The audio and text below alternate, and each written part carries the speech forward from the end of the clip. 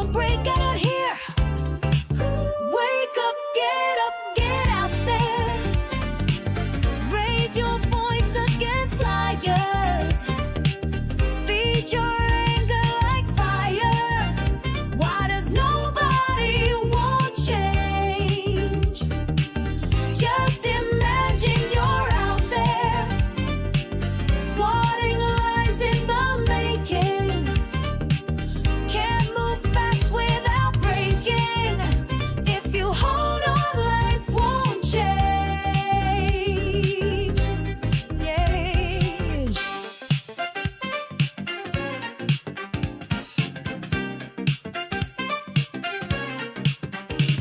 The fakers are all sick at heart, their faces hiding their fear.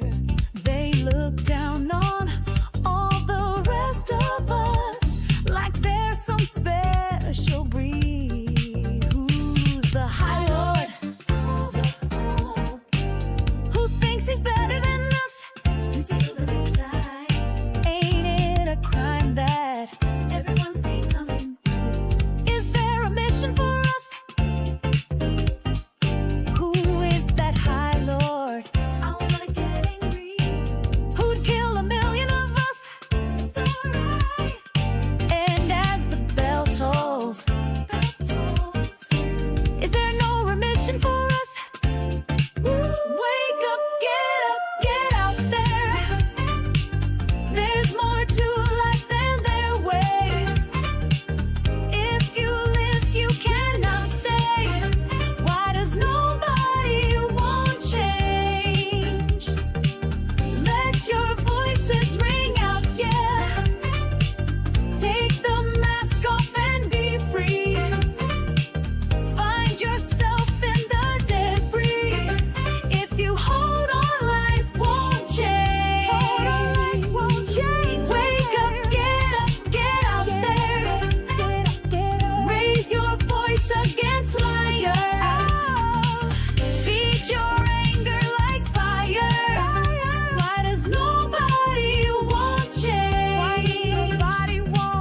Just imagine you're out there, swatting lies in the making. Can't move fast without breaking. If you hold on, life won't change.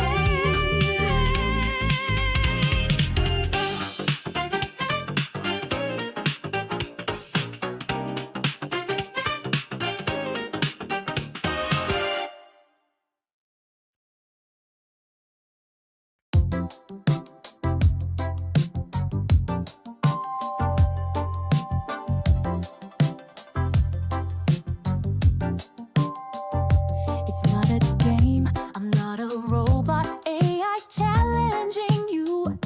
I'm not a phantom, I'm in your face and I'm here to see it through. Right before your eyes, watch us multiply. Come to claim our rights, it's time. As our power grows, trying to stop us shows. Might as well go try and stop time.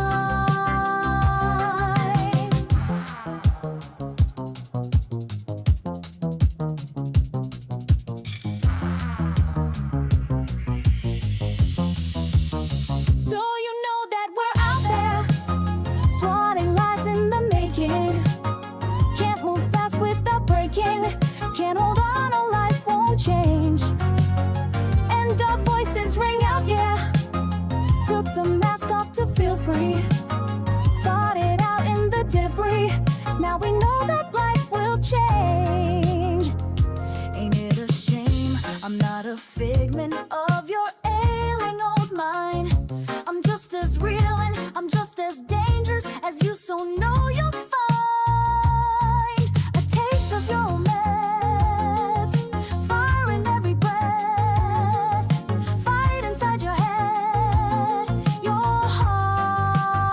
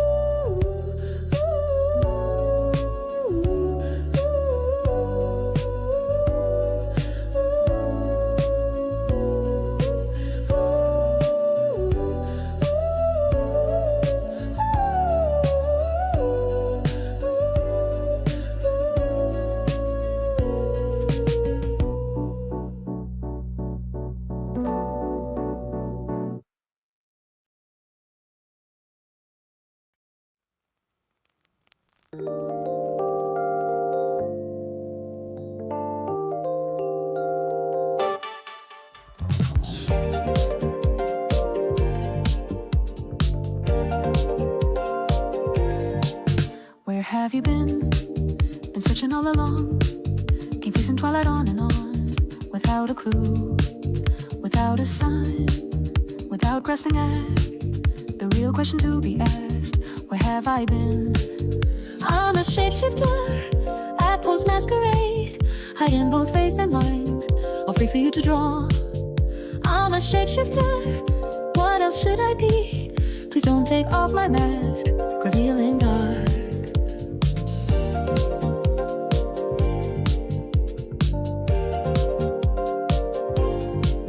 Moments of calm, nothing left to be found. A mirror right in front of me, that's where I find an empty glass, reflecting the sad truth.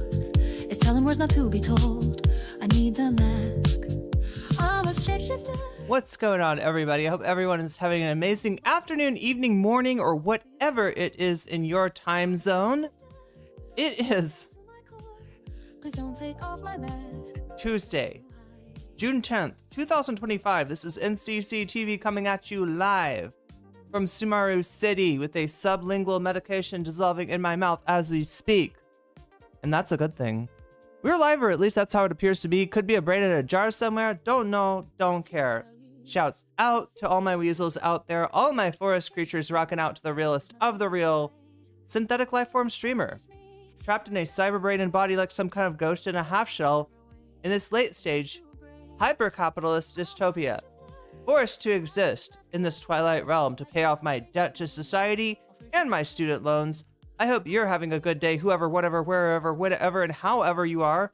We're about to get right into it here on twitch.tv, youtube.com, high risk, high reward, high on life, or whatever simulation, simulacrum, simultaneous, spontaneous singularity of consciousness this is, was, or will be sometime in the distant cyber future. Wow. Sorry, chat. I'm dissolving something under my tongue. I hope you're okay with that. Am I safe? Yeah. Oh no. Did you think I was like in LA? I mean, look, if I was in LA, I feel like the danger of all that is being played up. The real danger is to families. The real danger is to hardworking people in Southern California. The real danger is to anybody that like looks like they could be Latino, right? That's you know who's at risk here. As ridiculous as the over policing and the confrontational and the confrontation and the escalation of the Trump administration's invasion, I don't know what else to call it, into Southern California is, you know, the city is safe, the you know, the protests are safe to go to. I mean, you do have to protect yourself at all times. You have to have some operational awareness if you're going to go down there. But yeah, I mean, it's contrary to what the media would have you believe, the entire city is not in fact on fire. Devi Cliff, Xi Jinping is missing at the worst time. I know, where is Xi? Where is Xi?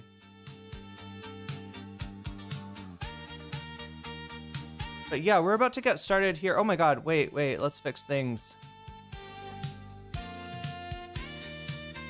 It's bad luck, chat, to start off with a failed bonus goal, right? That's not what we want for today. How are you doing, chat? That's my question. The real question to be asked. How have you been?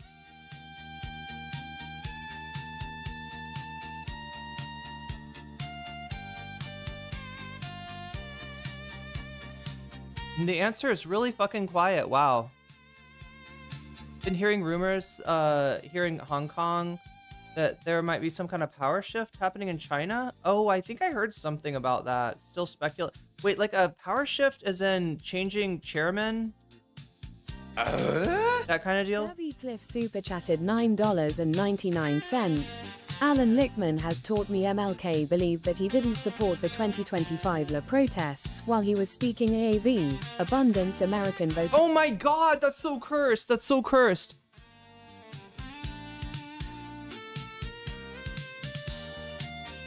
Has Alan Lickman weighed in on this? Is that a thing that's happened?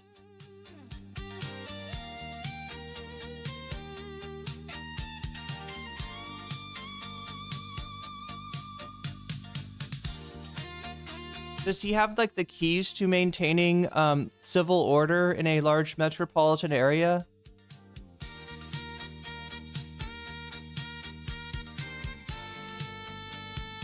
There you go, chat. There's a butterfly goal for you. And now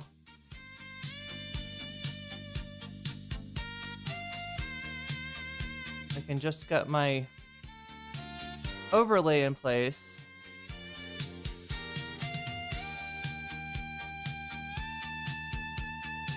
There we go. Something like that, and something like that. It should make a noise. Yeah, magenta dinosaurs. Thanks, I hate that. The abundance American vocabulary. They do... Ezra Klein, in particular, speaks in a very unique way. I would hate to see it become its own dialect, though. That scares me. Alright, we're almost dissolved here, chat. I don't know. I know you're not supposed to talk with a sublingual medication dissolving in your mouth, but don't really have a lot of time to wait for it to do its thing.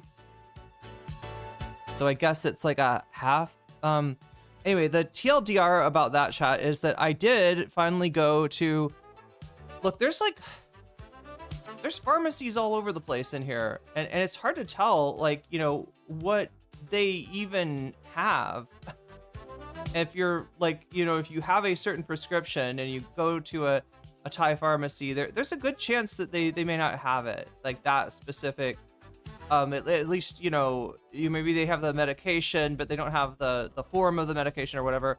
I went to a place that, like, it looked like just like it's so weird, chat, because like it's a pharmacy, but instead of like most pharmacies, right, they sell like Ace bandages and like what do you call that, sports tape? The sports tape, you know, they sell stuff like that, right? And maybe some Gatorade and stuff, like it's just regular. That's what I'm used to with pharmacies. No, this place, it sells organic stuff.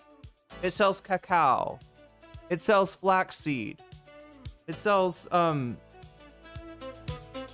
natural shampoos and also has, you know, medications. Also is and because of what it sold, I was just like, this place could not be a pharmacy. This is the co-op. I don't know. This is like, you know, it just, you know, it's the overpriced place, like, right? There's nothing to this except for essential oils and you know, and no, in fact, they do you know, stock medications, including mine, which they just were able to get for me. So really nice to like the prescription that I ran out of when I left the US because my doctor could not fix the problem in time, right? I was able to pick up, and it's great. It's great because, you know, you take your meds. Favoring his political opponents and their proteges recently, trying to shift power away from Xi and his cave. Well, Xi has been pretty focused on consolidating his power and trying to make it so he can stay ahead indefinitely. And this became too much for some CCP elders. Okay, so they don't like, what don't they like though? Are they against, you know, Xi specifically, or are these like people that are against the Dingus Gambit? Like what kind of shift could we see in terms of policy? Which is really what's more important. How's Pride been in Thailand? This country loves gay people. I gotta say, this country loves its gays, loves its queers. Absolutely zero pushback, zero, oh my god, it's woke, zero, oh my god, it's a corporation, turn its logo. I mean, I think there is corporate, I mean, I don't know, corporate pride? Did I see any corporate? Because that's the whole thing in the US, right? When the US seemed to be a more supportive place for gay people, it was Pride was kind of corporatized. And I mean, I don't know, a mall erected a rainbow, like little rainbow strip outside of the mall. I don't know if that's corporate pride though. I don't think it's corporate pride until the logo turns rainbow, right? That's when it gets corporatized. So yeah, it's a pretty good balance, I would say. About your game. Are you sure your next move's the right one for you? Are you sure you won't? All right, trying various different concoctions with my matcha. Gotta get it in. You'll never see I hate Pride because my coworkers always ask me what I'm doing, as if I'm gonna, and if I'm going to the stupid cop Pride parade. Well, I mean, I guess Pride's a little different this year in the US in that most if not all of the corporate sponsors have withdrawn out of fear, if not fear of like boycotts, like what Target faced, what Bud Light faced, etc., or you know, so fear from MAGA or fear from Trump. I'm not sure which it is. Several big sponsors of Pride pulled out this year. Some cities had to have $10 tickets. Oh no. See, that's not good. That's really not good. Policy is not even a part of the discussion, to be honest. It's all about a power struggle, at least from what I've seen. It's not clear that they even want policy to change, but they don't want Xi to be able to place more of his people. Oh, I see. So you're saying that it's a reaction within the party from some old heads to the consolidation that Xi has just been chipping away at.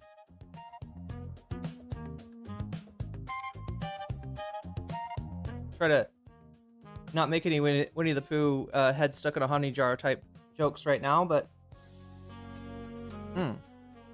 damn. NYC Pride is just cop from wall to wall. It's the scariest thing in the world. So yeah, as you can see, we're not starting with a short stream right away. We did have one yesterday, and it started right away, and that was a problem. That was a huge problem, right? Because I don't know. How do I explain it, chat? When I'm doing a short stream, and especially if there's a lot of people in that chat, I feel like I'm not able to talk to you as much. And I like to talk to you at the beginning of the stream at the very least, right? And so we didn't get to touch base. I think that has something to do with maybe not hitting the bonus goal. We did gain, I don't know, 200, 300 new subs for me yesterday by streaming about a popular topic in the shorts zone.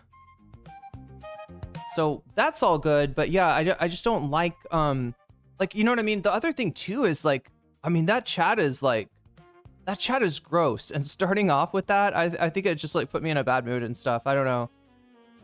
I don't know if I'm gonna be able to. I've got a little switch I can flip here, and maybe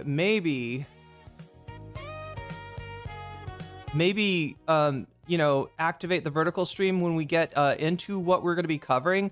So what I want to cover tonight, what I want to focus on, chat, I am gonna show you the you know, the live, you know, the live goings on, right? We'll probably start off with that, actually. Yeah, so what sucks about streaming from Thailand is that, like, what I really want to show people is what the protest looks like during the day. However, it is now nighttime, and the protest is going to take on some very different characteristics. That being said, you know, like, I mean, I showed day, I showed night yesterday. You know, you had people in the shorts chat expecting a riot, expecting for everything to be on fire. They'd been told some different things on Fox News and from their favorite based Twitch streamer, perhaps. And they were just surprised to see that the protest in reality. Now, I said it's boring. I don't want that to dissuade anybody from showing up to something like this, right? I'm not trying to say it's boring, like, don't go. right? I'm trying to say it is not sensationalistic the way that the media shows it. It's a very different thing. It is not a spectacle, right? A lot of protest is standing around and waiting, walking, down the street. It's just the little moments of levity and fun, you have to create yourself. And we saw that with the dance-off that some of the protesters engaged in. The only illegal actions we might have seen were some sick moves from the protesters in their little dance-off there, right? But yeah, there wasn't a lot of Waymos being whacked away on. Although I have got more information about the Waymos, chat. I'm not sure, not 100% on this, right?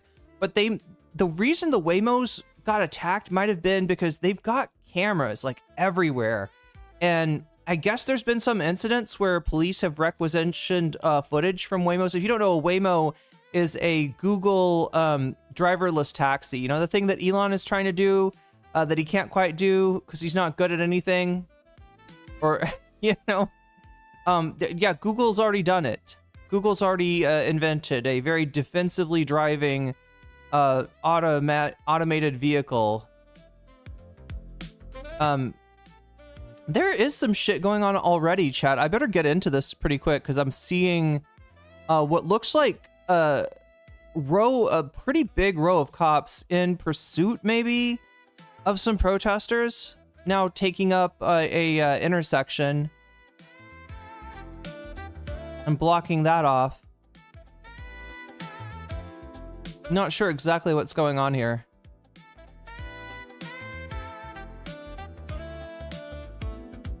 But yeah, I just wanted to have a semi-normal beginning to the stream.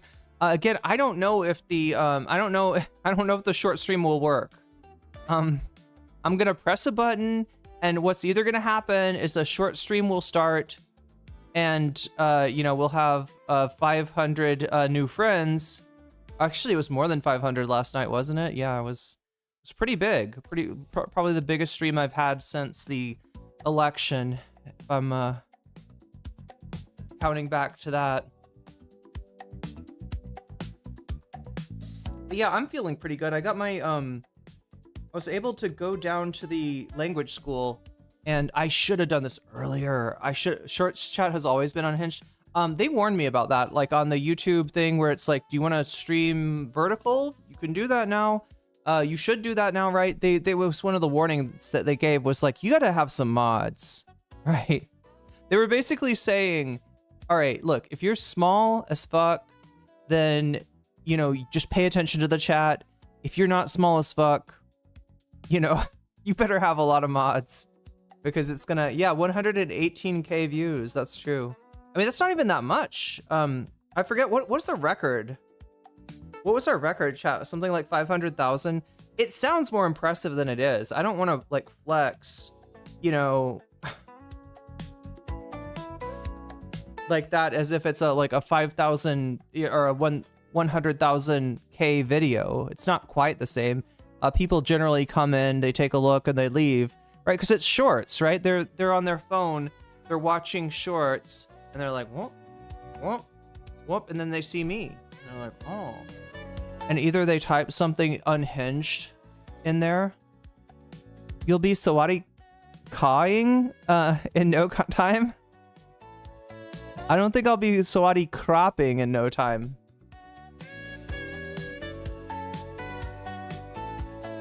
Sawadi ka. I feel like I'm always getting corrected. I don't know. It's hard to tell. Like when I say Sawadi ka, I always want to say it like Sawadi ka. It's actually Sawadi ka. And so like people like will say Sawadi ka. Like it's like they're correcting. They're like, no, you gotta, that last syllable's gotta go up in intonation. Last protest I went to, I walked 9 miles in midday sun, and it was very people got very sunburned. So the danger is there in terms of Super chatted $9.99. After listening our ex-nephew, I realized I need to get into my Fetterman era. He truly don't care about anything. I wanna listen to that with you. I know what you're talking about, Davy. Yeah, RX Nephew has just dropped a new track called John Fetterman. It's literally what Felix was. Felix created this. Like Felix, he manifested a rap about John Fetterman. Do you remember? Do you know what I'm talking about? It was like I think it was a Twitter post, right? Davy, was it a Twitter post by? No, he did it on stream. He did it on Chapo as well, right?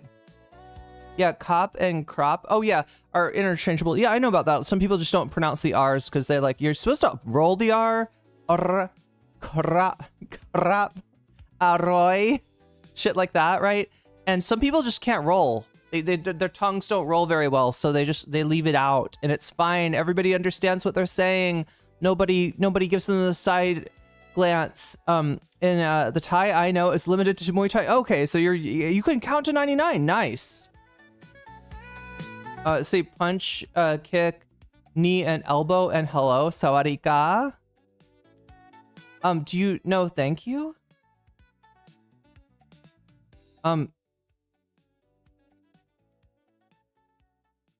Then we'll be paid for it to be made. Wait, what? You think, wait, I'm sorry. You're not saying that Felix paid for it to be made, are you?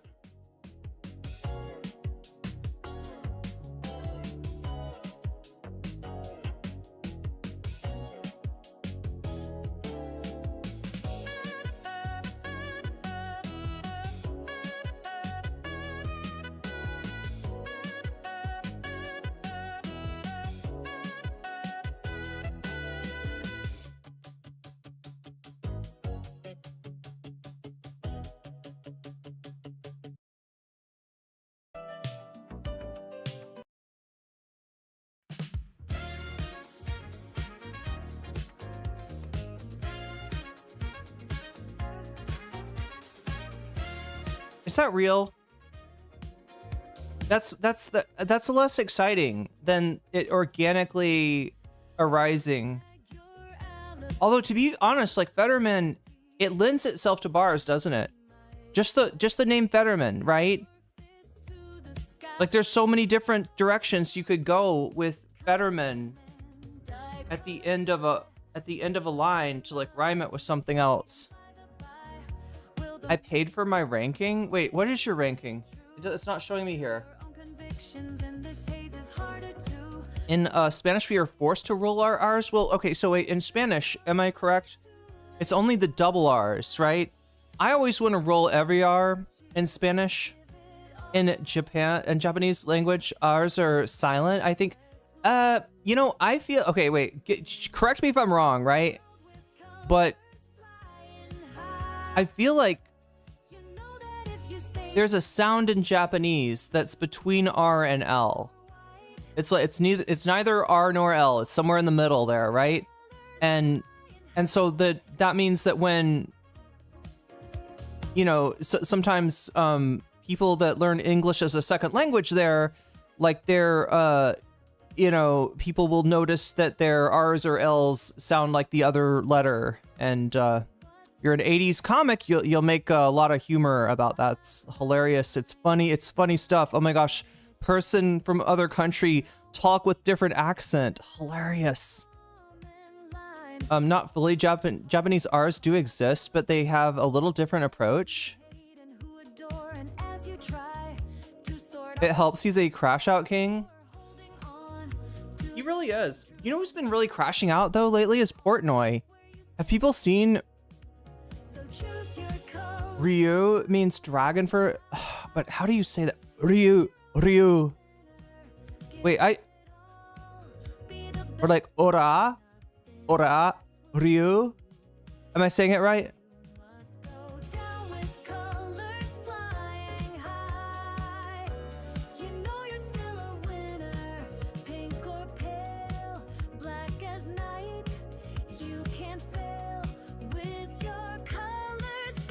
Oh my god, you're driving up to Portland? Nice.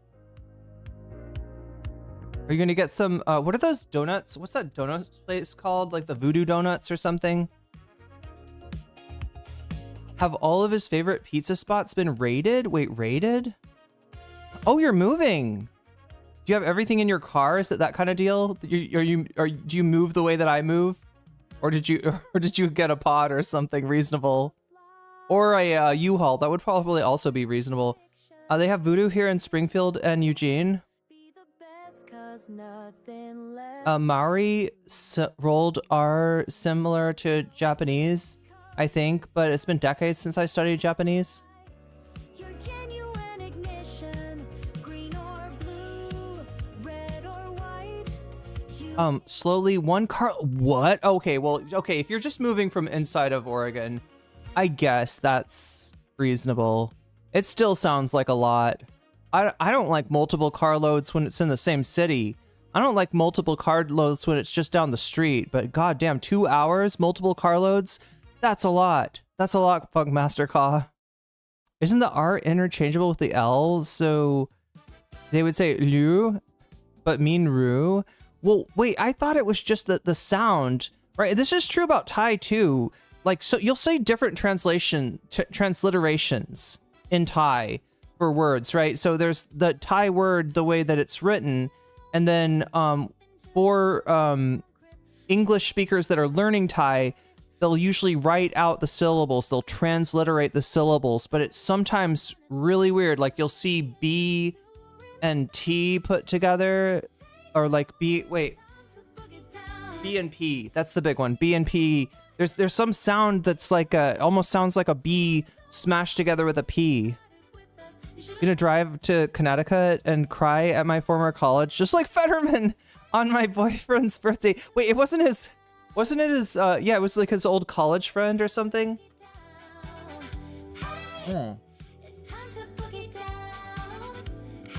Basically, in Japanese, you can get away with not being too exact with the R's and L's.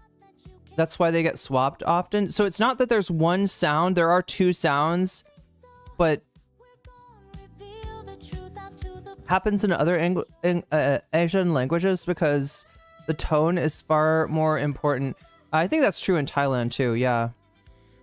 It's just the English speakers understand language from a more phonetic perspective.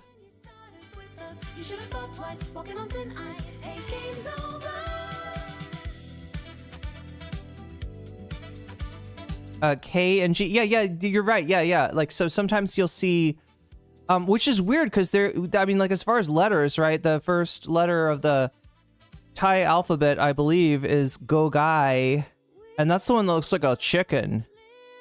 And gai does mean chicken, right? You know, you get the letter, and you get a word that the letter's used in. So go gai, like, you know, go as in guy. But then the other thing is that there's also a letter in Thai that's like ko kai. And whereas go gai refers to a chicken, or sorry, gai, you know, G-A-I is a chicken, right? Kai, K-A-I, is an egg. T-H and Z-A, L and R, V and B, J-H, Y and H, yeah. I can't roll my R's speaking English at all, no matter how hard I try, but speaking Italian, no worries.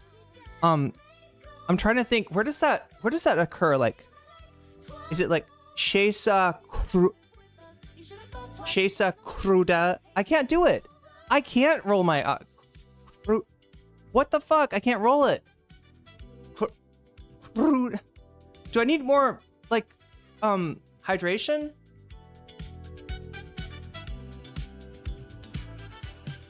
English grammar structure is the same as Chinese grammar structure. Nice. I kind of want to learn Chinese too. I don't know. I haven't looked into it, but I would love to take a little vacay in the Yunnan province. I think Yunnan is cool, right? I've heard that there's a bit like foraging mushrooms, and I'm talking about mushrooms to eat, not mushrooms to change your state of consciousness. Just yummy mushrooms, right? You rolled it at the end. English, yeah, it's like, yeah, I want to go forage some mushrooms in Yunnan province. Also, it's pretty close too.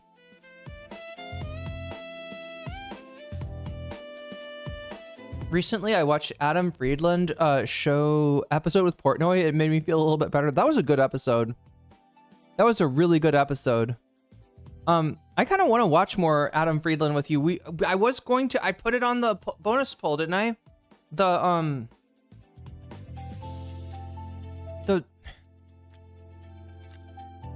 Anthony Weiner. I was about to say Anthony Penis. Pretty much the same thing. Pretty much the same thing. But right, wait.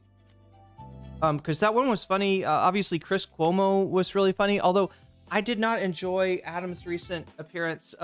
Adam, I guess, played the favor back to Chris Cuomo and appeared on News Nation. It was so boring. It was so useless.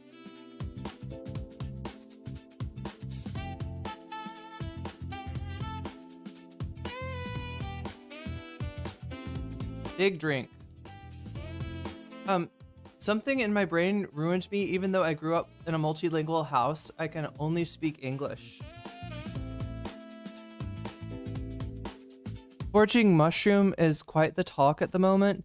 There's a murder trial happening where a lady used poisoned beef Wellington to kill her in-laws. What is beef Wellington, chat? Is that the one where it's like a steak wrapped in a bacon? Is that and it's like breaded? Is that beef Wellington?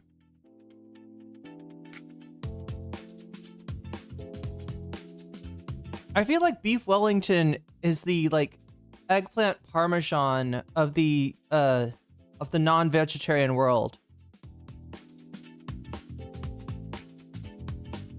I don't know why I conflate these things. NCC is a supporter of the Yuan dynasty. Is Irene a secret Borgian monarchist supporter? Wait, what? I don't know who the Borgian monarch is. I guess if he, like, you know, if he'll get me look, I'll support anybody as long as they let me fish with those birds. You know, what are those things called again, chat? There's special birds in China that you can fish with. And you get on this like boat and you go along the rivers and stuff like that. And the birds have like little strands tied around their throats, and they go in and they try to swallow the fish, but they can't swallow the fish. So they come back to the boat and they kind of puke it up into a basket. And then, you know, at the end of the night, you feed the birds like from the pot of fish, right? So that it's not like you're just like using them. You also feed them. It's beef coated in mushroom puree. What? Wow. They roll it in a puff pastry and bake. There's no bacon? What is the thing with bacon, chat? What is the thing? It's like a steak. I feel like it's almost like a filet mignon wrapped in bacon. What is that called? I thought that was beef Wellington. I only know beef Wellington from Gordon Ramsay. It's bloody raw. Why did you use a microwave for the beef Wellington? I'm Gordon Ramsay. I sound more like Pierce Morgan for some reason, but that's because no comment chick can't do Gordon Ramsay's voice. The Khan of Khans would support all bird related activities. Yeah, chat, you have to have a certain like last name. Is that a London broil? You have to have a certain last name to do this kind of fishing, right? I wish, wait, can I show it to, I'm trying to remember the kind of bird. What's the bird? What's the bird? How can I be so sure? At a crossroads, I'm afraid to. But I can't let fear get the best. Cormorant. Cormorant. It's a cormorant. Who knows what tomorrow. Yeah, and you gotta have like only people with a certain last name are allowed to do this fishing, or at least traditionally, right? You had to get a special, they got like a certain family, I guess, got a special dispensation from the emperor, I guess. And Will be staring me just like yours. Ooh. and so then their descendants, like anybody with that last name, was allowed to do that too. But like it's a whole ass thing. I'm joking about like I want to be like one of those. Obviously I don't eat fish, so there wouldn't be a lot in it for me to fish with a bird, to use an animal to catch another animal that I am not going to eat either of, right? That'd be pretty silly. But like the whole culture of that type of fishing, you're like born into it, right? Like the dad, and it is kind of, you know, I think it is men that do this, right, in China, but they'll raise their sons with one of the birds basically sleeping in his room, right?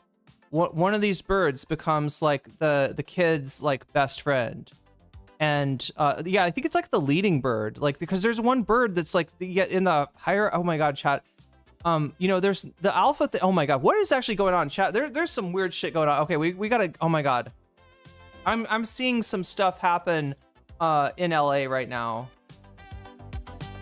It looks like different kinds of vehicles with you know, green clad men in the back, and yeah, fuck knows what that is. It's a crazy way to fish. Reminds me of Mongolian dudes that use eagles to hunt wolves. What? I didn't know about that.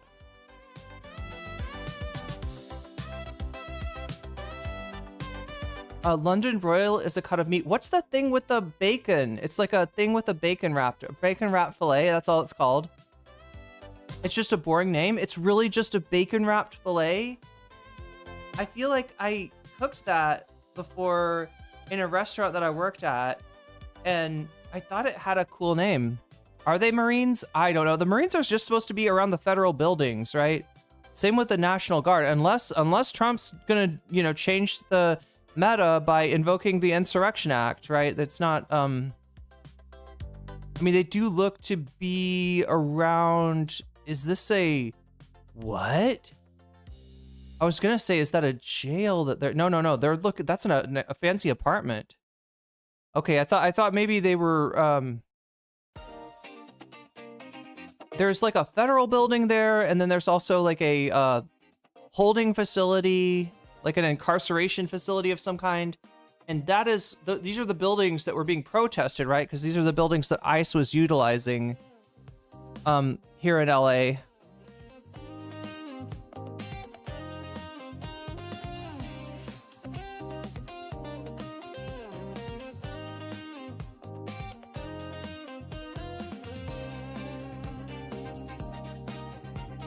It's an old dying tradition, but I think there are still a few left doing it.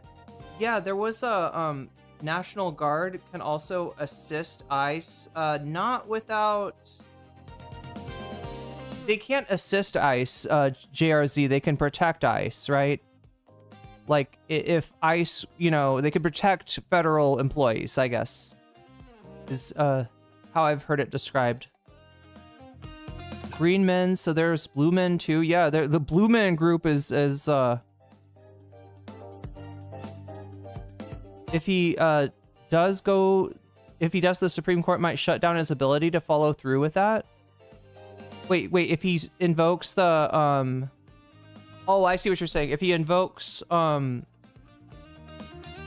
Insurrection Act and the Supreme Court decides it's not an insurrection, then they could theoretically, you know, put a stop to that.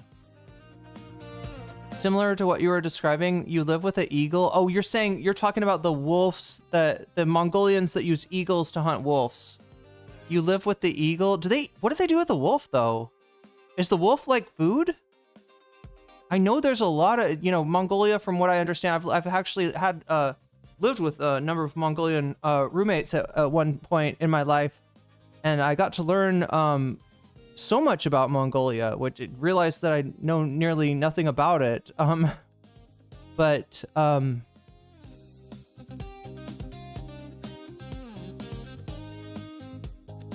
I do remember that the diet, the cuisine is very heavily meat-based. You live with the eagle from its birth and take care of it for their life. Well, it's not just that they live with the birds from the bird's birth, but the father that was like raising his son to, you know, do the bird fishing when he grows up was actually having the bird, the head bird, the alpha bird was staying like, you know, was like the son's pet, was like living in the son's room and stuff, because he wanted that kid to have like a really, you got to have a really close connection with the boss bird, the bird that's the boss of all the other birds. I love RX nephew and RX Poppy. That track was like, I can't, how is it allowed to be that sick? How is that track allowed to bang like that? That's wild. A totally hereditary tradition kind of thing.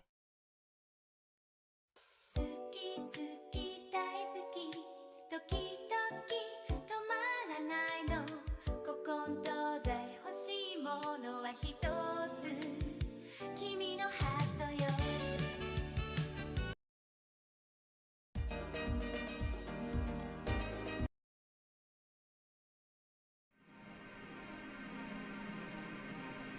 I have a crow I've befriended, joins my dogs for dinner. We named it Patches. That's a cute name for a crow. Dude, it's having one eye. One day Patches can find my lost engagement ring. Oh, nice. Wait, do you know where it got lost? Is this a Terrigan dragon binding logic with birds? You know, chat, do you know about cormorants? Oh my god, I almost want to show you. I almost want to show you. I have a crow I've befriended, so that, like, I don't know. I feel like I could do that. I feel like I could befriend a crow.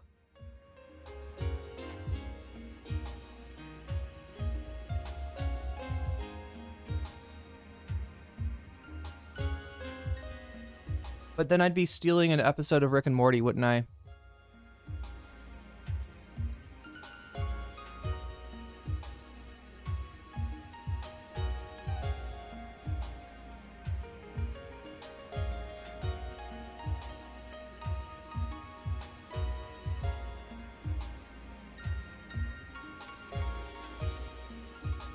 Moved from Oklahoma to Chicago, so that's like this is like a dream. Oh god, Oklahoma from Chicago. That's quite the distance there. Here from Oklahoma, so yeah, 2 really long moves, it sounds like. Well, it sounds like, you know,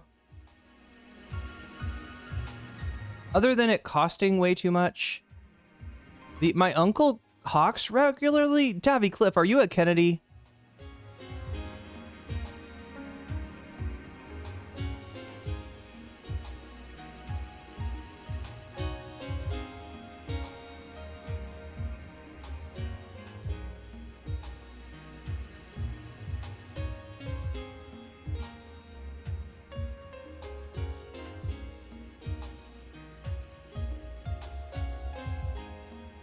Where'd my damn lighter go? Yo, I hate having to use lighters. I'm so used to having a device that heats and vaporizes flour instead of having to combust flour.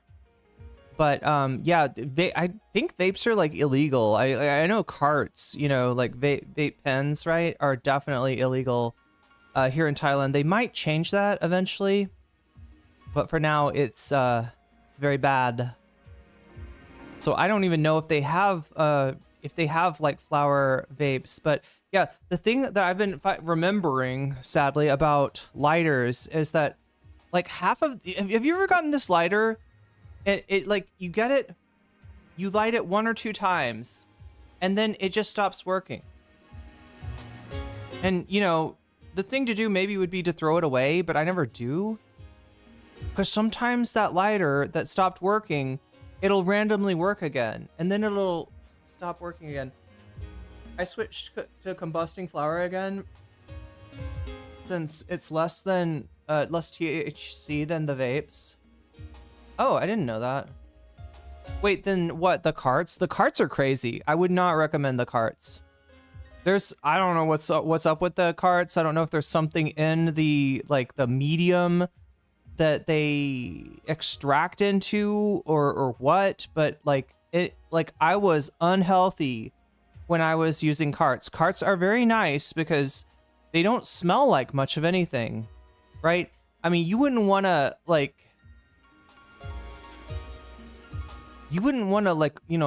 blow your cart you wouldn't want to blow fat vape clouds at your RA's, you know, door or something like that, right? You know, I'm like, if you can kind of smell it, but if you are in your room with your window open, that cart will not cause you any problems. I can't throw away lighters that have a cute little design, even if they're bad. Vapes I would get were like 80%. Oh, 80%. Yeah, I've gotten them where they're like really high. Well, see, I don't even know. I don't even know if it's that. I don't know if it's the purity or what, right? Because I've seen 99% and they still made me sick. I don't know what it is. I really don't understand. The thing I like is the vape that is for flour, right? You put the flour in the vape, it heats the vape, but it does not burn. It heats the flour, but it does not burn the flour. And you get a nice little mist, and it is very, very chill. Stuff has gotten too strong. I want to be able to buy. That's what I was doing. That's what I did when I got to Thailand.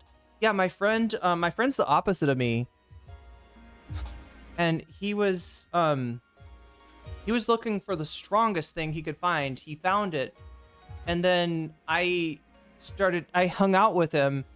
And, you know, he was like, yeah, hey, you know, hit this. And I'm like, okay.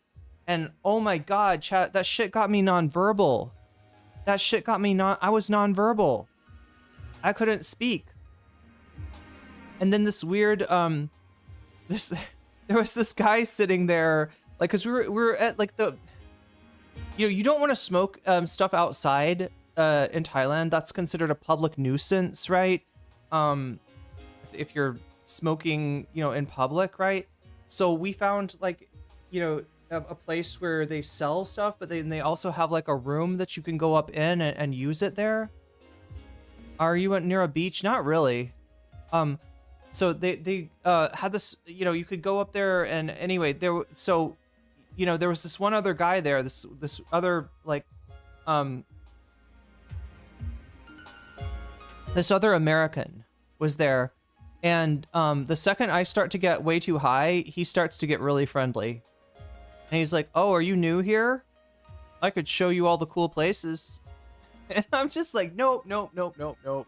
I am too high to know if you are creepy or not. I don't want to, you know, didn't want to judge the dude. But I just knew that, like, just not in the right place to be, like, making a friend while I'm stoned off my gourd.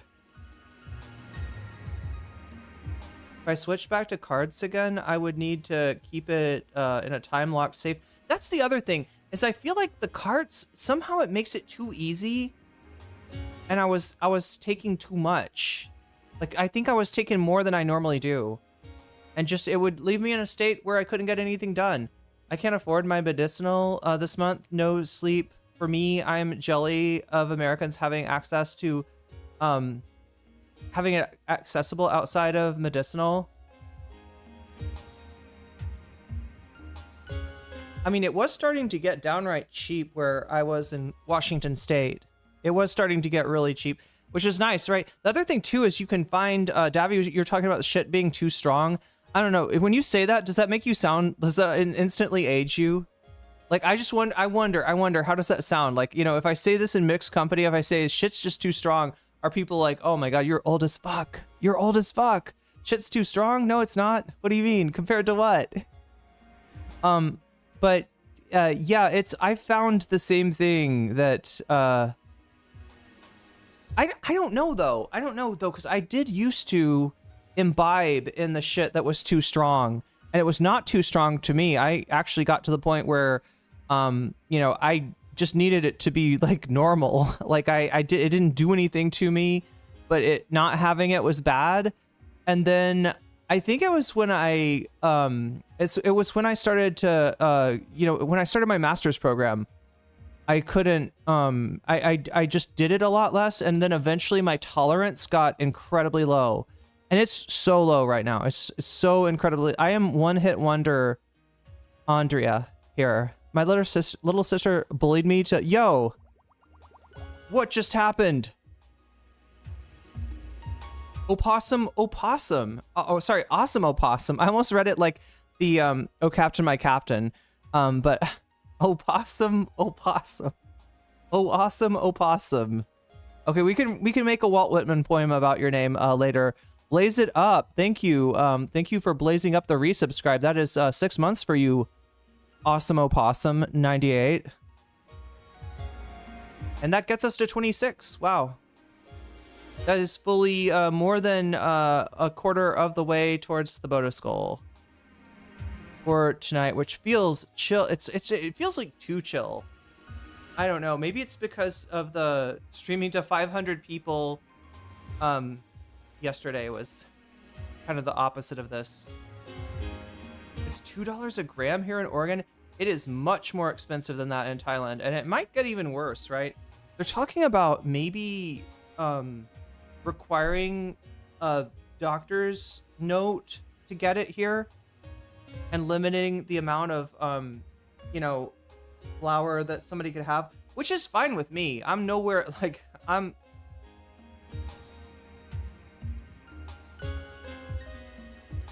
the thing that would suck is if it got even more expensive, because oh my god, I should be able to give you a better 170 for 10 grams here. Damn. No, I was getting I guess, what is it?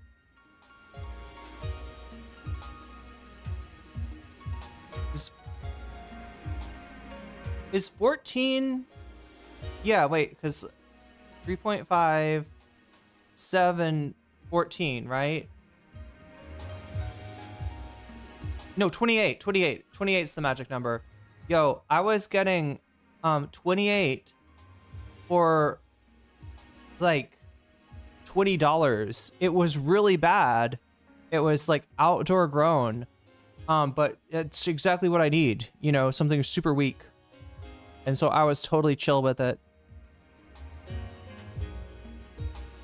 Too strong. The only time I say that is when I eat hot peppers or salsa. See, I'm the opposite. I can handle, especially now. I've gotten, oh my god, chat, I've gotten to handle the heat. I've learned to handle the heat more or less here in Thailand. I don't know if my digestive system is handling the heat, but my tongue can definitely handle spicy food, and I've really gotten to like spicy food. But as far as spicy flour, or let alone any kind of concentrate, oh my god, concentrate would destroy me. Concentrate would, yeah, I would be nonverbal. That's with my Medicare subsidy. 170 for 10 grams. Yeah, that's a lot. Yeah, it's expensive in Thailand as well, from what I can see. Or maybe I'm just going to tourist places. Maybe I don't know any of the real places to go. Right, that's true with a lot of things here. There's kind of a premium for farang, because generally, you know, most places have a higher, like a lower cost of, or a higher cost of living than Thailand. So. Davy Cliff super chatted $9.99. Get me that stuff grown from the window of the dumbest guy the first. No, that's how it was back in the good old days.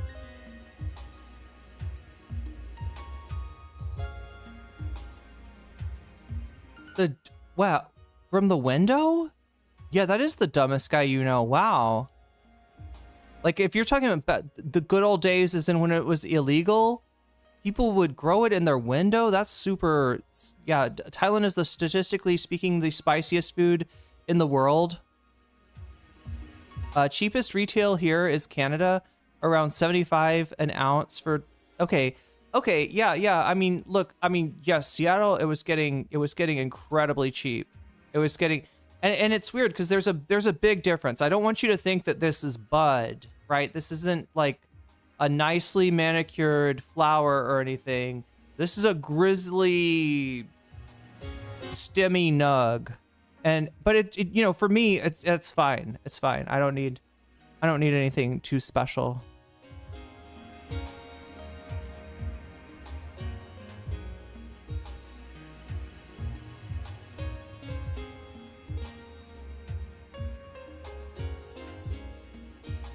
yeah, chat. Okay, so as far as our goals, we got one goal to put a butterfly in my hair.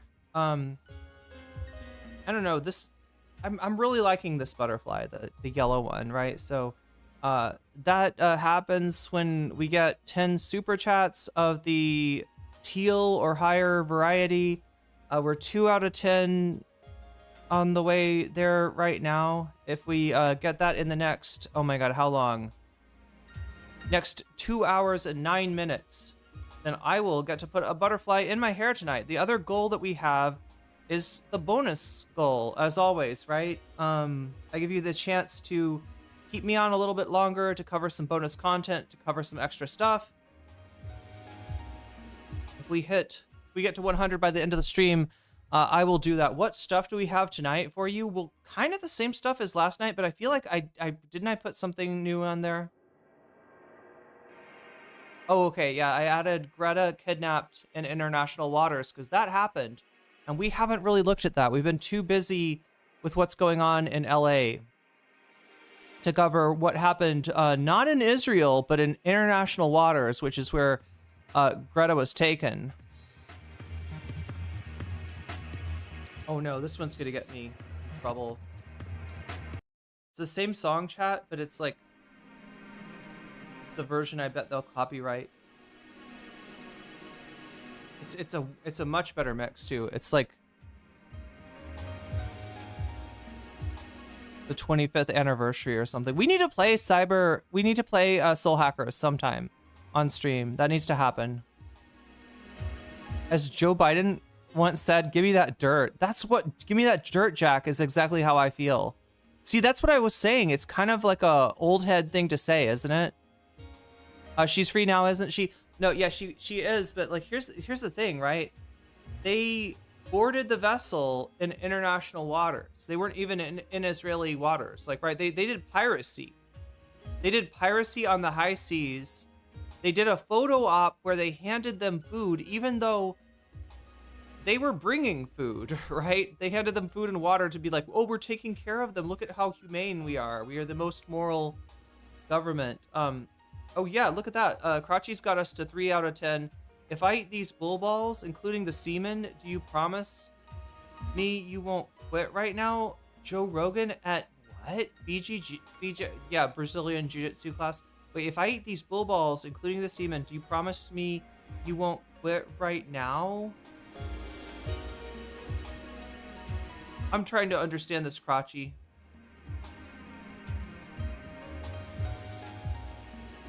But no, she's free. They deported her. They deported her from a country that she didn't want to go to. She wasn't trying to go to. They should have thrown the food in the water.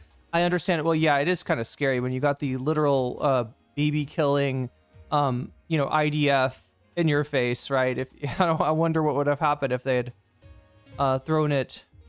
Like, I don't know, if you're somehow on a live stream, maybe it's safe, but even then, oh my god, these people kill people all the time and they don't give a fuck. They kill they kill innocent civilians, they kill kids, they kill doctors, they kill definitely people trying to bring in supplies and food to Gaza. So yeah, it's Backyard Boogie is what they called windowsill weed. Wait, is this real?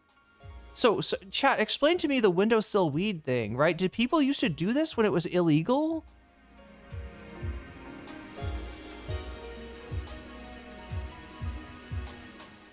Joe Rogan did something like that at his game show. A woman wanted to quit, so he said he would do one of the grossest eating challenges himself to motivate her not to quit. Wait, so by quitting Fear Factor, right, means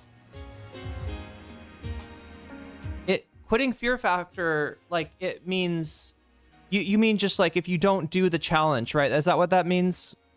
That's what you mean by that? Like, I'm trying to remember how Fear Factor worked, because it's been a while. I'm sorry, but I know, wait, let me see.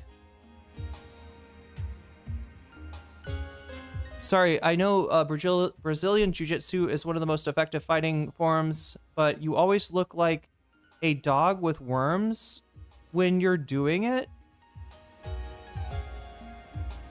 I mean, to me, it looks like you're... The thing I don't... Okay, this is me being immature, chat, and I should never be this immature. But... guard. Wait, is that what it's called? Yeah, like, right, when you, Okay, guard looks like you're getting fucked. Mounting somebody to ground and pound looks like you're riding them. Like, right, it's just like, there's something about BJJ where my mind is immediately just goes to the most sexual, you know what I'm saying? The first time I saw, I was like, oh, jujitsu, that's really cool. Maybe I should sign up and learn this, you know, super effective grappling art. And the first thing I saw was somebody straddling somebody else. And I was like, I don't know if I would be comfortable. Like, I mean, that's sparring. It has a lot of butt scooting. Oh, that's why you look like a dog. I see.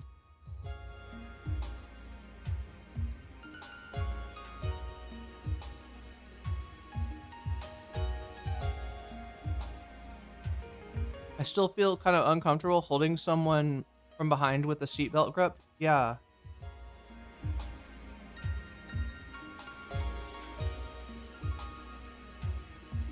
Also, cannabis at the dispensary is seldom the percentage of TCA that's stated.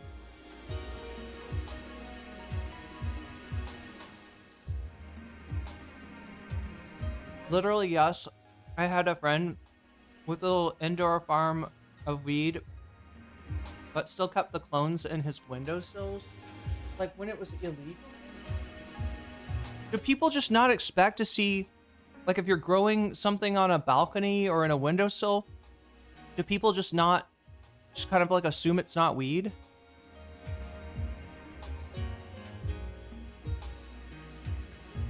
God damn, that's some sour mango there. All right, well, I gotta get us going, chat, because there's stuff happening. Wait. I think we're at 34 on the goal. Yeah. Goal is 34. So we are fully 1/3 of the way to getting some bonus content tonight, which we will if we get to 100. Again, we get to 200. That's 2 bonus segments, 2 bonus topics, 3. You know, it's the same deal as always. I took BJJ for a year. I was never any good, and my neck was always sore. Then I heard about the young brown belts and black belts who have a lifetime. Okay, so yeah, joint issues, right? Is that what BJJ does to you? Genius idea for everyone to get you and your partner really into the BJJ thing. Seemed like it will be the goofiest.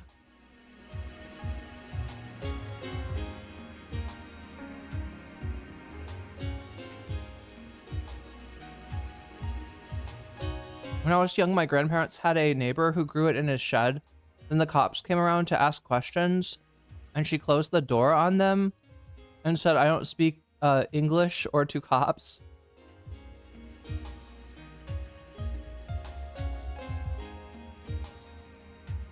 I had an injury, so I missed a month of BJJ classes while I was gone. A rash of rashes. Yeah, Staph aureus.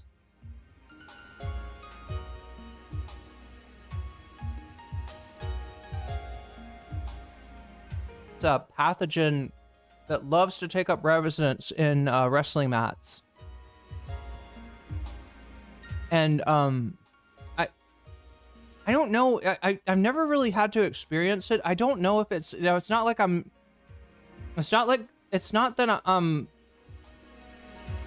not used to mats or anything like that.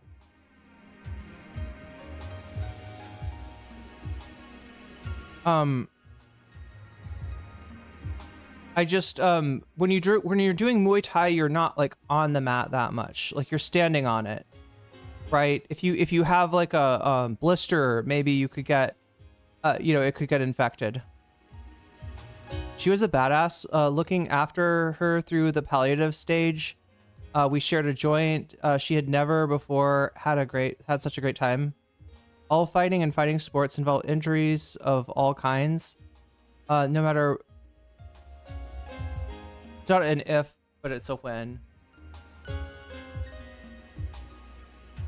All right, so we better get this started. We're at 34 out of 100.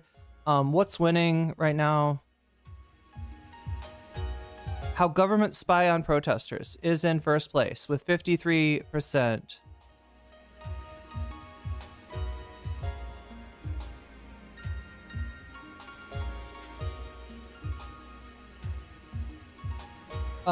Second place, we got Greta kidnapped in international waters. Third place, Elon's daughter on Hassan.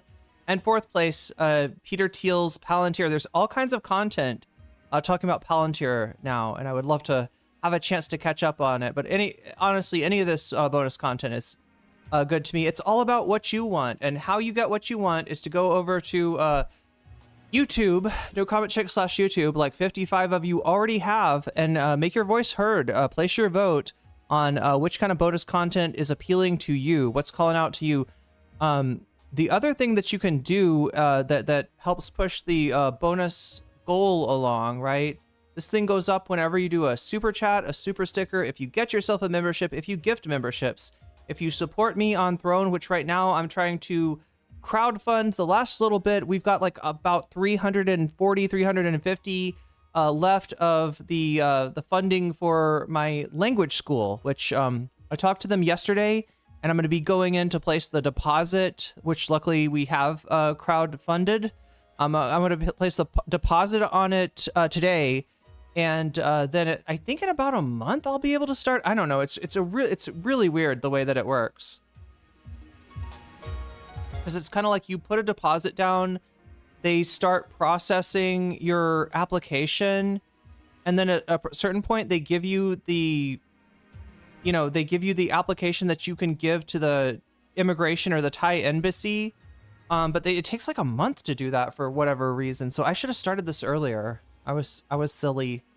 But anyway, that's on throne.com/nocommentchick if you want to help me fund my Thai language classes, which will also allow me to stay in the country, right? That's how I'm getting my visa as a educational visa, right? So I'll be learning the Thai language, and I really do need to learn the language just to be able to, communicate with people and feel like I'm really here, because right now I'm only halfway here since I don't speak the language. So if you want to help me learn more Thai, you can do that over on throne.com. Also, when you sign up for my Patreon, or if you support me on Twitch, which I appreciate greatly, since we're demonetized like all political streamers on Twitch are.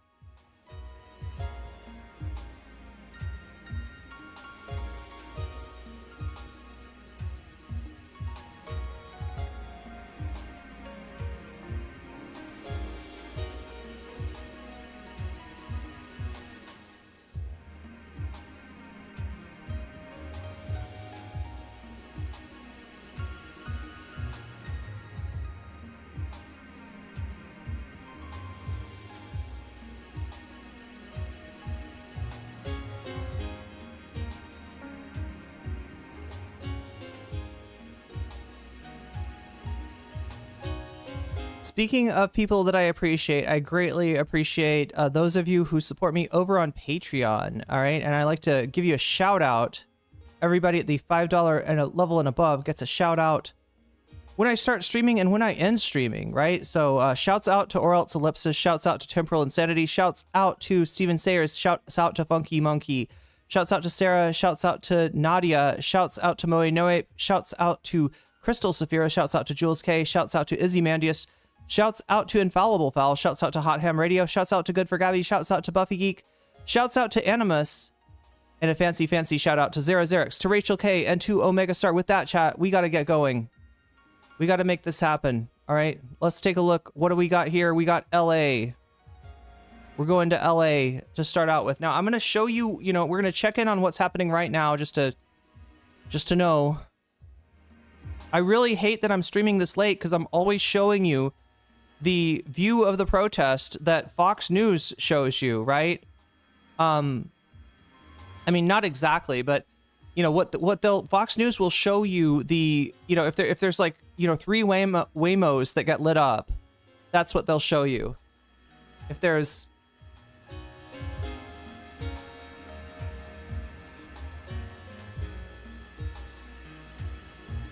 like one dumpster that's on fire, they'll show you like 6 different angles of that dumpster.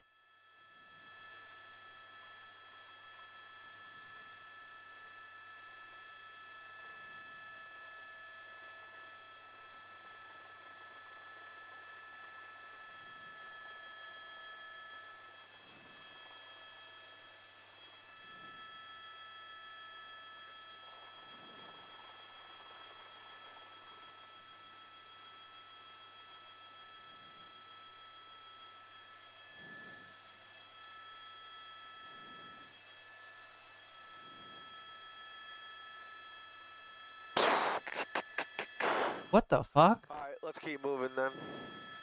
Okay. Yeah. Is this Asmongold? Yeah, based. All right, I'm sorry. Keep the camera on them. Yeah, just stick with them. Does he not know that his voice is being recorded? Is this like in the helicopter? I don't even know. So yeah, we're trying to get a sense of what's going on tonight in LA before I take you back. Because what we do here is go back, and we're going to go back to the beginning of the protest, or actually before even the beginning of the protest, to see what the Trump administration did to... $9.99. Lure is now LA from the opening of Demolition Man. Wesley Snipes is just kidnapping nurses in barrels of gasoline for fun.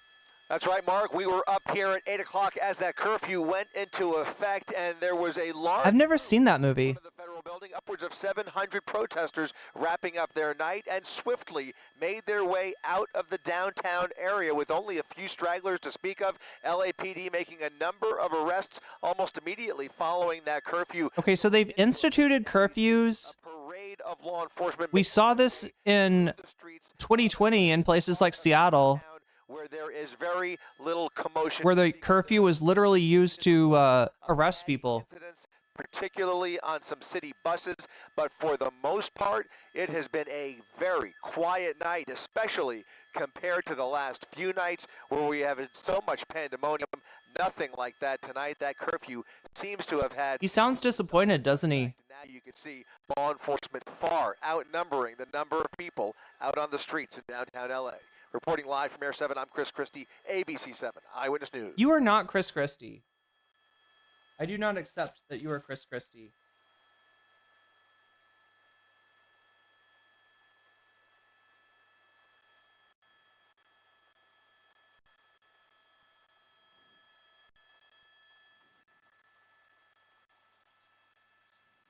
Yeah, taxpayers are... Yeah, so much overtime for these cops. Demolition Man's a movie with Sylvester Stallone and Wesley Snipes in a dystopian future where hardened criminals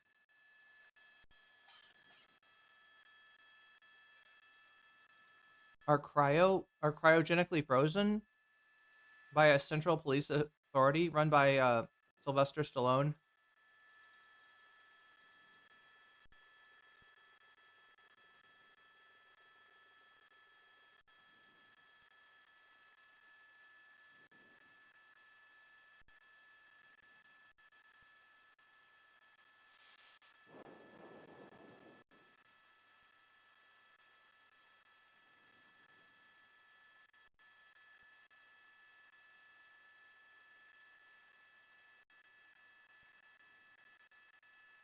Who are the police answering to? Is Newsom out of the chain of command?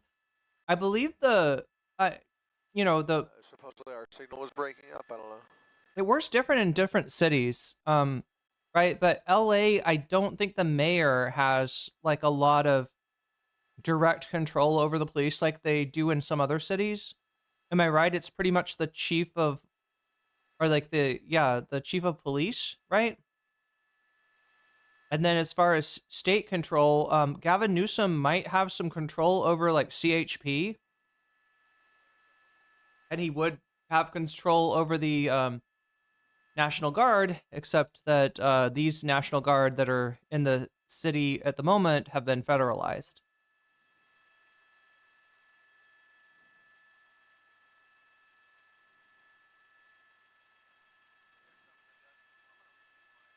Curfew and military deployment pretty much equal martial law. Been warning people since Project 2025 last year that he was going to do this. Yeah. I mean, people who weren't grappling with that reality, they're just coping. I don't know. You know, the shit that people tell themselves, right?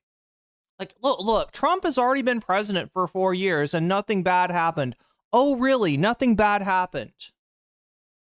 Nothing. Oh, really? Oh, really? It's totally fine. The thing is, Trump is incompetent.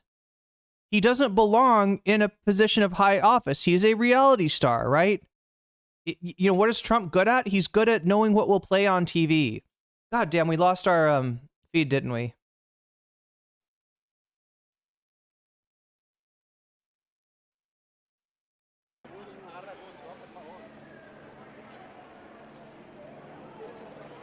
Okay, so now I'm assuming this is live.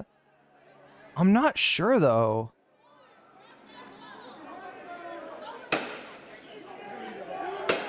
Okay, it looks like a little bit more of a dicey situation here. I don't know if these are people, like, leaving the area.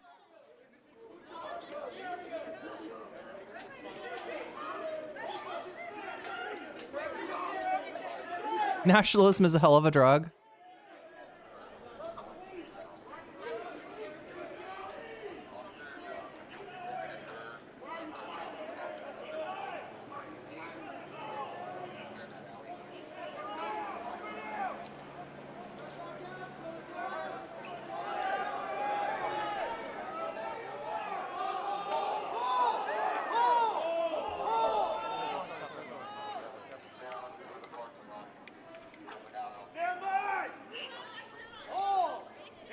I need you to step back. Press, step back. All right, chat.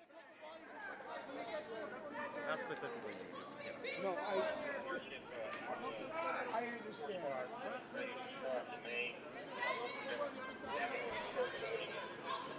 Thank you.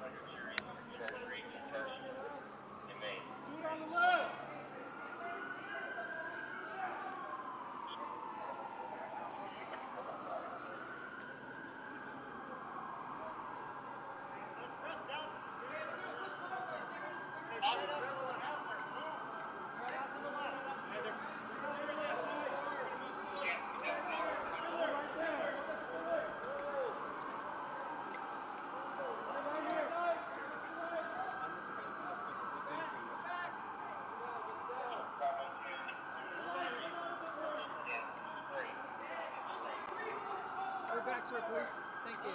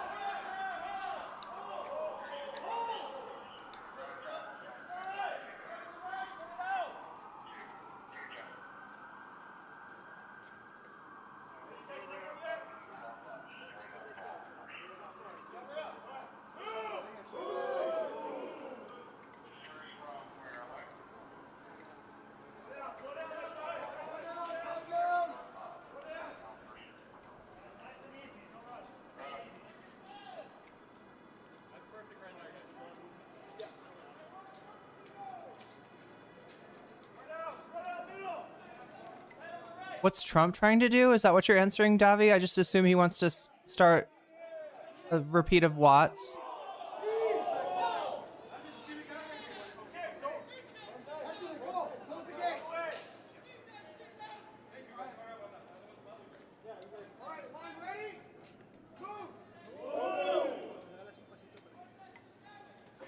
Are they embedded with the cops?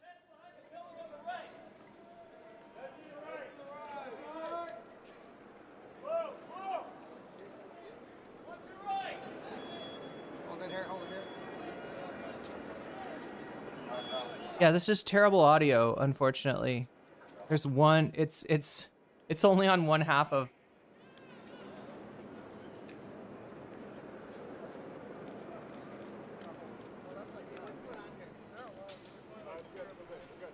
Let me know if I'm gonna be shot. I can always move, okay? Yeah, there's only... Right here, sir. All right, guys, let's get ready to load up and talk to our friends. Oh, I know. No, I know what I'm doing. Trust me, I'm trying to get you as close as we can, but they have to be... No, We're giving them more than 10 feet, though, so that's the Supreme Court ruling, so... All right, 220's calling the twos, let's go! Let's go! Hey, watch your back, okay? All right. What? All right, guys, we're gonna mount up. You got everybody? Let's bring it out over here. Okay.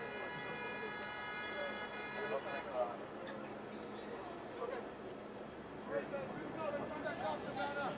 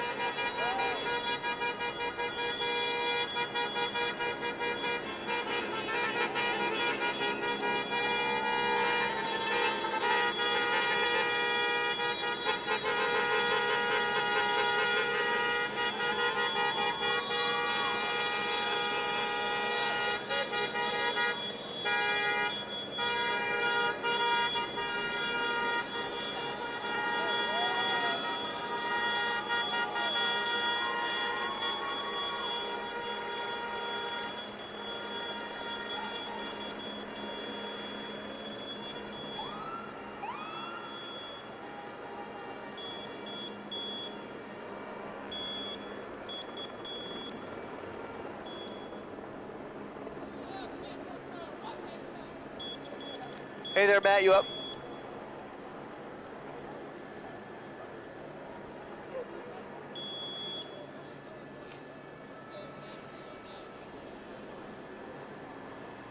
Sounds good.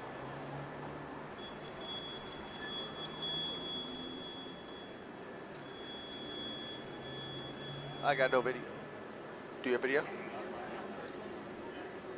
No, nose camera.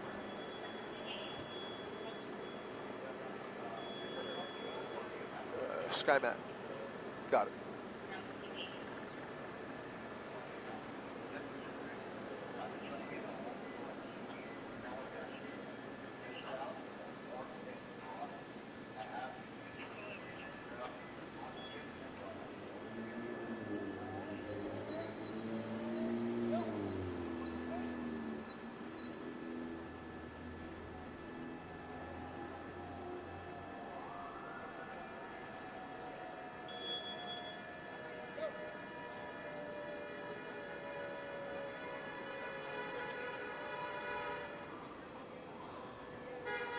Anything at all? Visual? Nothing at all?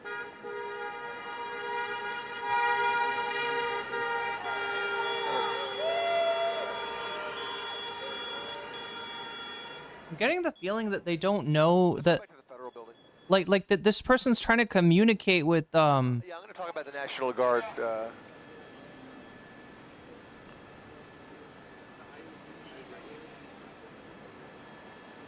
Yeah.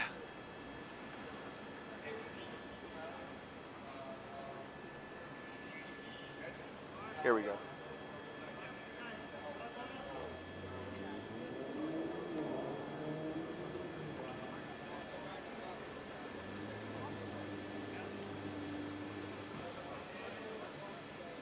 Well, Mark, that curfew has certainly had, or appears to have had, its desired effect. You can see pretty empty streets as we make our way through downtown LA past City Hall. You saw just a second ago there, CHP remains on guard near the 101 freeway, and you're looking live now at the Federal Building on Los Angeles Street. Okay, that's gonna kill our headphones. This hour, they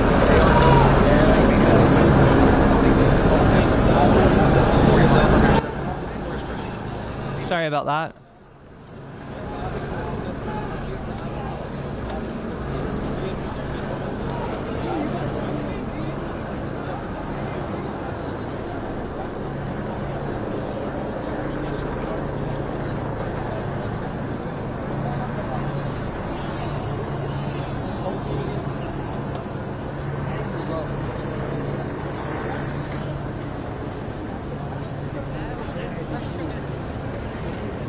Chat, I'm not...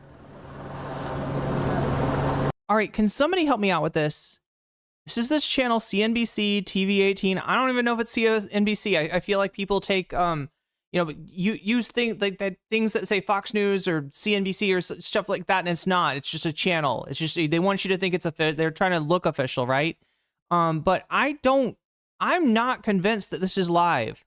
I am not convinced that they're not replaying, like, last night or Sunday night because it was more. Look at that. Do you see what I'm saying?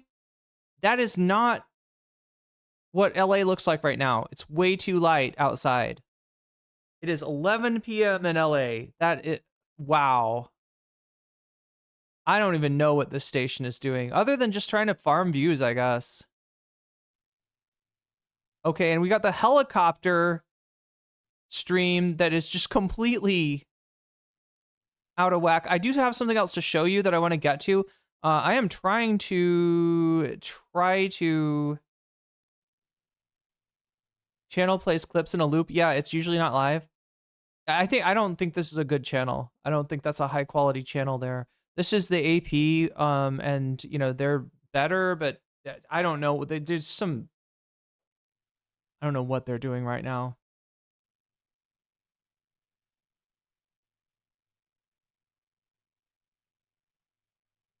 Like, point the camera at the city, not at the helicopter. What are you doing? Certain channel. Yeah, well, you can see why they do that. You can see why they do that. Like the real, you know, the pull of this is for somebody to light a dumpster on fire, for somebody to throw a Molotov, or to throw, you know, break up a cinder block and throw that, right? That's what the media is getting views off of, right? And there's actually not that much going on at the protest itself. Most on the ground live TikTok is, at this point, most on the ground live is TikTok at this point.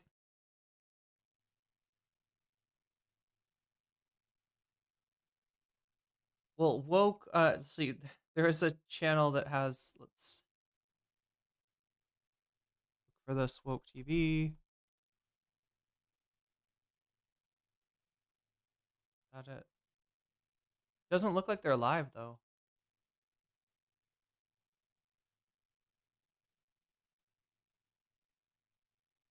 Wait, is that even the, oh my God. I kind of don't think that's the,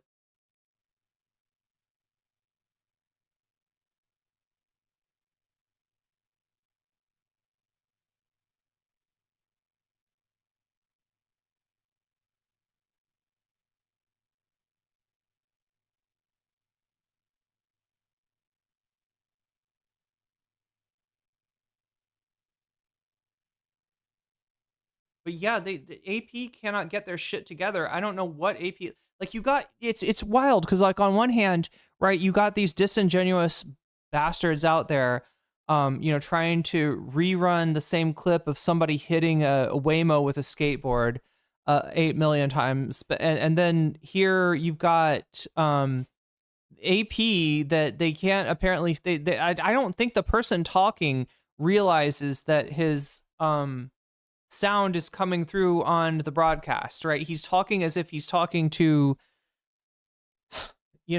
somebody on the ground or somebody else in the helicopter. He's not like addressing the viewers, right?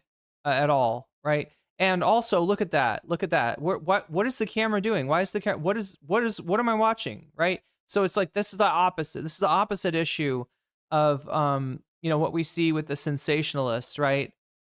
Is that they're not even pointing their camera at the city. I don't know what they think they're broadcasting here, but this is just not of interest to anyone. So you've got overly sensationalistic to try to make it exciting. WokeNet, that's what it's called? WokeNet is a collection of live streams. Maybe that's what I was looking for.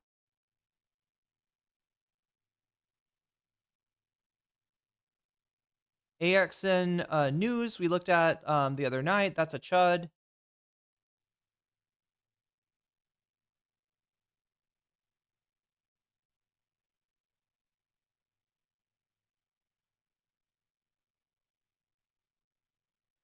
So there's WokeNet. It's scenes from now. The protests are not just in LA anymore. They are pretty much nationwide now.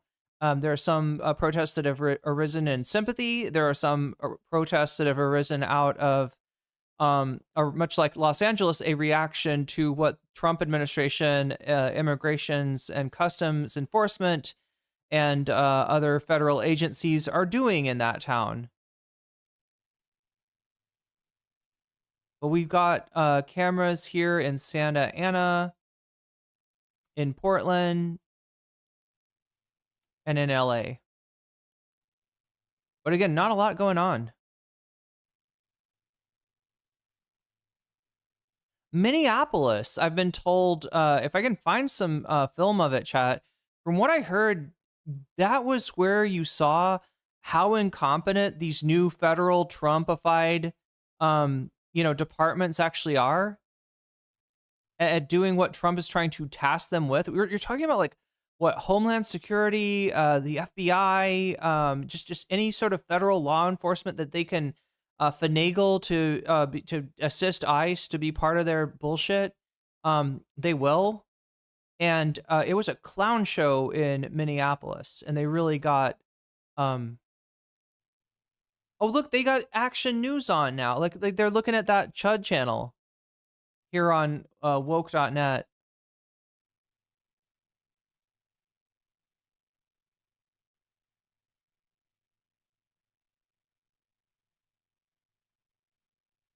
I never knew how the shells were used in Demolition Man. Wait, what? Love that there are solidarity protests popping up all around the country in response. Even here in NC, yes, Sirius, you're right. Even in Ohio, Chad, I saw a protest in Ohio. And you know that when Ohio gets going, it's over. It's over for everyone. Most of the non-Chud channels retired to be rested for tomorrow. Yeah, so it's not as much as going on. Just like I predicted, right? That most of the action was gonna, or most of, I shouldn't say action as if it's like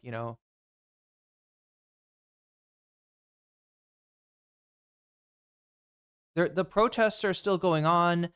They're mainly during the day. There's a curfew at night, which means that the cops can literally arrest anyone who's out past the curfew.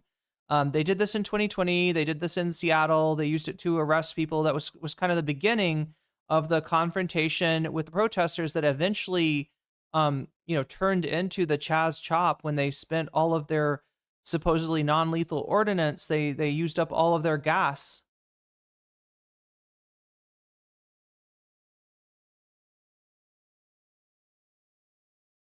I'm going to try one more time to get the vertical stream going. I don't know if I can. Whoever programmed Stream Elements multi-streaming like they needed to, the Atom plugin was fine. There was already a plugin. I may try to reinstall Atom, right? Because it's like this, chat. I can start a vertical stream at the same time as I start this stream, but that's no good. It's a terrible idea. It's a terrible idea, right? To do that, like it's just like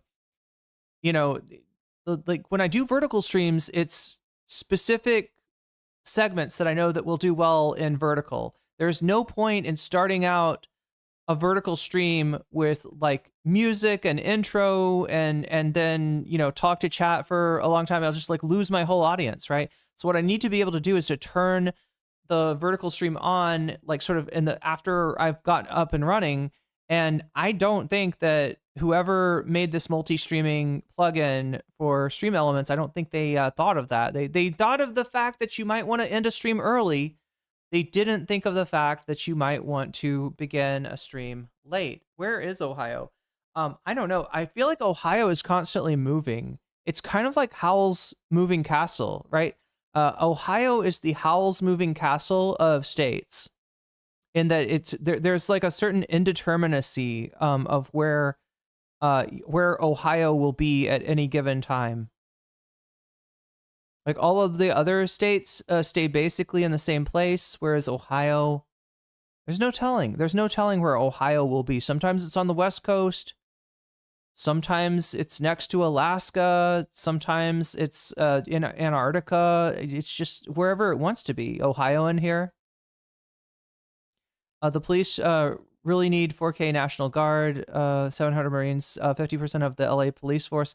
The other thing is the reason that, like, I mean, you can kind of see the reason that crimes like destruction of property and stuff are going on in the city is this is what happens when you take a police force and you say, hey, police force, crack down on these protesters, all right?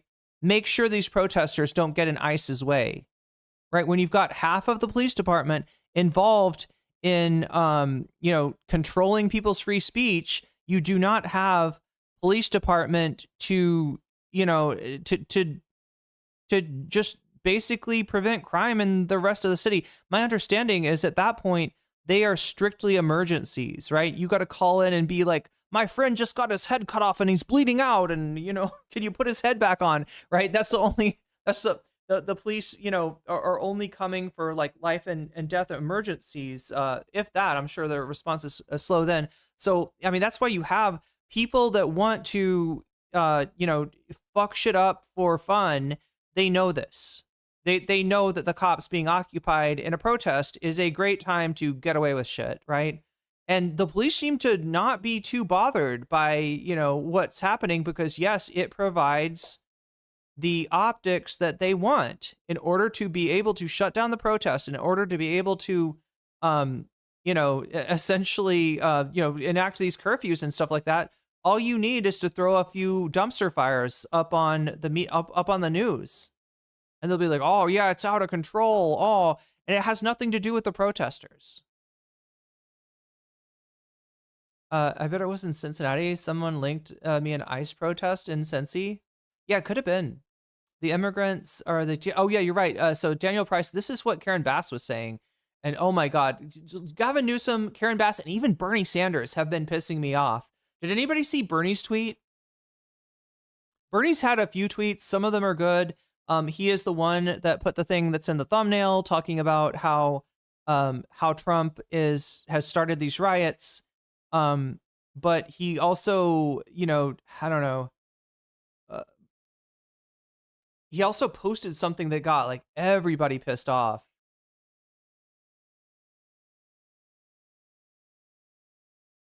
It's kind of like when Democrats are linking the destruction of property to the protests and scolding people, like as if the protesters they are just naughty children.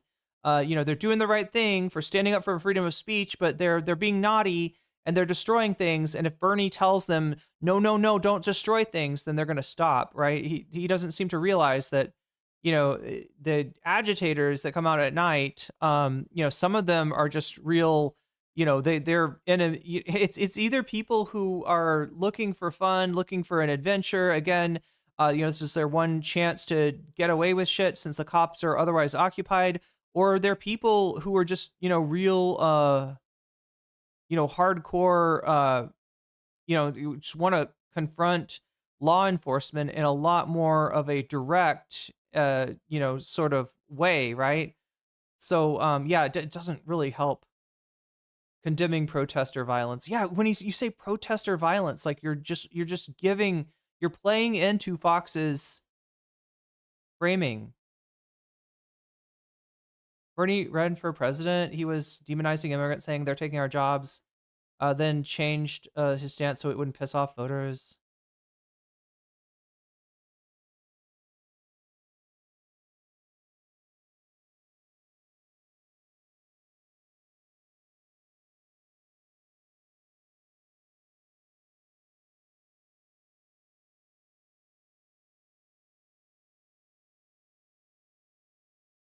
I'm gonna try to start a oh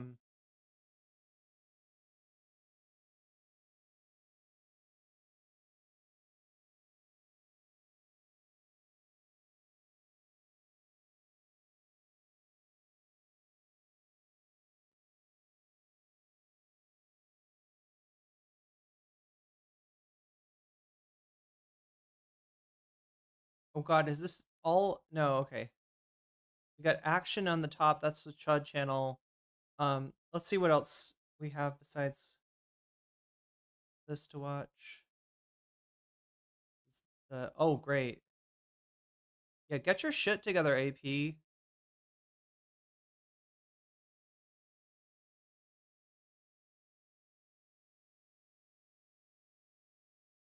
Yeah, why won't he tweet about state violence?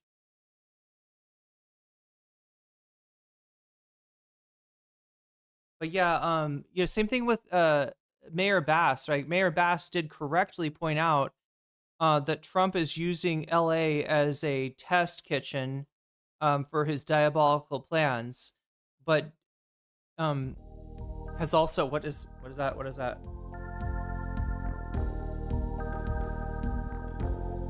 Oh my god, what? Oh my god, come on. Give me back my cursor. Interesting. Wow. Oh, I see, it just rolled over because the AP lost its stream.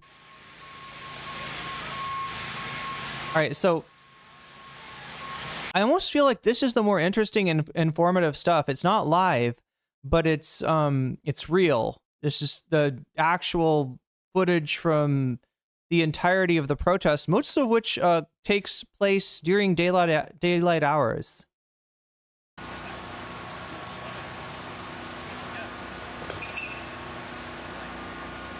And you can see that the National Guard is here. They've got nothing to do. Somebody must have bought him that monster, right? Because my understanding is that Trump sent these guys in without any sort of budget for food, for water, for fuel, or any consideration as far as where these people would stay. And where have they been staying? They've been sleeping on each other in random federal buildings, right?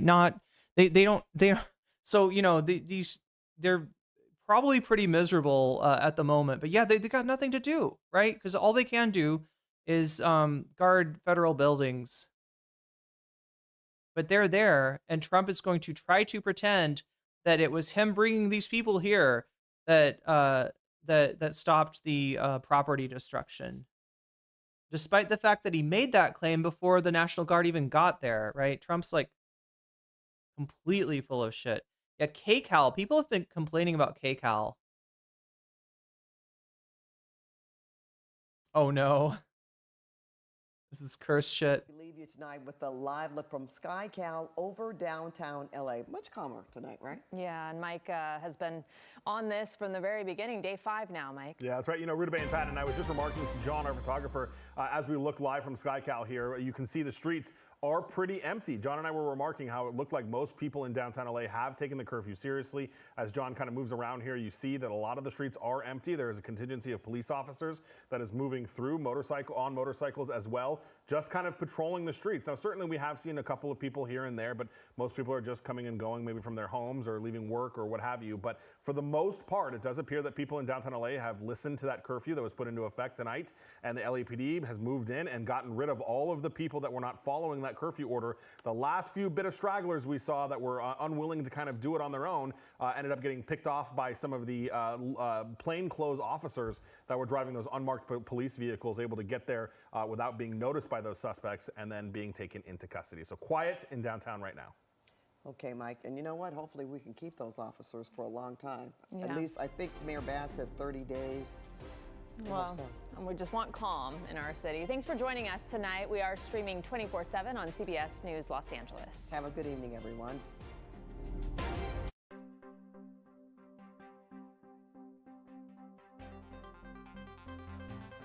I mean, like, that's pretty much the long and short of it. There's so much local news, chat, that I could show you as like a cringe, compilation, right? There's so much of the local news is just like ridiculous, and like in a funny but like a darkly funny sort of way.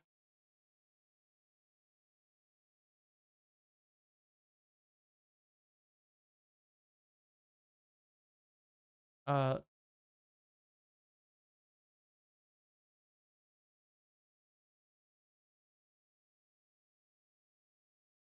take a look at what's going on with the curfew.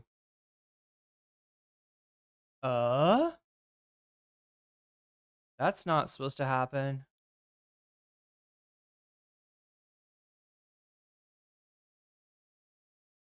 There's Karen Bass. Get the fuck out of here.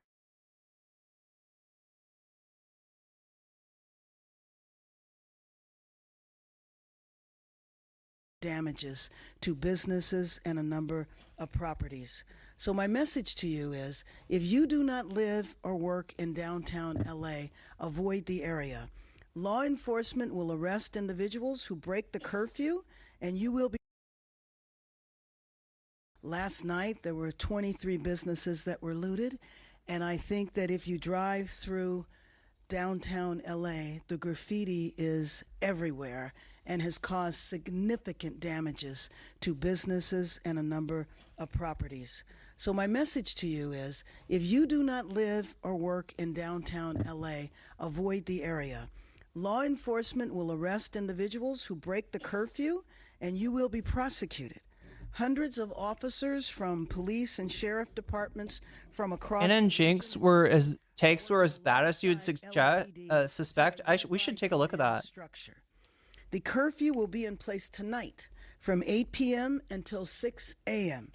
I want to thank the governor for his partnership, and especially thank our state and local leaders and deputies, officers and deputies who are working tirelessly. So curfew guidance, again, it will begin at 8 p.m. tonight and go until 6 a.m. tomorrow. I will consult with elected leaders and law enforcement officials tomorrow on the continuation of the curfew, but we certainly expect for it to last for several days. The curfew area will be between the 5 freeway and to the 110, and the 10 freeway to where the 110 freeway and 5 freeway merge. You look at the map, and you can see that the city of Los Angeles is a massive area, 502 square miles. The area of downtown where the curfew will take place is 1 square mile. I think it is important to point this out, not to minimize the vandalism and violence that has taken place there. It has been significant, but it is extremely important to know that what is happening in this 1 square mile is not affecting the city. Some of the imagery of the protests and the violence gives the appearance as though this is a citywide crisis. And Chink, don't burn American flags, Uber. Everyone must abide by this curfew. Limited exceptions will apply for residents, people traveling to and from work, and credentialed media representatives. With that, I would like to turn it over to You can burn all the American flags you want. Yeah, they're really good for making marshmallows, actually. Good afternoon, everyone. It's a very patriotic marshmallow, very patriotic tasting marshmallow that you'll make by cooking it over an American flag. It's great. If you're within that designated curfew zone between the hours of 8 p.m. and 6 a.m., We should have a movie night on Discord this weekend and watch Network. Ooh. the curfew I'm mad as hell, follows from the and I'm not going to take it anymore. freeway and from the 10 freeway to the point where the 110 and the 5 merge. Easier to look at it on that map for description. The curfew is necessary, a necessary measure to protect lives and safeguard property following several consecutive days of growing unrest throughout the city.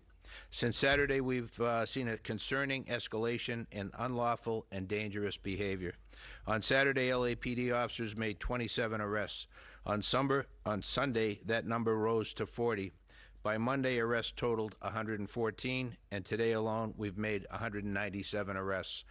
The recent days, it's been as a part of a unified command with our partner agencies who've responded through mutual aid compact and been very, very helpful to us, and we're very thankful for that participation. Of those I mentioned for today, 130 were arrested near Commercial and Alameda. An additional 67 were taken into custody after unlawfully occupying the 101 freeway near Commercial Street. Our CHP partners were instrumental in that. So again, let me be clear that this behavior, blocking freeways, city streets, and Here's where Democrats lose, right? and interfering with They feel the is dangerous, unlawful, and won't be. They feel the threat of being portrayed as being weak on, you know, violence, chaos, protests from Trump. And so they try to do the thing of like, oh, no, we'll crack down on it ourselves, right? And they unintentionally reinforce Trump's narrative. The California Highway Patrol. We're fully coordinated, and our shared mission is clear: to restore peace. I don't know if I want chemicals from the dye from the flag in my marshmallows. Well, that's what makes them taste so patriotic. Part of our department at LAPD, while keeping our ability. There's nothing more patriotic than toxins. The community deserves going. We're going to be adding to that deployment with additional internal LAPD resources in the days ahead. The curfew does not apply to residents within the designated area, individuals experiencing homelessness, credentialed media, or public safety and emergency personnel. To be clear again, that's not about silencing voices or suppressing lawful protest. When that expression crosses into unlawful conduct, when lives are put at risk, and when our city's safety is compromised, we must act, and we will act. We urge all Angelenos to cooperate with these public safety measures. Our shared goal is to protect our communities and return to a state of calm and safety for everyone. Thank you. Let me introduce now the councilwoman who represents the majority of the district, Councilwoman Isabel Harato. Thank you, Mayor. I'm here today not just as the council member who represents downtown LA, but as its advocate who deeply loves and believes in this community. The history of Los Angeles began right here in downtown, where 200 years later, the grouping of historic neighborhoods remains the beating heart of our city, a place with rich culture and deep community. Downtown LA is a place where workers clock in before sunrise and small business owners know their customers by name, where neighbors greet each other on the sidewalk, and where generations chat, of families have guess what I just shared did? stories, made memories together side by side. It's one of the most vibrant and resilient and hopeful parts of our city. But too often, downtown LA is treated like a backdrop for major events, not the living, breathing community it is. And right now, it's hurting.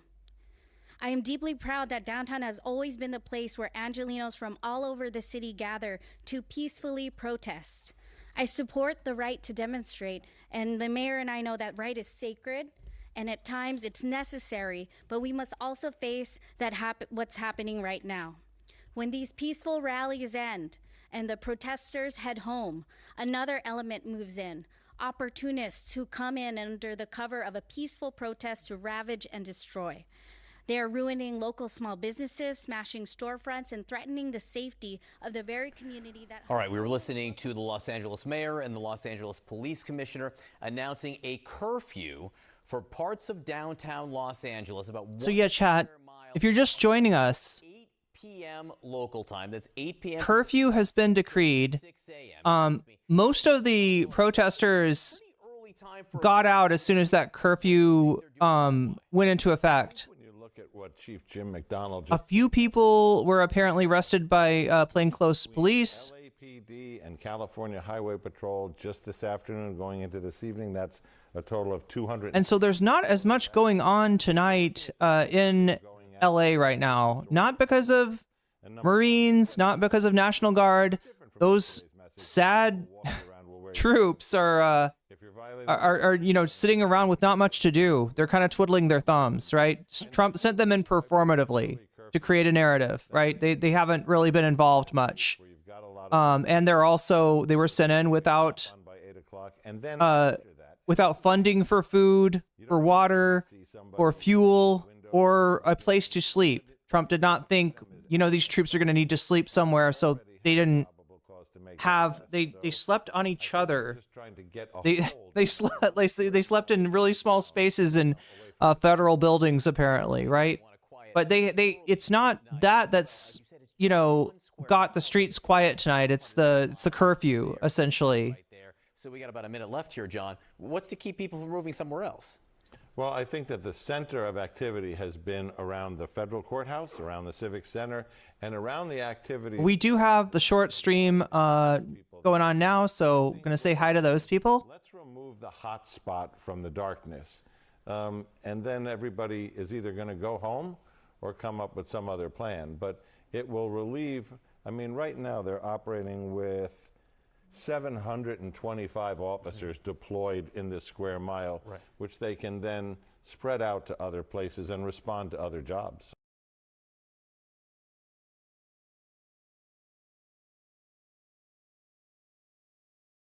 All right, so I'm trying to decide what we even want to watch tonight. We've got this channel has got multiple TikToks up.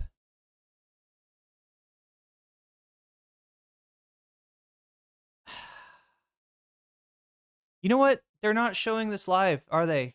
That's not live, is it? Like, at least where it says Santa Ana right there, it looks like it's... I don't know, I can't tell. It looks like it's earlier.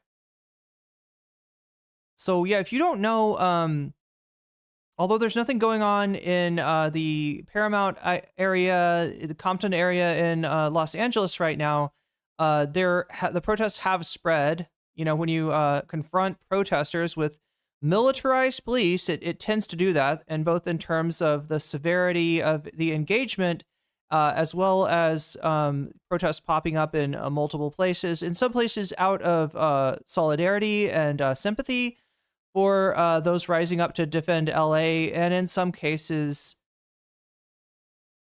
because of things that Trump's immigration and customs enforcement and other federal law enforcement authorities have done in their localities, right? So you're seeing the protests spread. This is Santa Ana right now. We've seen Dallas. We've seen, I believe, Chicago. Ohio was the one I wasn't expecting. Chat, when Ohio shows up, that it's over.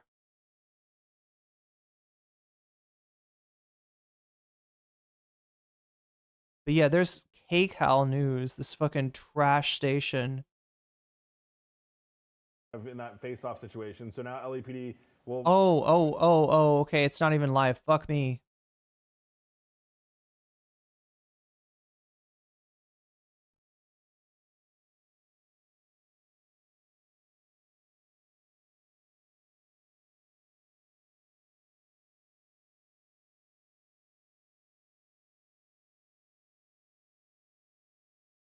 Again, there's some of these channels have even taken to doing what these guys are doing, which is, I think they're running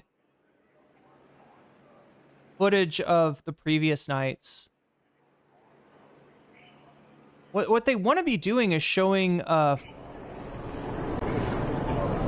what they want to be doing is showing fires and confrontations and people throwing bricks and stuff like that.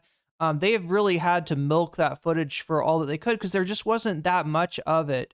and you know, it really wasn't happening in daytime hours. Now there's a curfew, and most people have left already. The people who haven't, you know, have been swept up in some cases by plainclothes cops, and so there's not a lot going on right now in Los Angeles, which makes me wonder what this is. One of those stations that I don't even know if they're CNBC. I kind of think it's just some channel that put, you know, an NBC logo as their avatar and CNBC as their name. It have very little faith in them.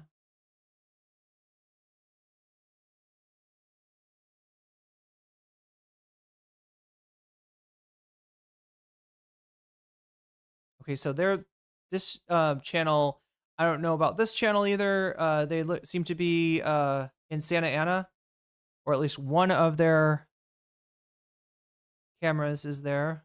Get out of the way! Get out of the way! Wait in the back!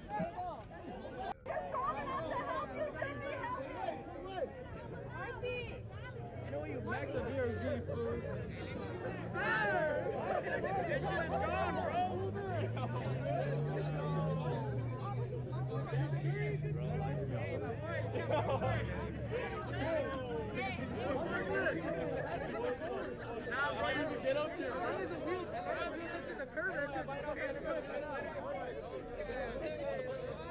I'm gonna see if there's anything else that we can watch from LA or from.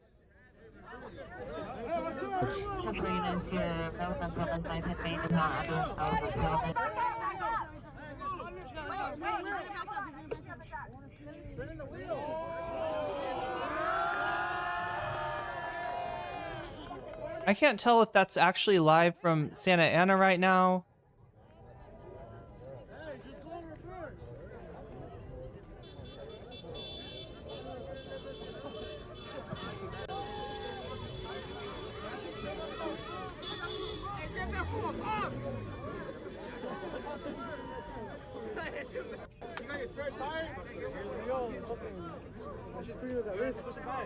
Push it back! Push it backward! Put it on! Put it on! Put on neutral! Put it on neutral! Put it on neutral!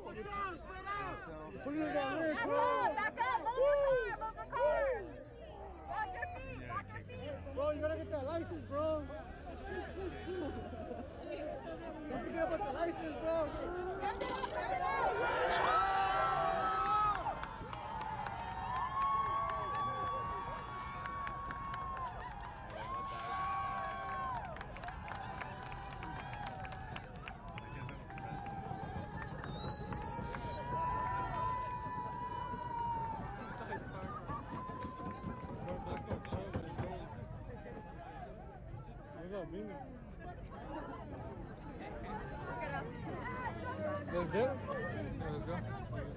It's hard to tell what's going on this vertical stream over here.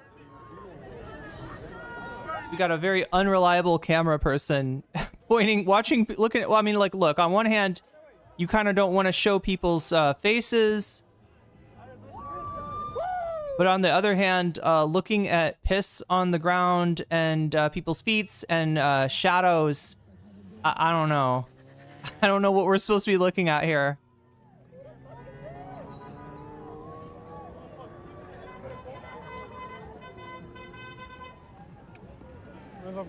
And then bro over here is just driving around the city, apparently. Like I said, there's a curfew in the areas that were affected by the protests over the weekend, and so that's why it's pretty quiet. Most people left when the curfew went into effect. Those who didn't, in a lot of cases, were arrested. And so there's not a lot going on in LA right now. As you can see, Santa Ana maybe is a different story, but it's hard to fucking tell with this terrible camera work. I don't even know. I don't even know what we're looking at. Look, like, I mean, we're getting a great view of this person's shoes, I guess. That's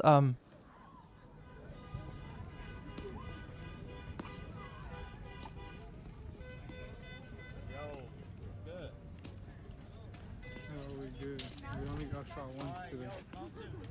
They straight.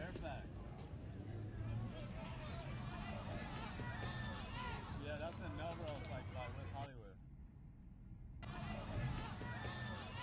Okay, sounds good. Alright. See you there.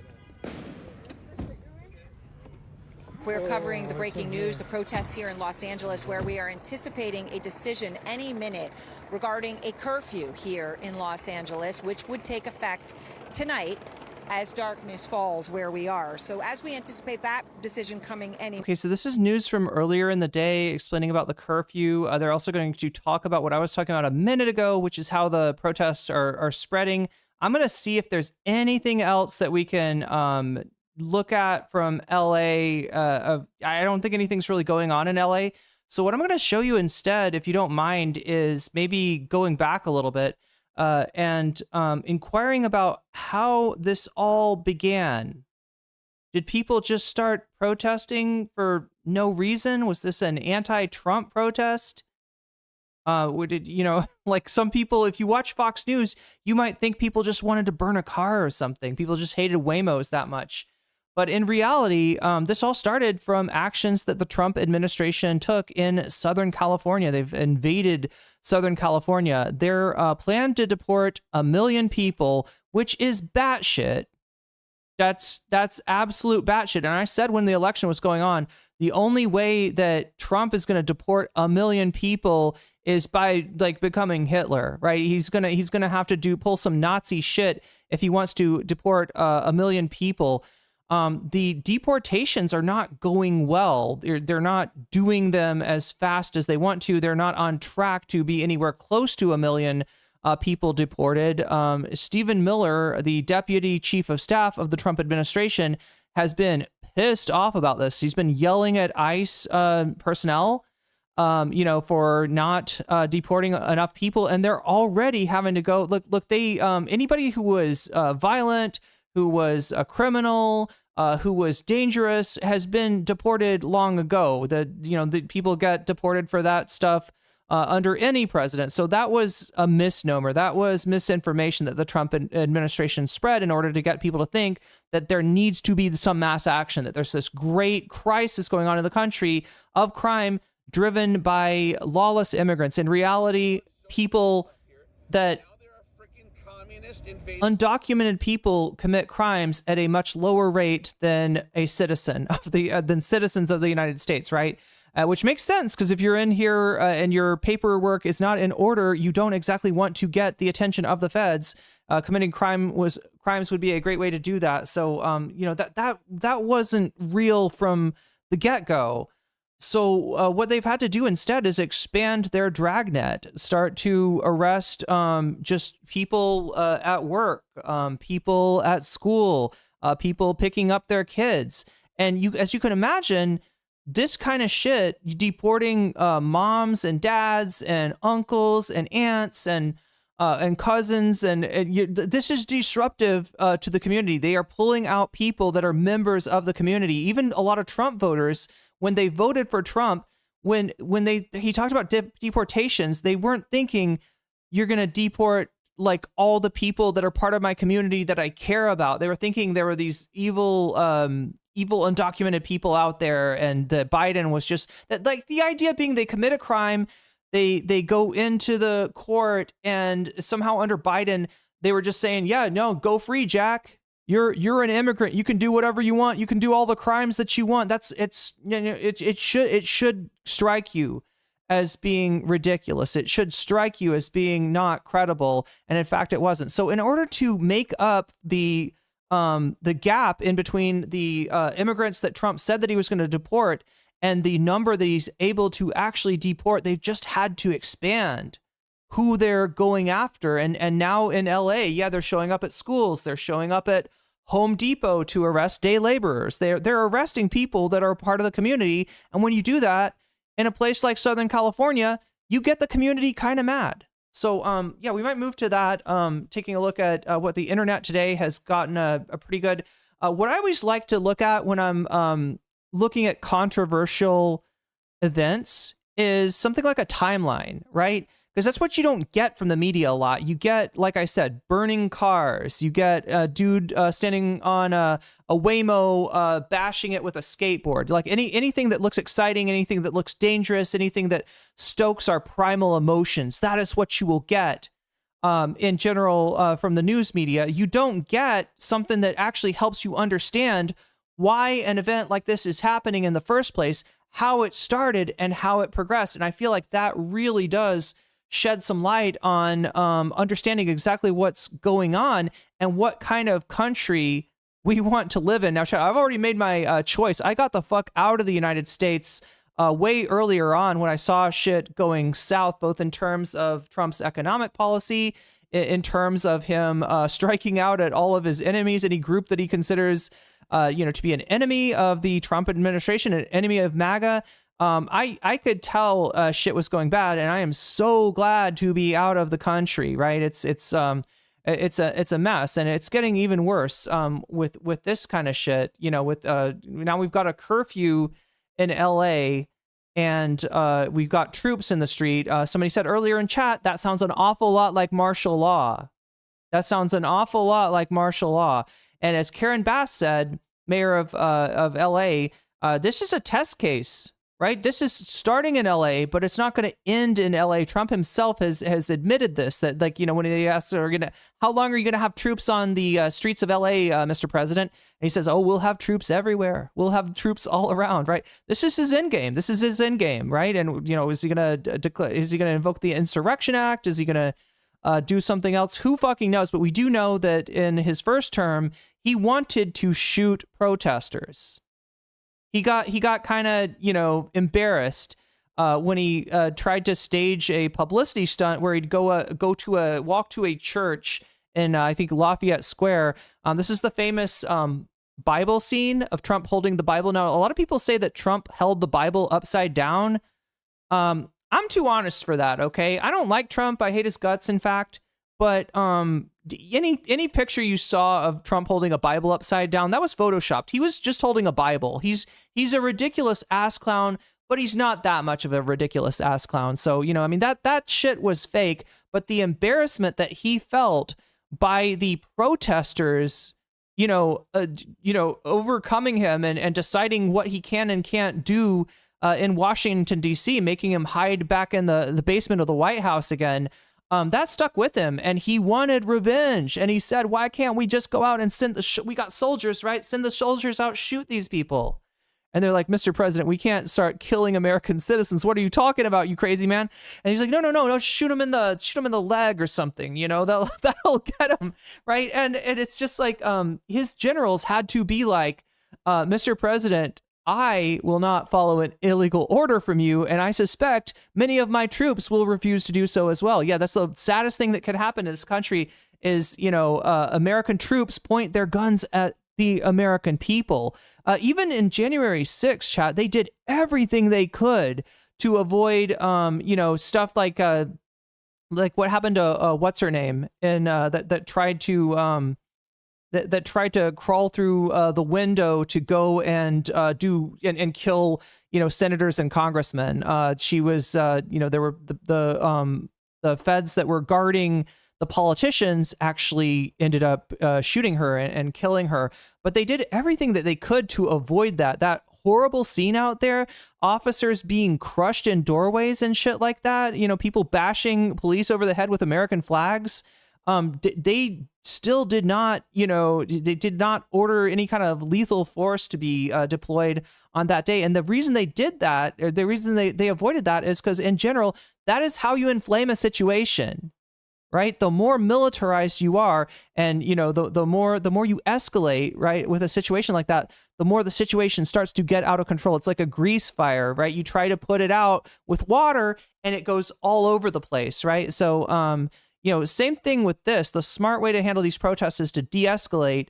That is, generally what the LAPD, what Newsom and Karen Bass have seemed to be, advocating. And it's the opposite of what Trump and the feds are doing. They are very much, showing up as militarized as possible, provoking the public. So anyway, with that, chat, let's switch gears a little bit, and I want to show you some awesome. This is an awesome channel, Internet Today. They've put together a timeline for us. Miller and Homeland. All right, so we got kind of a time. These guys are from LA. They've been to the protests, I think, several times. They're aware of what's actually going on in LA, what it's actually like in LA, and it's a little different than what you might have heard. So let's take a look here and see what they've got for us. Well, by now you've seen the images and footage coming out of our city over the past couple of days, and we've been here living it. So apologies if our brains are a bit scrambled and we aren't able to hit every point or message in this video. But on Friday of last week, after White House Chief of Staff Stephen Miller and Homeland Security Secretary Kristi Noem ordered ICE agents to hit a quota of 3,000 people per day or risk losing their jobs, they will, of course, seek out intentionally the easiest possible targets. Yeah, the nefarious criminals down at the Home Depot looking for day labor, and the psychopaths working in kitchens washing dishes. We got to get them out. Not that they were actually going after violent criminals before this, as we've seen over the past few months.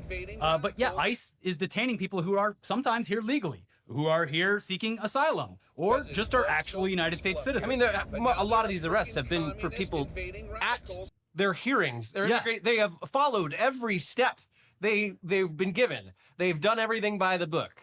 And they get changed up at the courthouse. Yeah, it's, I don't... Ashley Babbitt, yeah, that was her name. Look at that and say, that person must be a criminal. The person that is going through the process. It's insane. It's stupid. It doesn't make sense. But last Friday in Los Angeles, where the Hispanic population dwarfs other races and where families and neighbors have lived here for decades, over hundreds of years, ICE descended on locations where day labor... All right, Sandy Stutter, you fucked up the entire story about Ashley Babbitt. You said you'd be honest, but every word you said about Ashley was a lie. Listen, I will tell you something. If you are ever in an event in which the lives of congresspeople have been threatened, and yes, they were walking down the halls chanting "Hang Mike Pence," right? And there are, Secret Service guarding the members of Congress, I would beseech you, do not break a window, try to crawl through there, because they're going to think that you're trying to kill somebody, right? When somebody shows up with zip ties, it kind of looks like you're trying to kidnap the legislature. When you're bitching about Donald Trump, who lost the election, not being, you're doing an election denial, and you're trying to stop the, confirmation of the new president. You're trying to stop the peaceful transfer of power.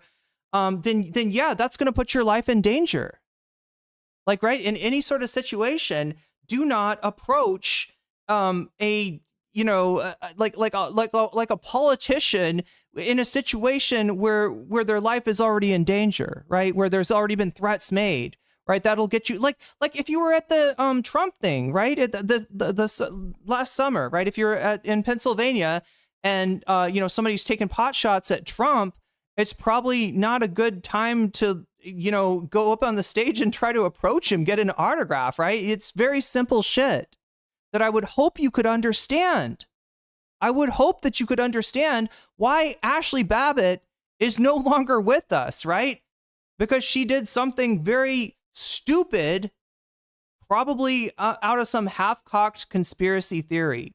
As far as who killed Ashley Babbitt, chat, it was Donald Trump. Who's responsible for her death? It was Donald Trump. Who warped her mind? Donald fucking Trump warped her mind. And that's why she's dead. So maybe listen a little bit less to demagogues, all right? If you want to survive. Factory workers, students, line cooks, and cart vendors are found and attempted to detain as many people as possible, knowing full well that this city would fight back in massive numbers.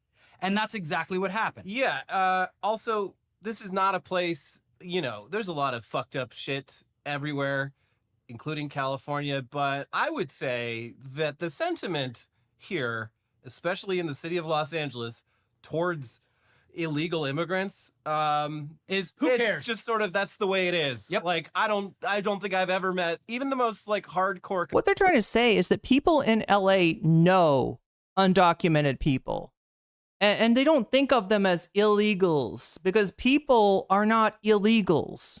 Acts like breaking into the Capitol building, yeah, acts can be illegal, you know? But people are not. People are not illegal, right? And in fact, these people that, you know, are called by a lot of people caught up in this Trump-inspired moral panic, you know, they're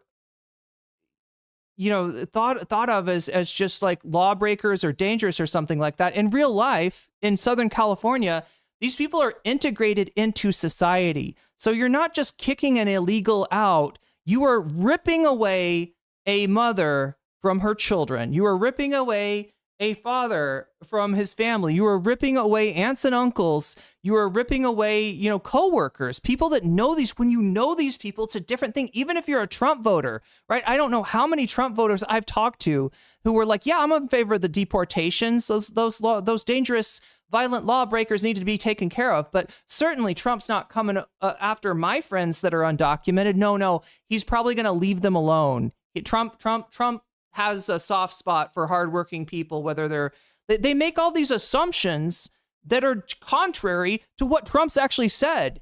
He's coming for everybody. And Chad, if you look for what he's done, he's not just going after illegals either, right? American citizens have been detained. American citizens have been deported, right? He's coming for everybody. And the key feature, right? You've had ICE agents be shown birth certificates. Here's my birth certificate, sir. I was born right here in the United States of America. Please let me go. No, I think it's fake, right? And they have to get lawyers and they have to do all kinds of shit to get themselves out of detention, right? It's out of control. It's out of control and it's expanding. And it is very much a situation of first they came for the undocumented. But that's not where it ends, chat. That's not where it ends, right?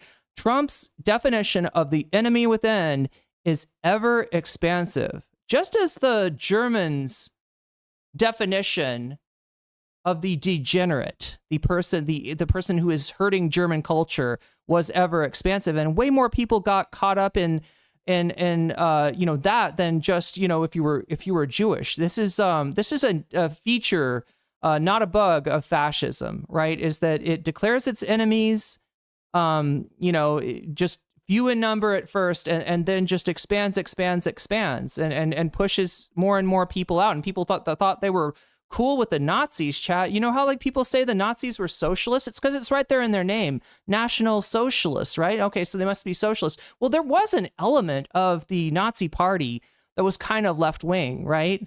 I mean, don't get me wrong, they hated communists. Like the people that fought the Nazis in the street, those were communists, right? They would talk about stuff like Judeo-Bolshevism, like imagining this secret handshake between Jewish people and the Soviet Union. That was Judeo-Bolshevism. But, there was an element within the Nazi Party itself that fashioned itself as being somewhat economically left-wing. These were called the Strasserites. And everything was well and good until one night called the Night of Long Knives. Hitler purged these socialists, right? Who I don't even think these guys were socialists. I call them Nazbols. National Bolsheviks is, it's some kind of bastardized, contrivance of, socialism was really popular at the time because people were sick of capitalism. That's why the Nazis incorporated socialist into their name. But yeah, the closest thing to socialist that exist in the Nazi party were people that got purged and fucking murked in their sleep. They got stabbed to death, chat. So yeah, this is just an example of a group that thought that they were cool with the Nazis, thought they were cool with the fascists, and ended up on the business end of those jackboots.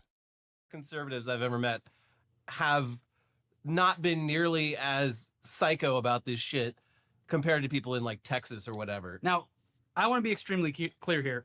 I was at the Home Depot Friday morning in the immediate aftermath, like minutes after they left. I saw food carts left behind. I saw people still scattered, personal items left behind, and shockingly, it was weird to see just a bewildered group of Home Depot employees standing in front of the entrances and exits who just witnessed what looked like a full military intervention in their parking lot. All for a handful of folks who were there trying to find work for them. I'll pause this so we can, let's just get that. Hey, I'm a popular lady right now, okay? Thank you for subscribing. I'm a little overwhelmed. This channel's growing fast. Anyway, somebody in chat said Internet Today. Yeah, this is Internet Today. I watch them a lot, on my own time. I don't usually react to them because a lot of times they're covering the same stuff that I'm covering, and I'll just cover it. But in this case, I think they put something really exceptional together, right? This is them putting together a timeline of the protest, telling you how it started, telling you why it started, and then going, in chronological order along, how things happened, what things were really like on the ground. These guys are from LA. A lot of what you're getting is from people that are just, they're finding a picture of a dude standing on a Waymo, wailing away at it with a skateboard. And, you got like 6 different angles of him to make it look like there's 6 different Waymos getting destroyed. In other words, they're taking the most sensationalistic part of what's happening and portraying it as this is the protests, right? If you're in favor of the protest, if you're in favor of the protesters, then you're in favor of burning Waymos. And I would not recommend that you do. I would not recommend that you light any sort of electronic. I would not recommend you light any sort of electric vehicle on fire, chat. Those lithium batteries, those, that's a special type of combustion that goes on there. That's really dangerous stuff. But if you watch Fox News, if you watch, a lot of stuff, right, you're getting that as your image of what the protest is. I'd rather listen to people that live there, that understand what's going on, that are in touch with, people in LA and understand how this actually happened. So luckily we have Internet Today to do that for us. And we're going to take a look. The day, not the drug dealers, quote unquote, or violent criminals that the administration is telling you that they're going after. Yeah, the president is lying. He's lying. He's lying. He's telling lies. Yes, papa. So by Friday night, organizers brought around 1,000 people together to march around the federal building in downtown peacefully. And there's always going to be people who take things a little bit too far, but what is considered too far when people's families are being ripped apart, when your loved ones don't come home, when you see your parents or your neighbors being taken off the streets or out of their workplace by masked men and loaded into nondescript vans, never knowing if or when you'll ever see them again? That seems violent to me. Yeah. Now, sure, people tagged the buildings. It will get painted over. There is a paint for that. Sure, people blocked loading docks for a few minutes and got pepper sprayed and tear gassed for their troubles. But you know what was happening in the background? You could hear the sounds of people who were detained, banging on the detention center. Big Fella says Fox News isn't valuable because they're not close enough to LA. No, Fox News is very valuable. Fox News is where I get a lot of laughs from. But if you're relying on Fox News for the facts, you're going to be disappointed because Fox News has an agenda that they are pushing. And it's, look, there's multiple things going on. There's the perverse incentives of the algorithm, right? If it bleeds, it leads. If something is violent, dangerous, scary, on fire, right, that's going to get more clicks, that's going to get more views than other things. But then with Fox News, it's also that they have a vested interest in making you think that what's going on is people in LA randomly losing their shit, or that there's a lot of lawlessness there, or that there's the immigrants are criminals and that's why this is happening. And instead, I'd rather go step by step through how did this actually start?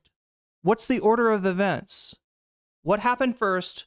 What happened next? And maybe we can figure out why we're at this place right now instead of just relying on fucking viral, 30-second clips of, like I said, some dude wailing away on a Waymo with a skateboard before torching it. Which, like I said, that's dangerous shit. Okay, that's it's dangerous to the to anybody who's around you if you're lighting an electric vehicle on fire. Windows, and you could see the reflections of their personal mirrors and lights flashing in their tiny sliver of windows. And these are people who just witnessed blacked out SUVs running people over, who just witnessed a local union leader, David Huerta, get beaten and detained for opposing a raid. So, yeah, the tensions were high, and it was not the crowd who upped the tension. No. People who witnessed as lawyers and local politicians were denied their rights to enter that federal building, to monitor what was going on, or to even speak to anyone who was detained. And after a few hours, everything was calm. Yes. It didn't turn into a riot. No. The last remaining protesters went home, some of them to homes without their loved ones, to neighborhoods that had been traumatized from the events of earlier. But it was calm and peaceful once again, until Saturday morning, when ICE once again descended on a Home Depot in the city of Paramount, about 20 or so miles south of downtown LA. So on Saturday, a small but incredibly brave amount of people stood up against dozens of ICE agents and eventually cops in riot gear that steadily tear-gassed everyone for hours on end while the community... Casey Hitchcock says, wow, this no comment chick should stop commenting. Casey... But now there are freaking communists invading. That'd be a little too on the nose, right? That'd be a little too on the nose. Casey Hitchcock stood their ground, stood strong, and created blockades with shopping carts and stuff like that. They took pepper balls and canisters to their bodies. I mean, we need to be clear again. These were average folks facing off against militarized police and federal agents with a seemingly unlimited supply of tactical... So this is what went on, right? Where did the tear gas come from? Where did the pepper ball? When did that start getting used? This was the federal law enforcement authorities. Now, I want you to pay attention to a few things, right? The difference between the tactics of the federal law enforcement versus the local law enforcement, right? We're talking about ICE. We're talking about Department of Homeland Security, DSI. I don't even know what that is, but now they've got cops apparently. I think they drafted some FBI. I mean, Trump's pulled a whole bunch of people who have jobs doing very different things into the duties of helping ICE out with their grim task of fulfilling Stephen Miller's racist dreams of this, mass deportation. And so, from the feds, you're seeing escalatory violence, almost as if they want a protest and they want this protest to escalate. They want the protest to spread. They want scenes of disorder. They want things getting lit on fire. They want any excuse they can have for Trump to clamp down. And then you've got the local law enforcement, that being the LAPD, the sheriff's deputy, and as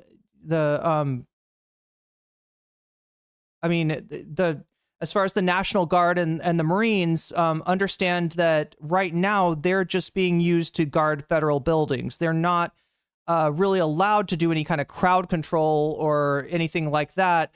They're sort of limited to protecting federal property and protecting federal employees, right? And so for that reason, they're not doing a lot. We saw some of them earlier. They looked bored as fuck. They also came in, thanks to Trump, with no provisions for food, water, fuel, right? None of this stuff was thought of. None of this stuff was taken. Hegseth was just like, yeah, get them in there, right? And he didn't realize they're people and they need to eat and they need to drink and they need a place to sleep. You know where they're sleeping? They're sleeping in like hallways of federal buildings, right? I saw this picture. Let me see if I can bring it back for you.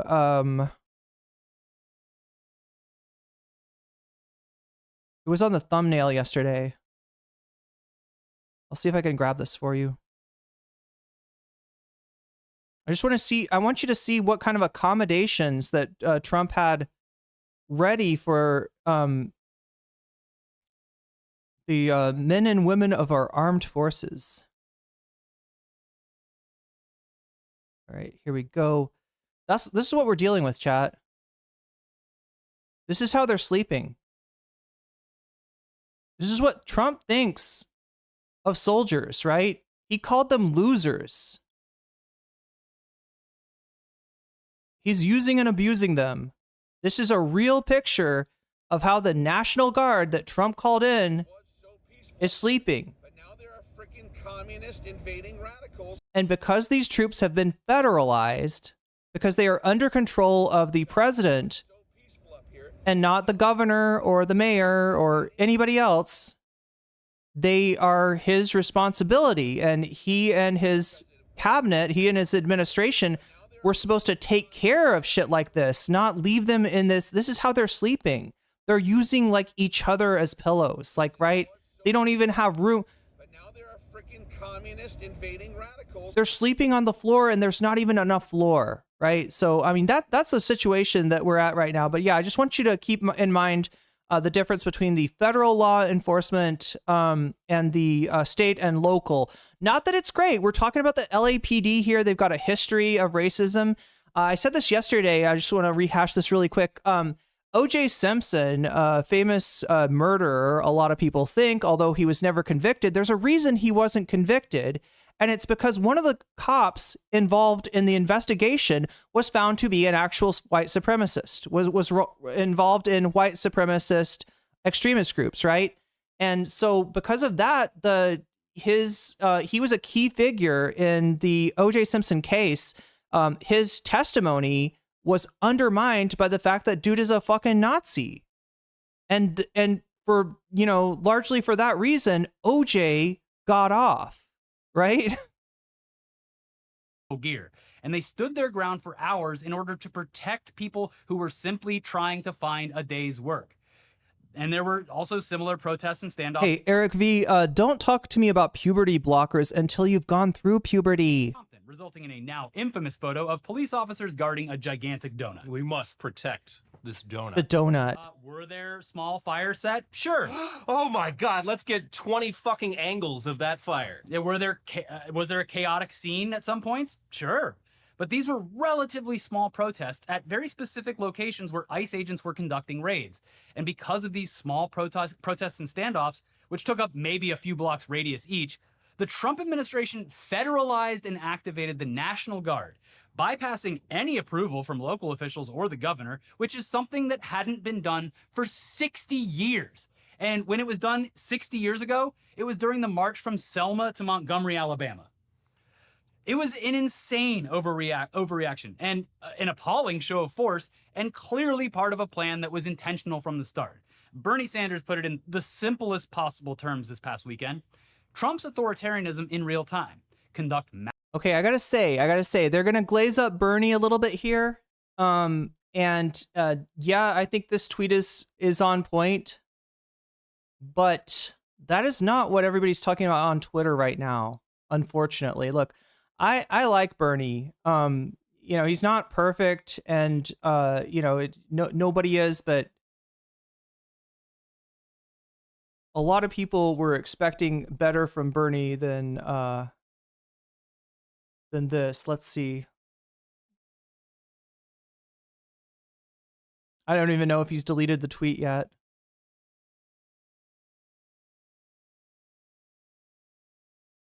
Yeah, I think it's this one.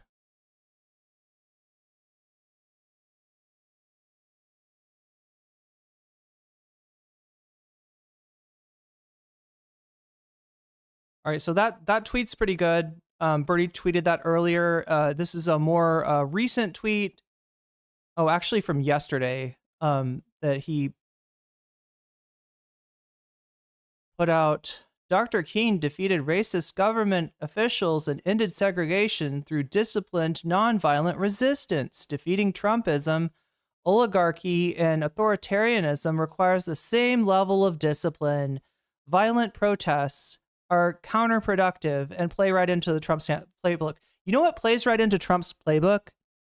Is when you take the actions of, people that are out on a Saturday night for a thrill, and they know the police are involved in quashing a protest, so they know that they can, do some pretty extreme shit and not face any consequences for it.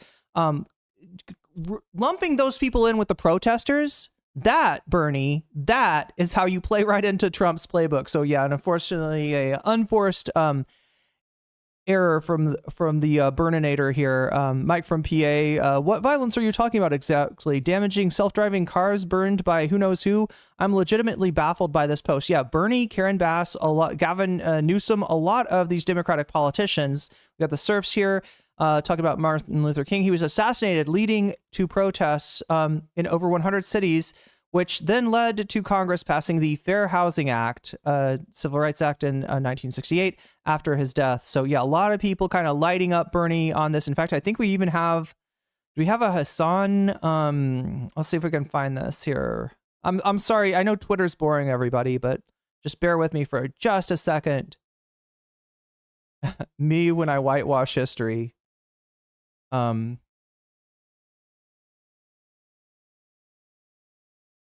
Oh, here we go. Yeah, this is Hassan's tweet. So Hassan responds to Bernie saying, "You were literally there at the He was. He's not even kidding. That's not an exaggeration. Bernie was literally there. That's how old Bernie is, right? In fact, that's a picture of Bernie down there, I think. Young Bernie Sanders down there. You were literally there at the nonviolent protest that everyone considered to be violent and unpopular. That's true. Martin Luther King had a very low approval rating. Most Americans did not like Martin Luther King while he was alive. But now there are freaking Most people regarded Martin Luther King as a troublemaker and associated him with the same kind of violence that that today's protesters are being associated with, right? Considered to be violent and unpopular, so I have no idea what this statement does other than lean into the hysteria that gives Trump enough momentum to mobilize the Marines on U.S. soil illegally. All right, so here's our picture of young Bernie Sanders, and then... all right, I don't know how much of this is showing up. Hopefully enough of it. That is MLK in a political cartoon from the 60s, I'm guessing. Yeah, it must be. So they're making fun of MLK, right? This is the real press. This is how the press, this is how the newspaper, this is how the media looked at MLK while he was doing his actions, right? I plan to lead another nonviolent march tomorrow.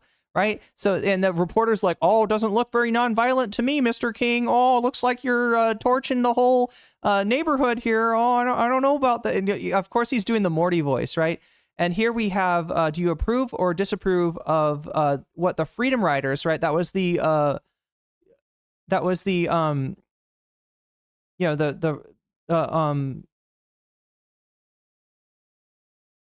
one of the movements that he was involved in. Freedom. They're asking about the Freedom Riders and the sit-ins. And this was, sorry, Bernie Sanders himself, actually. You can't see it here. But Bernie Sanders himself, I believe, was a Freedom Rider. So question, do you approve or disapprove of what the Freedom Riders are doing, right? 22% approve, 61% disapprove. Do you think the sit-ins at lunch counters on at freedom buses and other demonstrations by Black people will hurt or help Black people's chances of being integrated into the South? Help, 28. Hurt, 57. March on Washington, 63. What are your feelings about the proposed mass civil rights rally in Washington? Favorable, 23%. Unfavorable, 60%. Yeah, so it's just absolutely ridiculous. And I don't know. I feel I haven't heard Bernie's response. He did make a video responding to the protests in general. Maybe we'll look at that in a second if we get a chance. I just wanted to show you, just so you don't think I'm glazing up Bernie Sanders. This was a pretty good tweet. This was a pretty concise tweet. In fact, I used this tweet on my thumbnail because I thought it was so good in describing how this whole thing worked. You conduct massive illegal raids. You provoke a counter response by ripping people out of their community. And then you declare a state of emergency and you call in the troops. That's what Trump's game plan has been. Massive illegal raids, provoke a counter response, declare a state of emergency, call in the troops. Now, California Governor Gavin Newsom also warned against Trump sending in the National Guard, saying in a statement on Saturday, "The federal government is moving to take over the California National Guard and deploy 2,000 soldiers. That move is purposefully inflammatory and will only escalate tensions. LA authorities are able to access law enforcement assistance at a moment's notice. We are in close coordination with the city and county, and there is currently no unmet need. The Guard has been admirably serving LA throughout recovery. This is the wrong mission and will erode public trust." And the recovery he's talking about is the massive fires in Altadena and the Palisades. Right. And this also coincides with public statements from. Van Wolf says the term glazing up people tells me people are cowardly or insecure about speaking good about other people. Why does it matter? Why are we spreading insecurity like this? Because Van Wolf, much like myself, Bernie Sanders is a complicated historical figure. I have not always been based. Oh my God, chat. I have not always had the right opinion. And I wouldn't want to represent it to you any other way. And just like Bernie sometimes gets it wrong.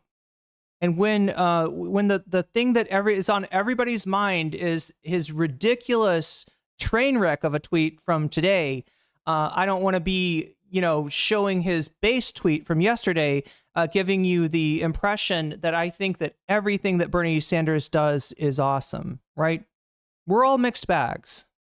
The mayor of LA, who reiterated that local officials and police are more than capable of handling any protests. I mean, it's literally been crazier and more chaotic in any city in the country when a sports team wins a championship, including here in LA when the Dodgers won the World Series last year, or when the Lakers won a very long time ago. Yeah. And again, this was the first time in 60 years since Lyndon B. Johnson was president and the National Guard was federalized and ordered to go to an American city. And of course, these are the softest possible statements and positions from these politicians, but they have repeatedly made it clear that the National Guard is not needed. And as you'll see by the time this video goes up, the Marines have been called in as well. I mean, yeah, and the statements they're soft statements from politicians, but they do keep reiterating that everyone in the city and the communities have a right to protest. That is your First Amendment right. Yeah. And also just nothing that has happened warrants this kind of response. Absolutely whatsoever. Like, I would, at this point, I mean, he deployed this shit after less than 24 hours. When literally nothing was happening. Nothing had happened. And listen, we were all there 5 years ago watching the George Floyd protests. Like, that shit, I mean, that went a lot further than anything that's happened in LA this was so far. Very clearly pre-planned. There's been property damage, but like cars. It's been, and not personal cars. Waymos. Google cars. I think Google will be fine. Also, they're covered in cameras, and they're giving me some cop vibes. We'll get to that, but yeah, let's not get ahead of ourselves because we've only talked about Friday and part of Saturday so far. Jesus Christ. Yeah, late on Saturday afternoon, I rode my bike over to the Federal Building to check things out, and there was a relatively small group of protesters standing outside of that building, making their voices heard and yelling at vehicles that were showing up to the on-ramp area of that federal building, presumably with agents and detainees inside. Again, I was there. No one threw anything at these cars. And by the way, they just got out of the way when the cars showed up. Yeah. Everyone was just yelling and saying, boo. You are, in fact, allowed to yell at federal agents. There's no law against it. When the car showed up, people got out of the way. And still, regardless of that, officers armed with less than lethal rounds marched out to intimidate the very small crowd of maybe like 24 people with an outrageous show of force. Here is video that I literally took myself, and apologies for it being vertical, but that's what's shared on social media these days. I give up. It's recorded in vertical. It's also just easier to hold. Yeah. Here you go.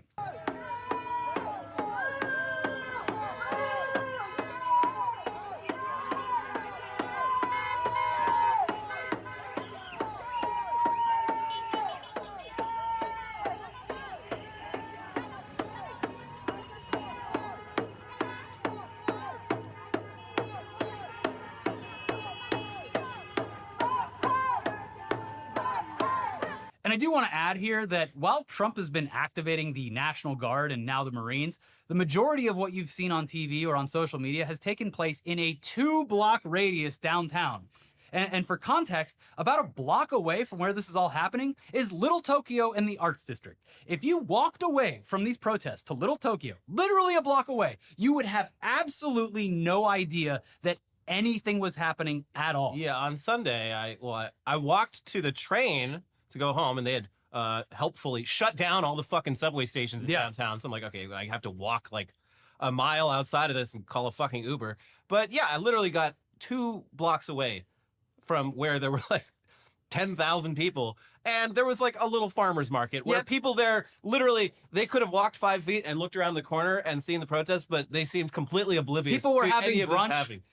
On Saturday, while this was happening, I mean, it was a much smaller crowd, but I literally stopped in Little Tokyo for a snack before heading home. It was just like any normal weekend there. Saturday night was, of course, also peaceful, even downtown. And despite the National Guard having not even yet arrived, Trump was already doing victory laps online and posting about how the National Guard had taken back control of the city. Bitch, they weren't even there yet. Nothing was happening. That was very funny. I was Taking sitting credit there for doing nothing. and I was just there. There was no National Guard and there was no need for a National Guard. So I want you to understand what's being said here, and that's that you're witnessing theater, right? Trump is not he's not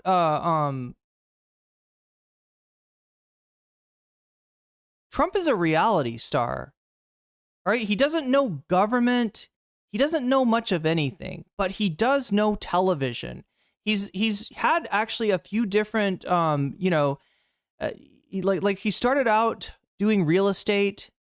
He ended up going belly up. His real estate shit did not work out for him, and he declared bankruptcy. Then he tried his hand at casinos. Now, casinos are pretty easy, right? Because I don't know if you know this, but the house always wins. If you are the house, if you are the casino, it is pretty easy to earn money off of people gambling because, people lose their shit in Las Vegas. He was actually in Atlantic City, but he ended up going belly up as a casino as well. So, real estate didn't work for him. Casinos didn't work for him. What finally worked for him was reality television, right? He seems to have a knack for that. He seems to have a knack for television, right? So, as a television guy, Trump tries to create alternate realities and present them to you as real life. And this is just one example of that, right? So if you send in, if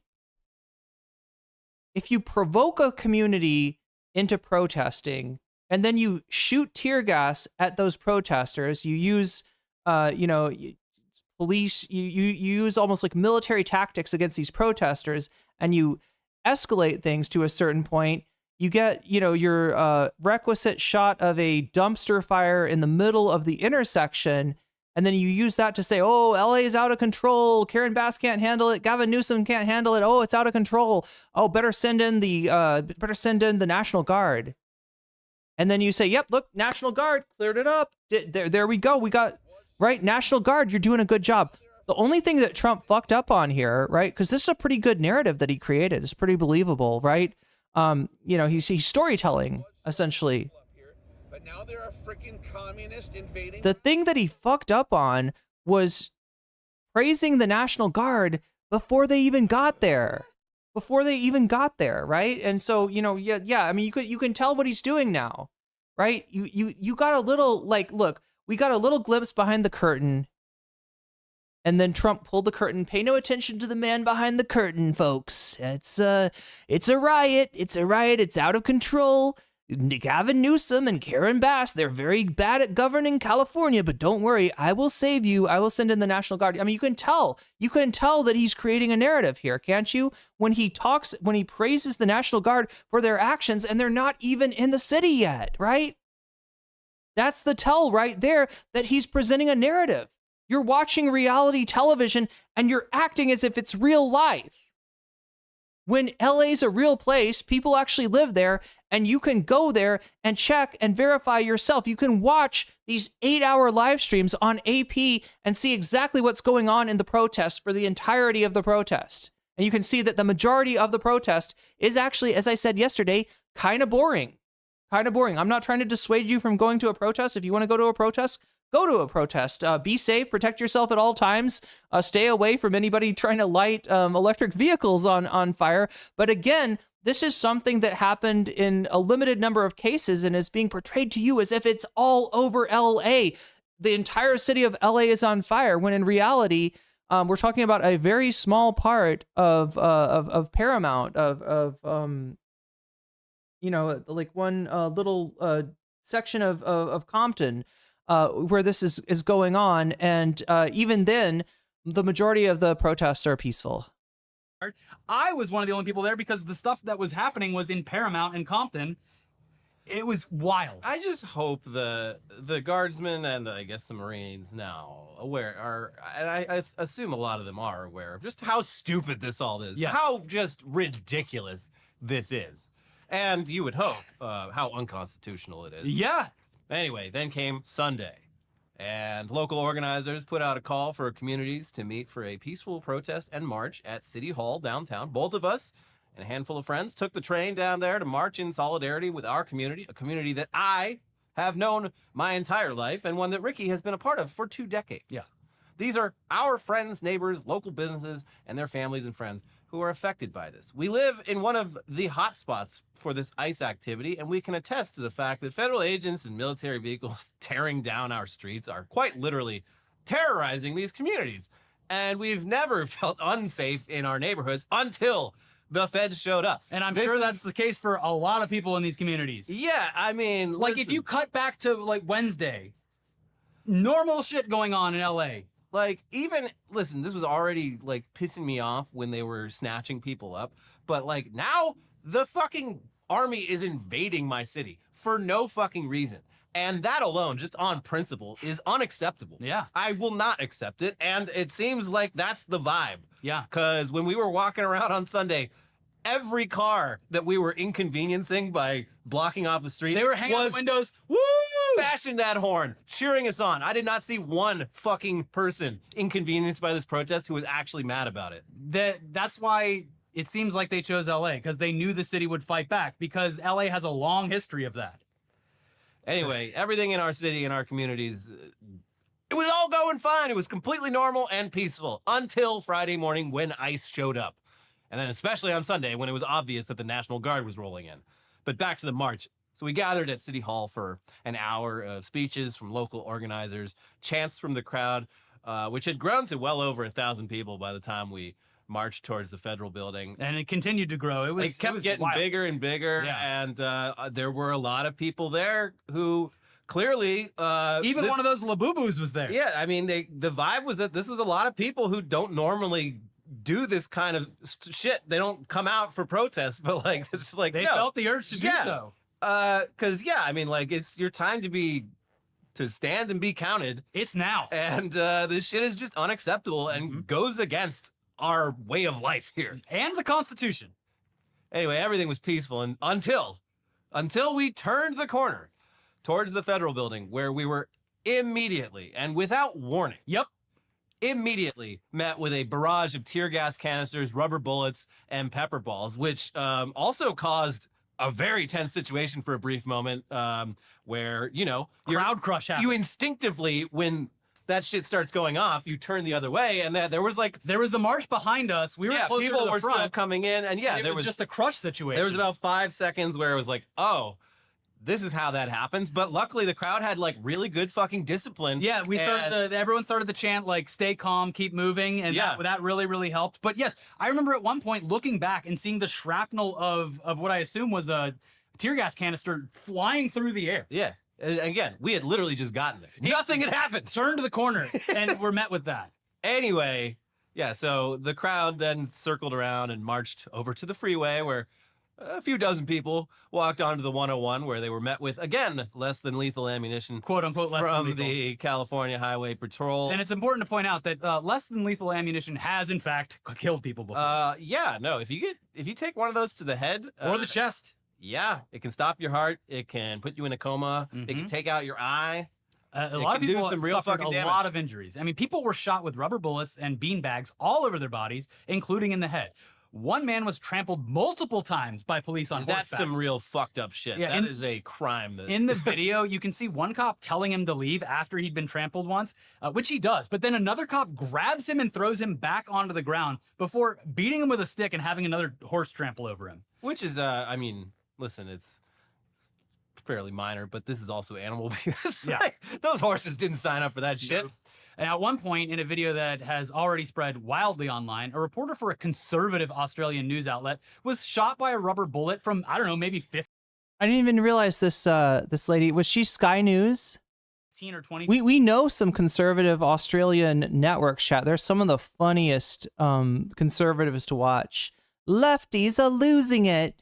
And not like she wasn't standing behind, you know, this was not a mistake. No, this was this very was not intentional. crossfire. In the footage, you can see the officer taking aim and shooting her while she's simply standing on camera reporting what's going on.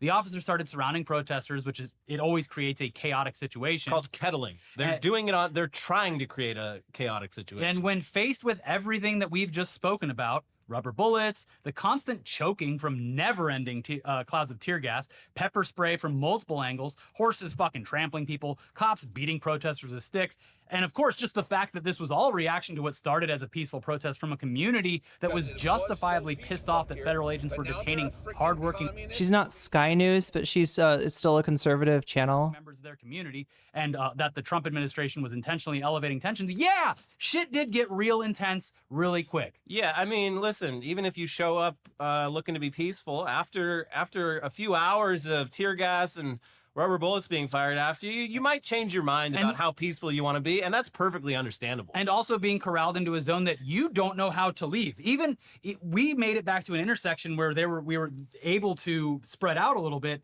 but for a moment we were caught directly between the federal building and the corner of Alameda there with, I don't know, a couple thousand people behind us and officers pushing this way or National Guard pushing this way. So yeah, it was a very intense situation. But later in the evening, multiple Waymos were set on fire. People threw rocks at CHP cars. They kicked back tear gas canisters. I mean, look, you can fix a windshield. You can paint over graffiti. A dumpster fire is a dumpster fire. But human beings were going home to broken families with broken skulls, battered bodies, mental trauma, and more after what started as a peaceful protest. Yeah, if you're going to talk about violence, you have to acknowledge the violence against the protesters. The violence that kicked this all off. Yeah. And which I would say is much worse than much worse. Yeah.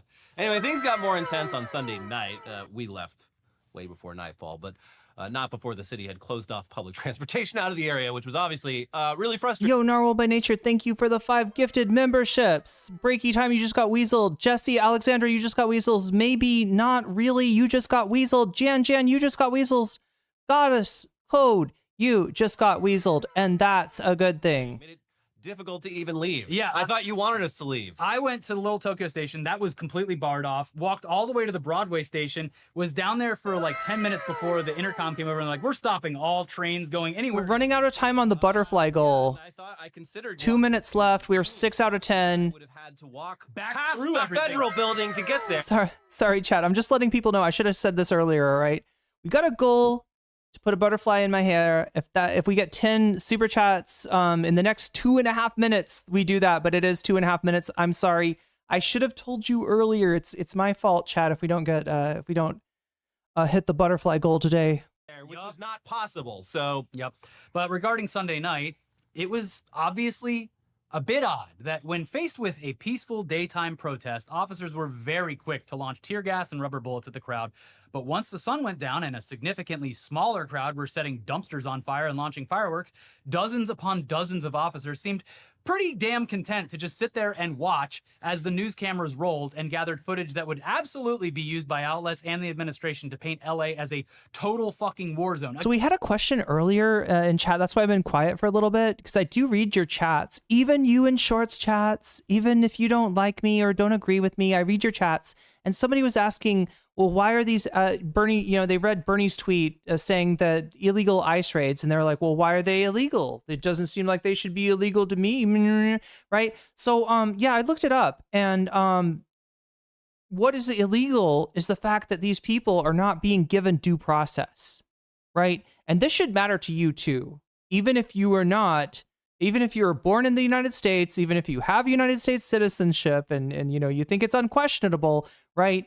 Again, there are people in this country who have been made illegal by acts of the Trump administration. Trump changing, the law, making executive orders has switched people's status from being legal to being illegal. But I think what is, I think what Bernie might have been talking about was the lack of due process that people are getting when they're swept up in the raid. So maybe not so much that the raid itself is illegal, although it is traumatic. And like I said, you're pulling people's family members, you're pulling people's friends, you're pulling people, in other words, that are integrated into the community.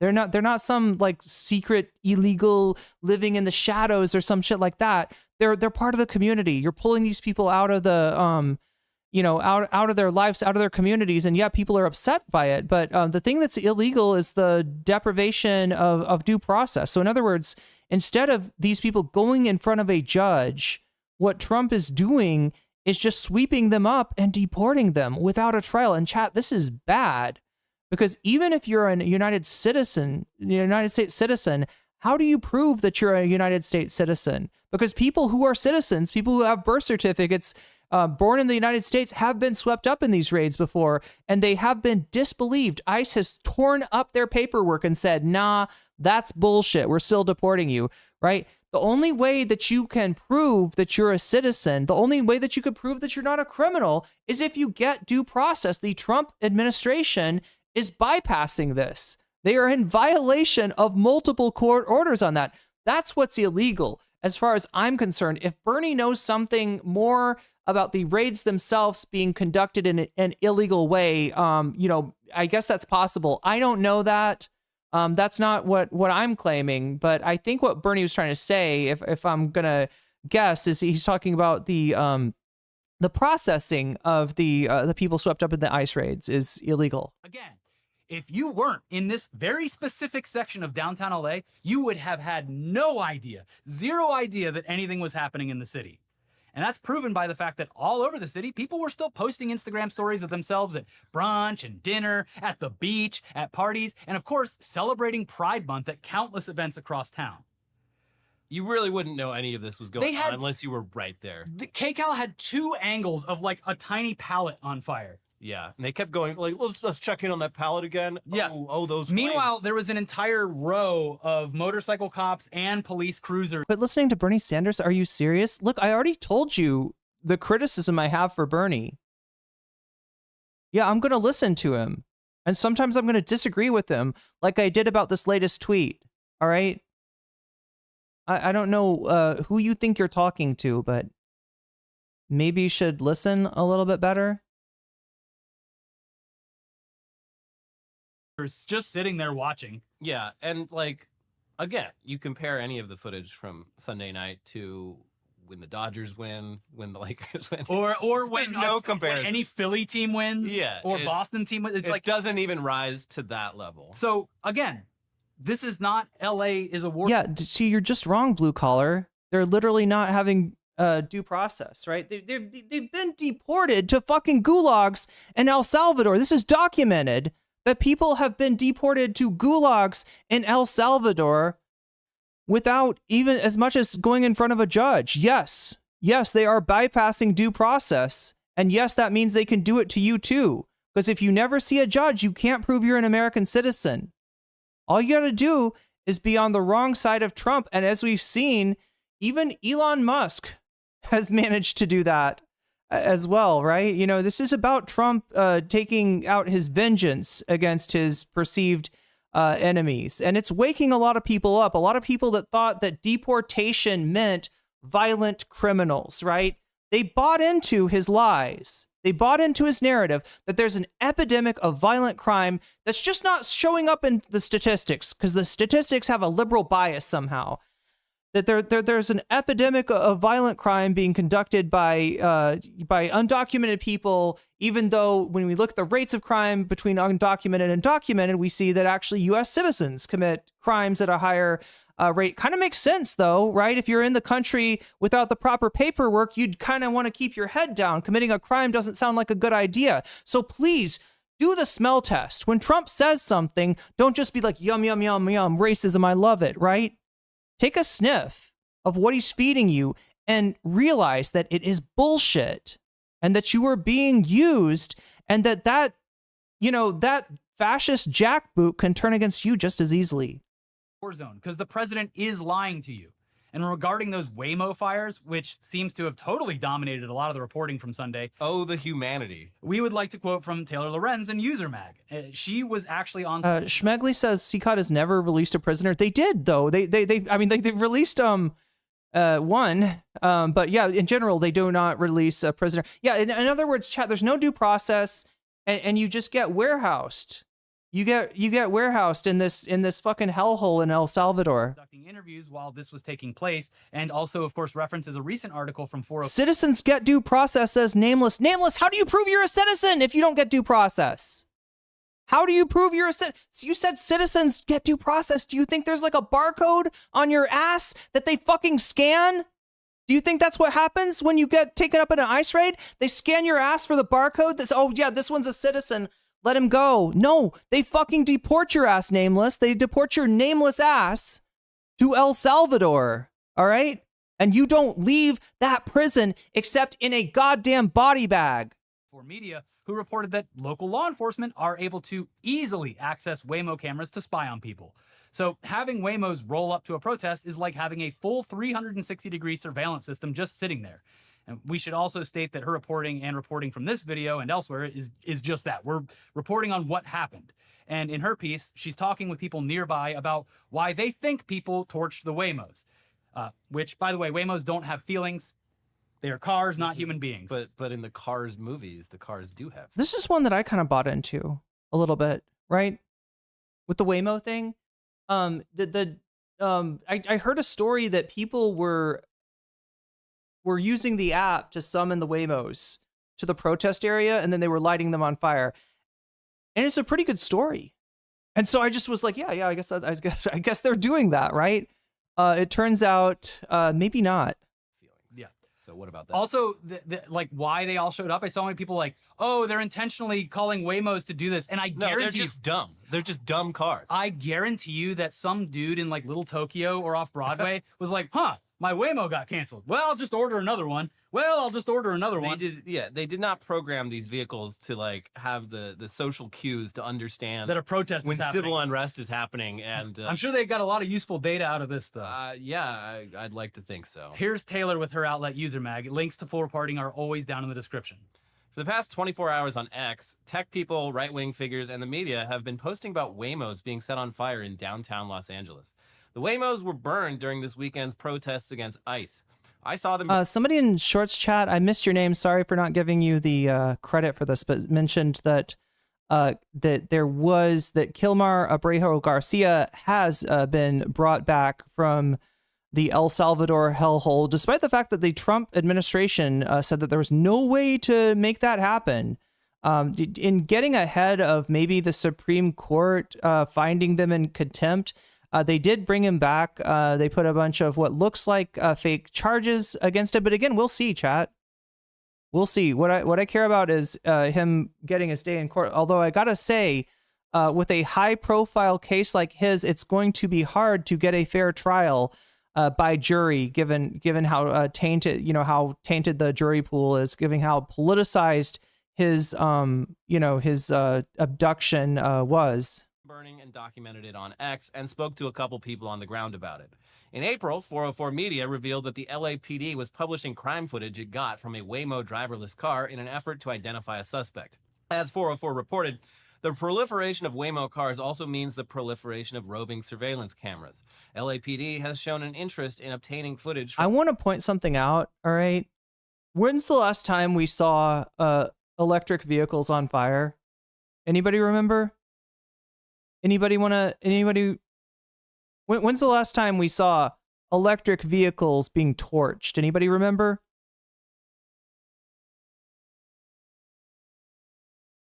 I'm waiting for we're on delay a little bit. I just want to see if anybody in chat remembers.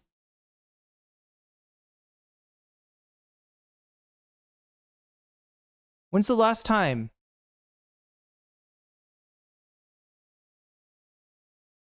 It's a recent time where electric vehicles were burned. Tesla, yes, Tesla. Look, here's what I'm saying. I mean, I don't know who's burning these Waymos. Like I said, this is dangerous, all right? If you're, if you're in any kind of protest and somebody's, setting a car on fire in general, but especially an electric vehicle, please get the fuck out of there, because those batteries can explode, and those fires from those batteries are not normal fires, right? That's some dangerous shit, right? But that it seems like, chat, the common thread, and I'm not sure why people are burning Waymos either. I'm trying to figure that out myself. But if I was to guess, the common thread that I see is the techno aristocracy, right? Waymos are, I think Google owned, Tesla, obviously Elon owned.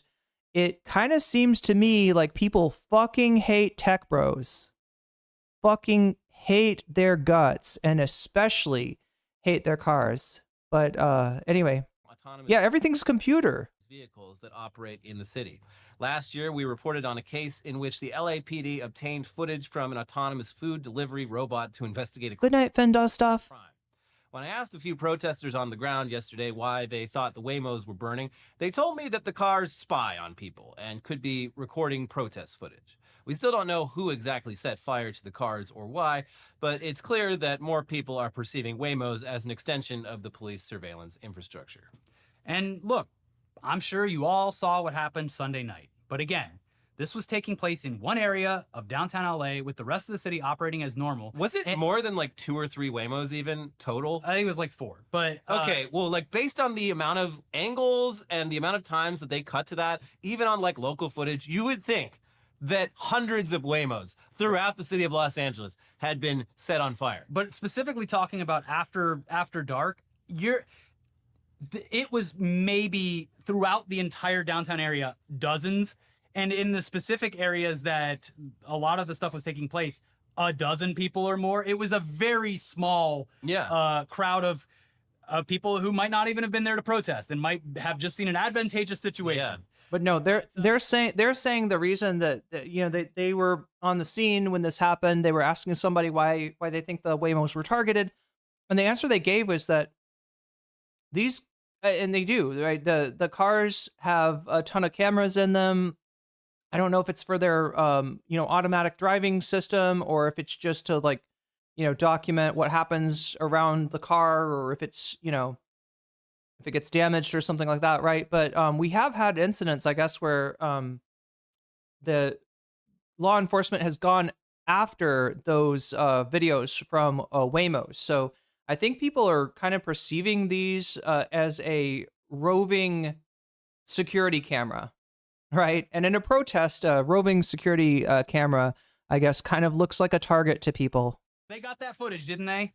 So it was very bizarre knowing that was happening, while at the same time you could see people last night going about their normal nights, enjoying concerts, movie screenings, pride events. We were playing trivia at a bar. Yeah. Went home, showered, went and played some trivia with friends to cool down. You shouldn't be snacking. You're already chunky. Okay, Jen, not chunky enough, apparently. So again, the city is not a war zone. There is and has been no need for sending in the military. But on Monday, after another day of ICE raids on local restaurants, schools, and home improvement stores, all the places where all these violent criminals hang out and not just hardworking members of the community, Trump astonishingly announced that he was sending in 300 Marines. Hoorah! Which, of course, is absolutely absurd and insane and will only continue to exacerbate things, heighten tensions, and terrorize local communities. Just their presence. Run says cops should by allowing and watching all this to happen, because the cell phone towers, they have the technology by pinning that area. They know exactly who and where everybody is antagonizing. Yeah, that's the entire point. Exactly. They're not trained really in non-lethal munitions. They they literally can't do anything except stand there and try to look scary. This is at the direct behest of Pete Hegseth, Stephen Miller, Donald Trump, and Kristi Noem. But before we get into statements from Trump and our local politicians, we'd like to read a post that was making the rounds on Sunday afternoon that called, pretty much like Babe Ruth, called exactly how the media and administration were going to react to this from just a mile away. And it sums all of this up in words that we're not going to be able to top. So this is Travis Helwig on Instagram. In the coming days, the national media is going to call LA a war zone. But the truth is, the folks protesting today were worried about the— I'm sorry, chat. I'm just jaundiced by Ethan Klein. Whenever I see an Instagram story I have a reaction, but no, this isn't Ethan Klein. Their friends, their neighbors, and their community. A few idiots will throw a rock and it'll take over the entire narrative. But just know LA is afraid right now because their co-workers were kidnapped at work, because the guy who sold them dinner was snatched by masked men, and because a bunch of neighbors' parents straight up never came home. As Trump gleefully escalates this with the National Guard, violence is inevitable. But just know this protest started from a place of protection, a place of love. We love our family, we love our community. Whatever the news tells you in the coming days, that's the truth, and they're going to paint a vision of LA that is much different from that. Don't let them. And God, even the fucking local news, I had to switch from KCAL to ABC last night. It was absurd. Because they have to be a Sinclair station. I need to look that up. But like, it's also just the fact that they're having to do like round the clock live commentary, and they just run out of things to say, and they're not reporting the news, but they're just like reacting as they personally see it, which is in a lot of cases completely wrong. It was very clear that these reporters have very much like drank the Facebook Kool-Aid in a lot of ways, because they were openly talking about like, well, we don't know how many of these people we're seeing right now, flew in from out of state. That was insane. I was like, that's not a thing that happens. No one booked tickets this morning to fly to LA to do this. Last minute ticket to LA. I'm not doing anything. Time to go riot for, I don't know, reasons. Because like, walk me through why or how that would even fucking work. The only example of that ever fucking actually happening was January 6th. Yeah. And those people had like a month's advance notice to like, book hotels and flights and whatnot. It was driving me insane. Yeah. It's one way that 10 years of Trump has just melted people's brains. Created a narrative out of thin air that like people apparently just take as gospel now, even though it makes no fucking sense if you even think about it for a minute. Yeah. Anyway, we apologize for being just all over the place with this episode. Obviously, we have a lot of thoughts on what's going on here. Wait, do you plan on entertaining or eating the most flavored pepper of all times? Are you wondering what I'm eating? Flavored pepper. I mean, look, I should flavor it with pepper. I do have some pepper flavor, but this is mango. The sour mango. Anybody ever had sour mango? It's a delicious snack. Our timeline's going to be a little bit You're pooping right now, phase 2? Eat some sour mango. It'll help you poop. out of order. We're kind of jumping back and forth, but since we brought you up to speed on everything that we experienced and what our city has been through in the past few days, here's old Donnie Trump's statements, which are completely detached from reality and increasingly threatening. On Saturday, Trump posted the following statement at a time where literally no riots or looting was happening at all. If Governor Gavin Newsom of California and do not come, chat. Do not come. I think it's Newscum. Newscum. And Mayor Karen Bass of Los Angeles Newscum can't do their jobs, which everyone knows they can't, then the federal government will step in and solve the problem. Riots and looters, the way it should be solved. So Saturday night, before any National Guard had actually been deployed to the city at all, Trump also posted, "Great job by the National Guard in Los Angeles after 2 days of violence, clashes, and unrest. We have an incompetent governor, Newsom, and Mayor Bass, who were, as usual, just look at how they handled the fires and now their very slow permitting disaster. Federal permitting is complete, unable to handle the task. These radical left protests by instigators and often paid troublemakers will not be tolerated. Also, from now on, masks will not be allowed to be worn at protests. What do these people have to hide and why? Again, thank you to the National Guard for a job well done." I think they're probably wearing masks because breathing in tear gas is painful for the lungs, and an N95 can help a little bit. But don't worry, chat. ICE is still allowed to wear masks. Yeah, a lot of people. That's probably why. They definitely don't want people knowing who they are, right? Because look, Trump's not going to be president forever, and there's a historical precedent for just following orders not being good enough as a defense, right? They definitely do not want to be unmasked. A lot of people are fighting for their families and don't want to be identified, justifiably so. Yeah, that's another thing. It's like you have made it very clear, like they literally were flying like Reaper drones above LA. Yeah. You could see. Horace Docs says they lied. Horace, they were there. Were you? Like cops, every line of police had at least one person with a fucking camcorder, and it's like You were like, I saw a clip though. yeah, they're covering I saw a clip on Asmongold. their faces because you're gonna try to Yeah, based. throw them in prison for Yeah, simply you're like intimidating them. being outside. Also, the Protests are happening all over the country, much bigger than the LA protests. I haven't seen, I mean, the LA protest is, I don't know what, 10 in the tens of thousands. Altogether, yeah, the protests that are going on in other cities are probably, involving more people. But Sherry, let me know, is there a protest that's bigger? cops are wearing masks. Second of all, I didn't wear a mask. You did. They were there, David Santos, and they didn't see you. Okay, so you're lying. When the tear gas came on, we did put them on. Yeah. But like, there's really no point for us to mask Yeah, up. I'm not trying We're like, I know it not to like. We have somewhat of a following on YouTube, but like we're sort of public figures. Our intentions are known. Yeah, we're also- gonna do things peacefully. We're gonna do things by the law, and we're not gonna we are there to protest and be seen. So I'm not gonna cover my face because you should know that I'm there and supporting this. Shout out to everyone that said hi. Yes. Now, the National Guard did eventually show up on Sunday morning, and they arrived at the federal building to guard it from no one. No one at all. Until they had live shots of them just standing there. Bobby Molotov says in New York it's huge, but no cops, no violence. Just understand that the what they're doing is they're filming at night. Random violence going on in a lot of cases because the cops are otherwise occupied. The cops are not doing when shit like this happens, right? The cops do not respond to a lot of calls that aren't like emergency. Right. So people that want to get away with something know that this is their best chance to get away with something. Then inevitably violence happens and then they blame it on the protesters. That's a great trick there. That's a great trick, right? Trump provokes people, rips people's families apart. People protest because they don't like what's going on. They got shot at with tear gas and flashbangs. And meanwhile, people just burn fucking dumpsters in the streets. And where are the cops? Nowhere, because they love the fact that the local news is filming this. Oh, great, cool. We'll be able to crack those heads of protesters now.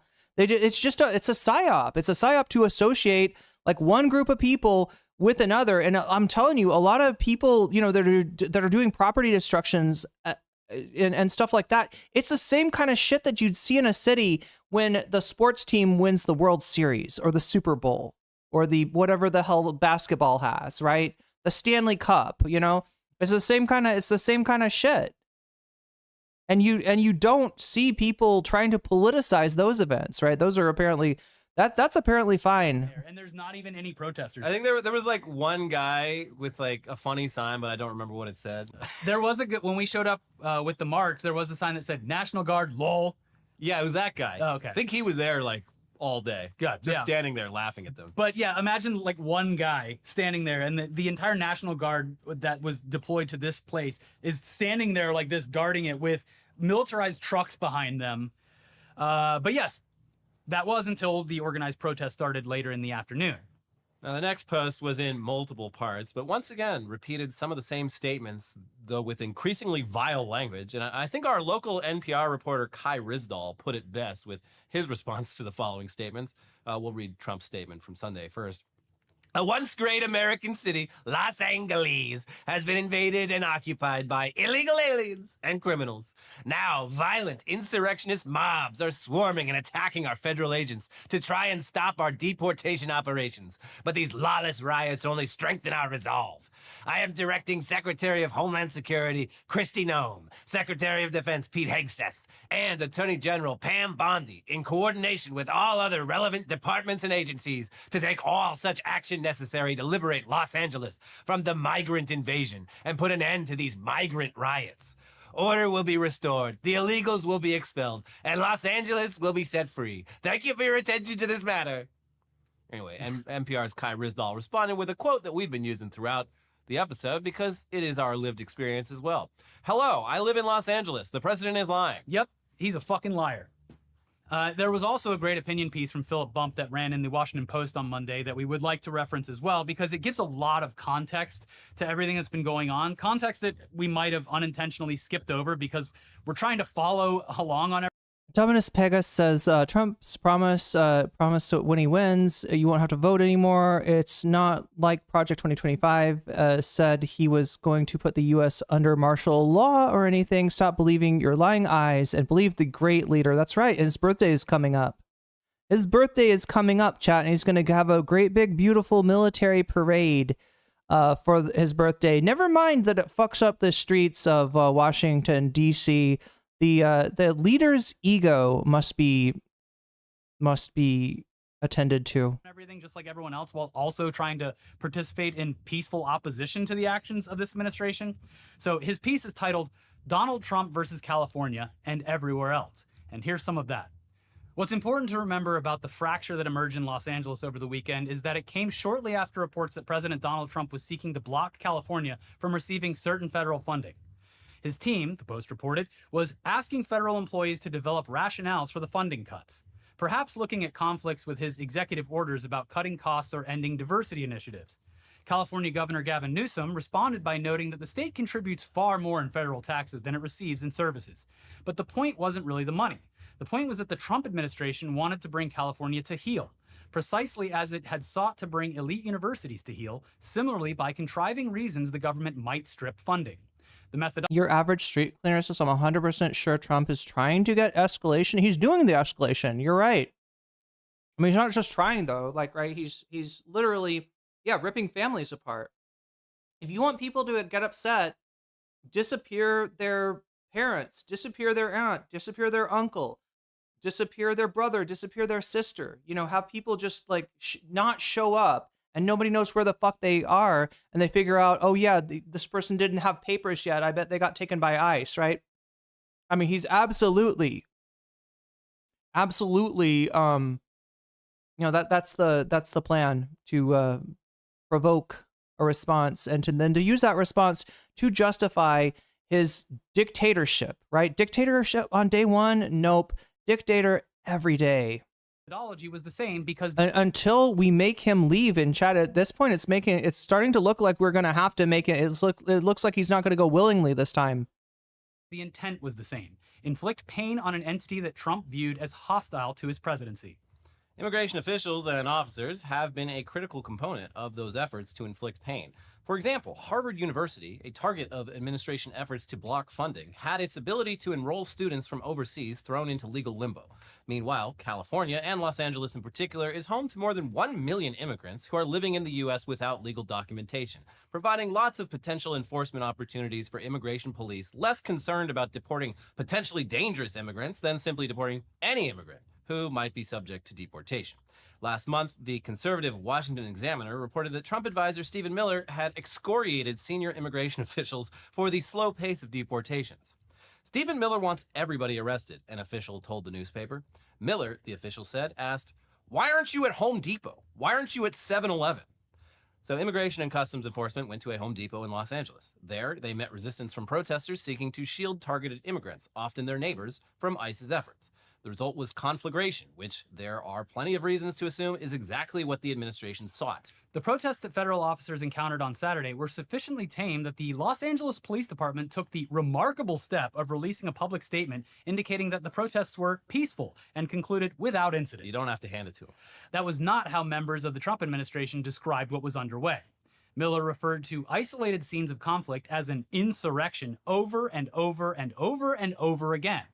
Again, the easiest way to understand this is not that Los Angeles has suddenly turned into a metropolis riddled with criminal immigrants who are holding it hostage. The easiest way to understand this is that the president and his administration have been looking to California as they have been looking to crush any center of power that he views as adversarial. The reason the National Guard was deployed to Los Angeles for what appeared to be a pretty uneventful mission is not that soldiers were needed to restore order.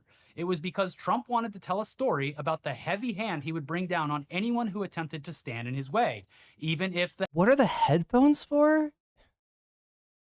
Well, I guess I could get some monitors, but you'd hear feedback.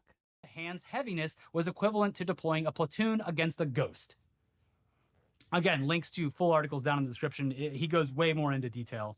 Yeah, it's he's got his big military parade coming up. Yeah, exactly, Dominus Pegas. No, it's this weekend. Oh, is it? Yeah, it's this Sunday, I believe. Cool. And there are nationwide protests scheduled. Anyway, this is just more of that. Yeah. I'm a big look at my army. Look at what I can make them do. The images. Sorry, He wants the escalation because he knows his followers will still blame any and all escalation, any and all violence on the victims being forcefully ripped from their homes by agents without uniforms. Yeah. Totally on it, but the images of like trains arriving to the DC area just covered with tanks is. Elias says a test to see how far he can push his dictatorship. Yeah, I mean, look, like LA right now is Trump's test kitchen. That's what's going on. He's seeing what he can get away with. Outrageous. He's seeing who pushes back. You see, and right now the people of Southern California are pushing back. So fucking silly. Like, I mean. And how much money are they wasting on the response here in Los Angeles and all of that in Washington, D.C. at a time when they are complaining about a so-called deficit and at a time where they just simply refuse to fund programs that provide vital services to people in need? Yeah, that kind of parade is something a country does when it wants to, when it's no longer being taken seriously. It's got to puff up its chest and be like, hey, I'm actually pretty dangerous too. No one believes the U.S. is militarily weak. We get it. There's no reason for this. The DC parade and the response in LA is offensive with how much money they're probably wasting. Like, not even probably. I know that it's millions upon millions of dollars that they're wasting on this. Oh yeah, well. They might be saving a lot of money that they would be spending on hotels and whatnot, because from the sound of it, they're not being offered much in the way of quarter. The ICE agents were turned away finally from the Pasadena hotel. Yeah, they got kicked out. Am I live? I hope so. And the National Guard is apparently just sleeping on the floor and sleeping outside.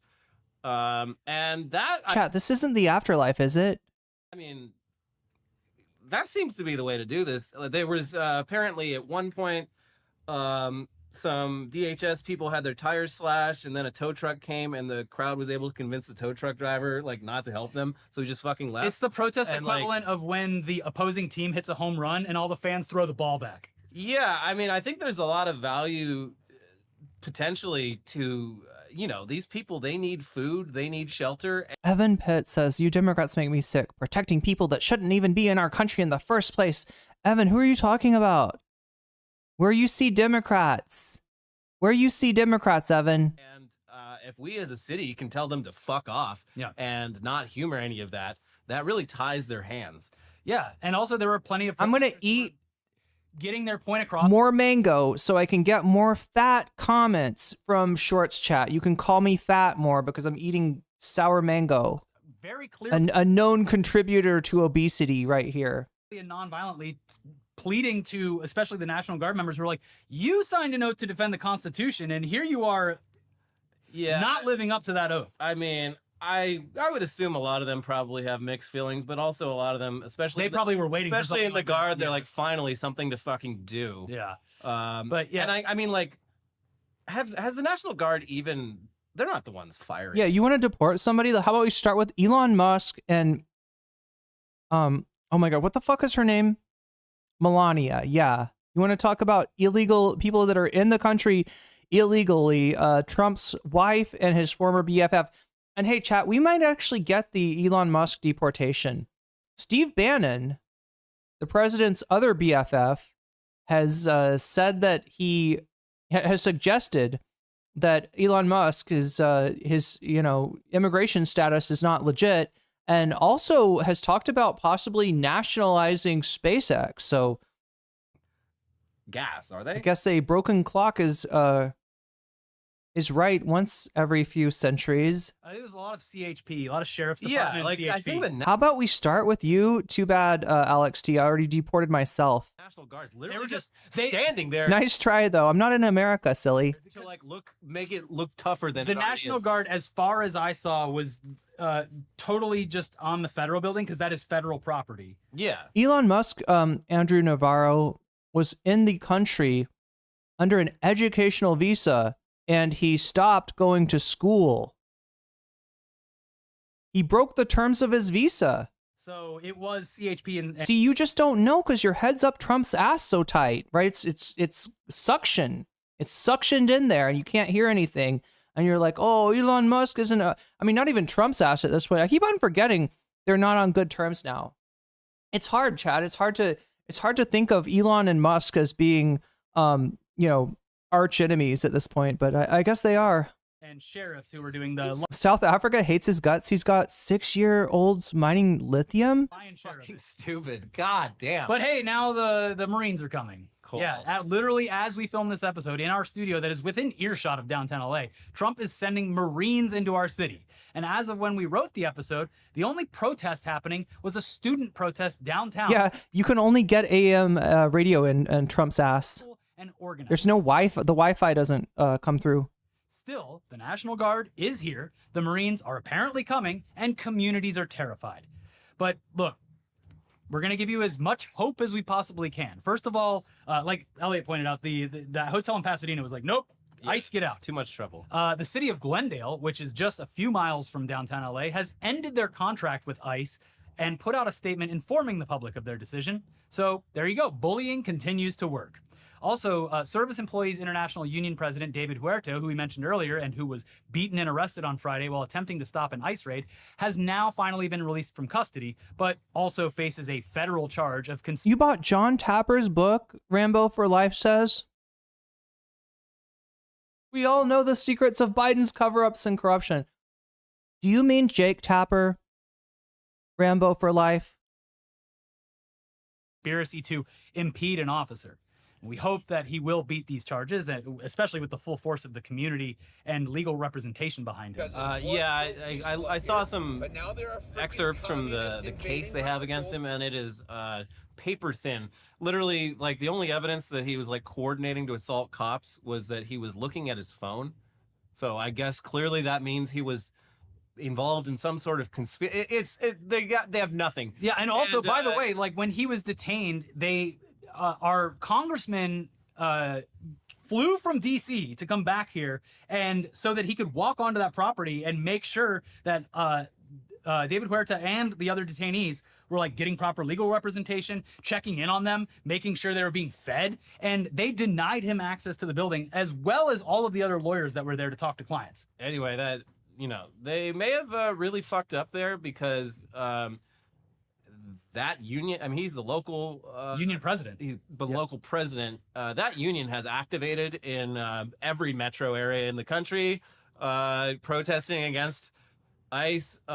Other union leaders have expressed inter-union solidarity. I did see the Writers Guild West was out today. Yeah. I mean, the SIEU, David Huerta's union, I mean, they had a huge fucking presence on Sunday. Yeah. And like, justifiably pissed off. And hello, Democrats. I thought you were the party of the working man, the working. Are you checking to see if this is really live? Well, I hope this helps. Class, the pro-union party. It would be cool to see just any spinefulness on this at all. Yeah. Now, on a personal level, I want to say thank you to everyone who posted or reposted anything that they saw this weekend. I know sometimes it feels like you're not doing enough by posting, but you are spreading the truth through photos and videos and experiences that people might not see or hear otherwise.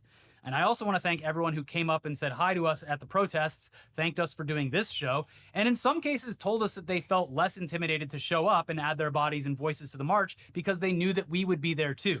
In some cases, marching right alongside them.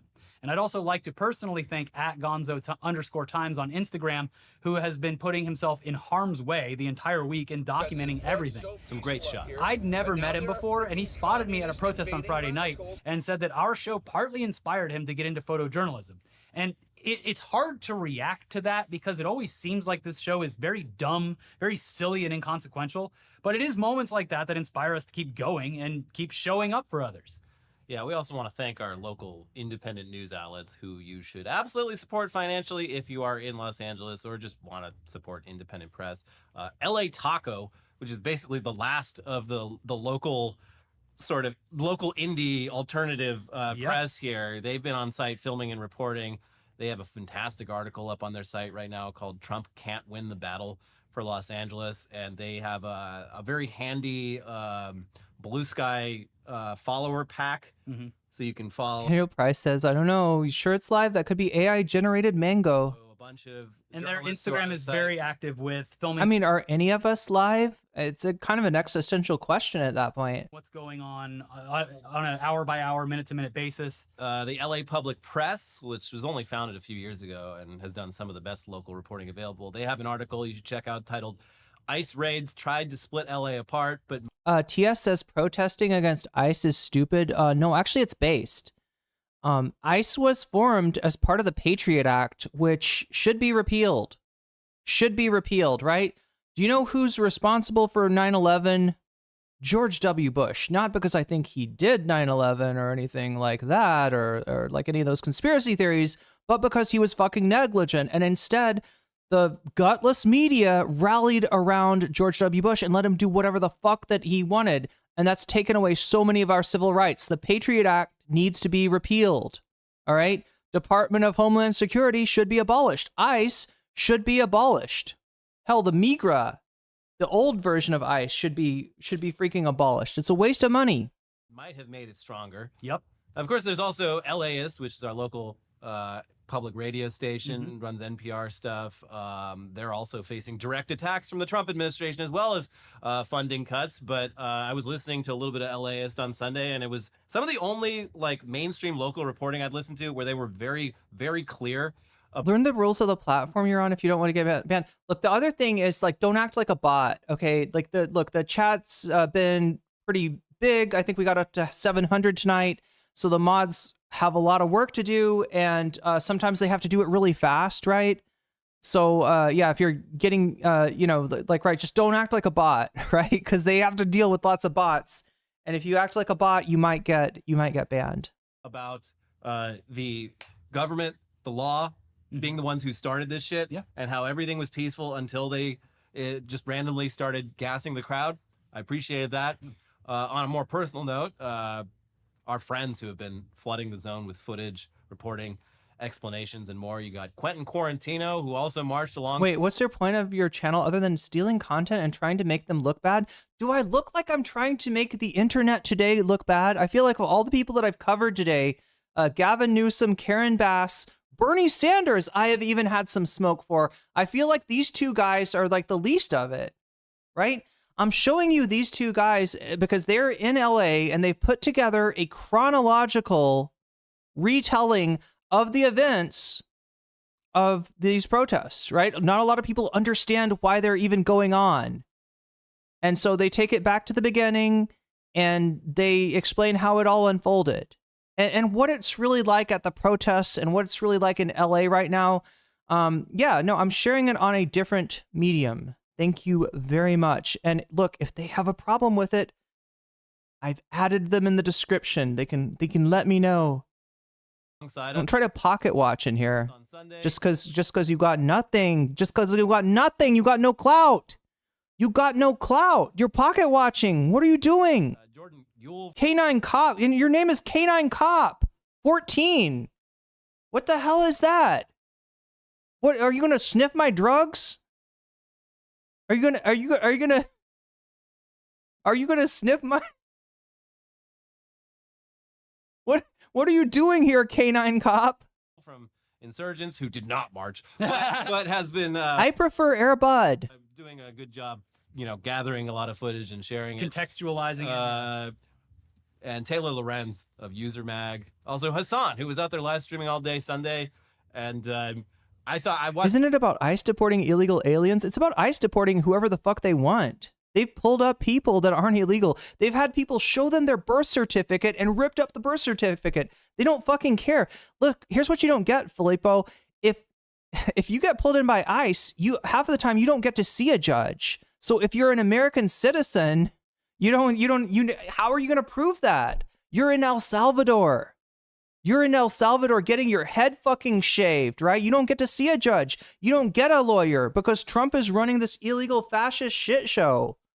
I watched the compilation footage of it, and I think there's a lot of value there of just showing. Tobias Ingram says, I'm a Fed. That's definitely what a Fed would say. On the ground that these are normal fucking people, not violent people. Nope. But don't act like a bot or you will get banned. Not paid antagonizers or people that flew in to like cause And like chaos. he didn't try to hide like a lot of the Yeah, Dominus Pegas says ICE is deporting tan people. Pretty much.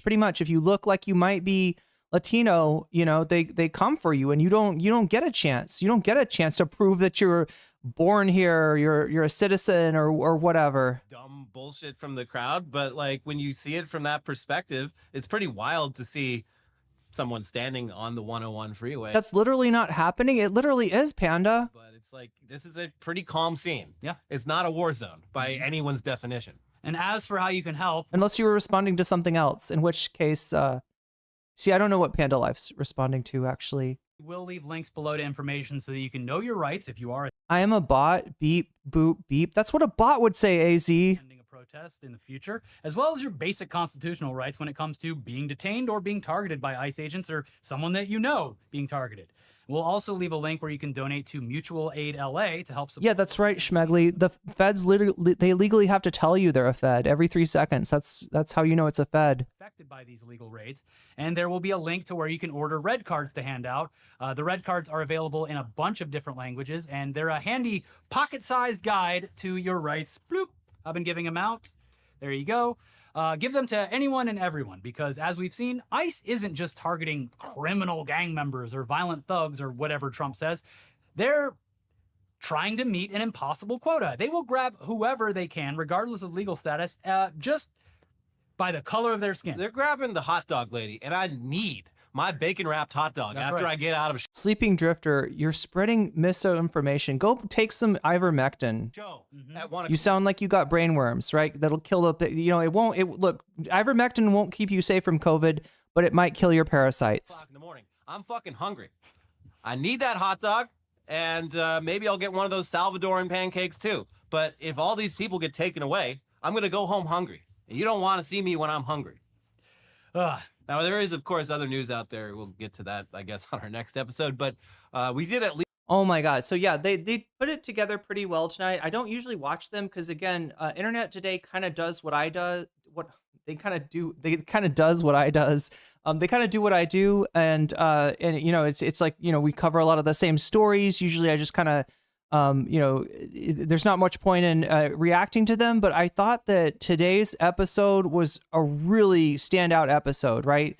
You know, they were in the area, they were at the protest, they know what's going on, and they've got a pretty good timeline put together as far as, you know, how this all unfolded, the order of events. And it's important to check in with that sometimes, especially when we live in a culture that just thrives on viral clips.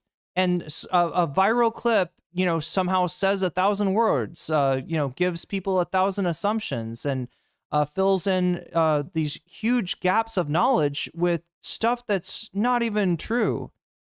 And when you're focused in so tight on one burning dumpster fire in the middle of an intersection in Compton, you're not seeing the entirety of the story. You're certainly not seeing the entirety of the protest. So I tried to give you a little bit of that yesterday, just watching a very boring AP stream of the protest and showing you that no, we do not see any illegal acts, right? The AP is on that protest the whole day.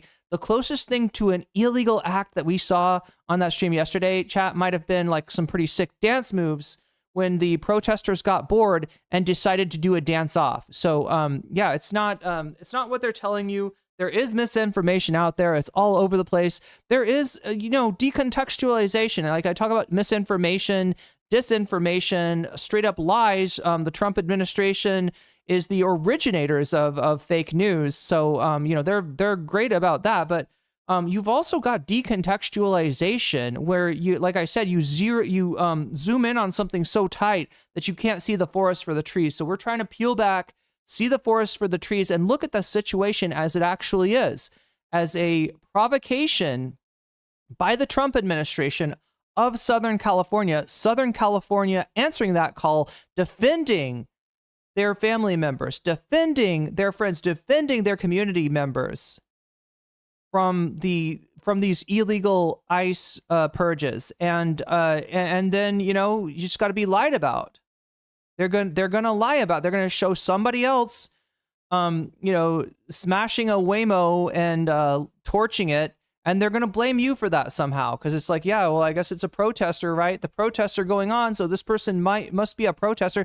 We don't know who the fuck that person is. You don't know what the fuck their motivation is. Are there people out there that want a direct confrontation with law enforcement authorities? Yeah, I guess. And there was probably some of them out there over the weekend.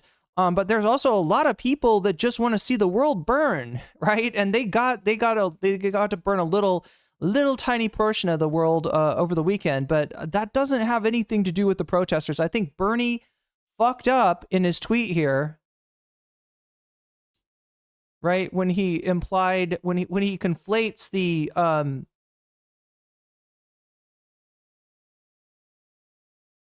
violence with the protests. It's got nothing to do with that.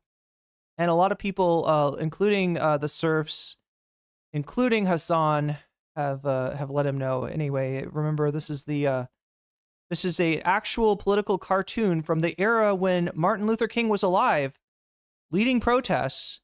And wait, no, it doesn't show up. Oh my God! Wait, can I make this smaller? Can I shrink this down so you can actually see it? Because there's a, oh my God, God, Twitter fucking sucks. I hate Elon. All right, let me try. If I go like that and I go like open image in a new tab, maybe then I can zoom us out slightly. Okay. Hopefully you can see that, chat. Let me zoom it out a little bit more. Right there, maybe. All right. So yeah, this is a political cartoon about Martin Luther King. You can see the, shit's torn up. The dude is knocked out. Lots of dudes are knocked out. There's broken bottles. There's bricks. There's cars on fire. The same kind of shit that you're seeing on Fox News, right? Only this was in the 60s, and this was about Martin Luther King and his protests. They said the same shit about him, right? And look at this. Look at this. Look at how they're making fun. You know how like right-wingers love to be like, oh, peaceful protests, peaceful protests. What about this peaceful protest? Here's a dumpster on fire. What about this peaceful protest? Here's a dude bashing a Waymo, right? And so the caption here is, I plan to lead another non-violent march. I can't do a Martin Luther King chat, but you can imagine in Martin Luther King's voice. I plan to lead another non-violent march tomorrow. And that is how he was written up. That was how he was talked about in the time that he was alive. Martin Luther King had an incredibly low approval rating. People did not like him at the time, viewed him as somewhat of a troublemaker and a rabble rouser, and yes, blamed him for, violence that would happen in and around, any kind of activism that he did. He would get blamed for that as well, right? So, the beat goes on, and some things never change. Speaking of never changing, it is 1:46 right now in Los Angeles. This is some dude driving around there. There's actually not a lot going on tonight. In LA, curfew is in effect. Let me see if I can find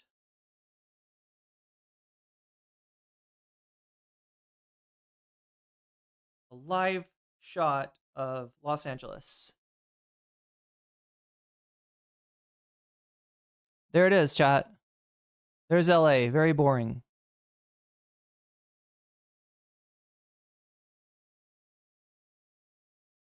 Let me see what else I might have in my bag of goodies here. I got sour mango.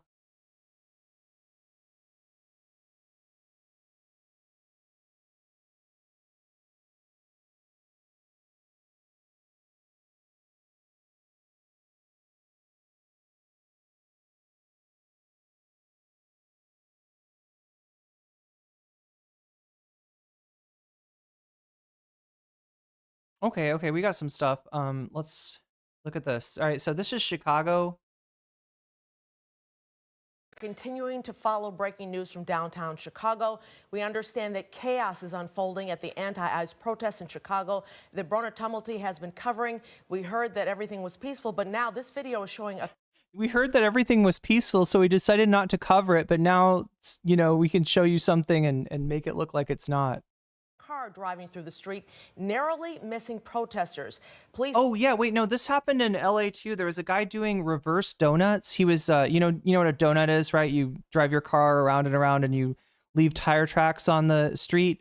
A reverse donut is doing that in reverse, right? So some dude was doing that in a white van, and actually like plow it, like, you know, it looked like trying to run down protesters. Obviously not somebody who's a fan of the protesters. He was eventually tracked down and arrested by police in LA. But now we got another one of these, this vehicle.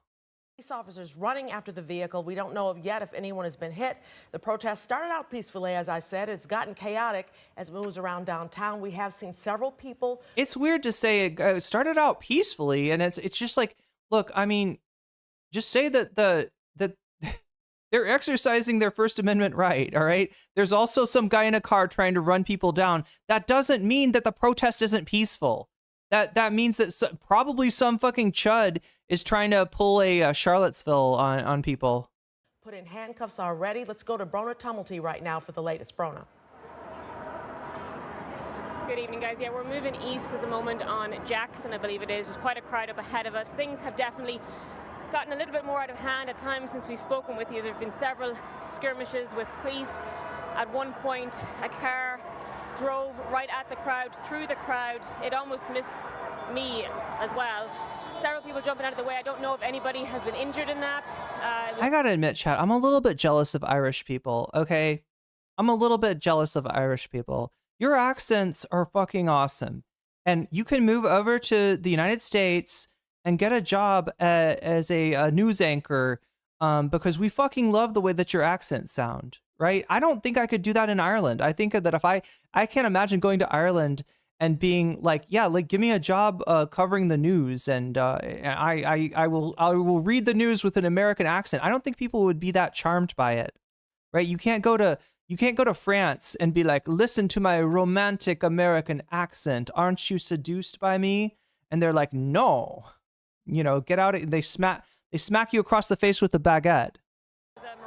Colored vehicle. Yo, thank you for the contribution to my Thai visa fund, whoever that was. The sheer sound of the crowd here behind me. We're almost up to the lakefront, up to Michigan Avenue. Oh.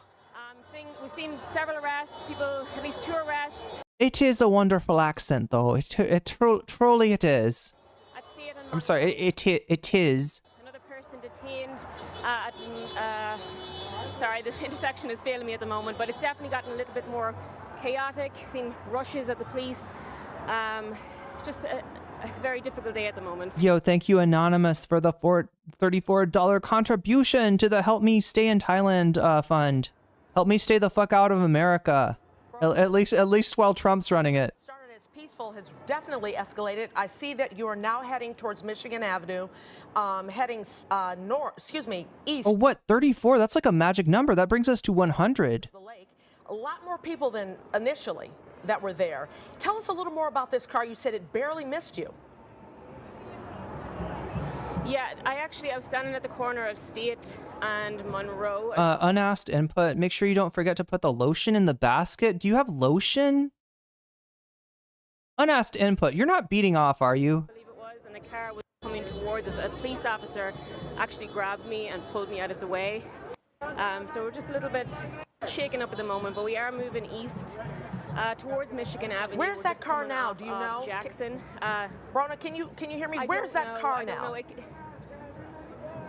can hear you. I'm not really jealous, Chad. I'm not really mad at her. And I'm sure she's a great journalist. I'm not dissing her journalistic skills. I would love it if my American accent was as like sexy and you know, alluring to like you know, Thai people as like a French accent or an Irish accent or you know, what have you is in America.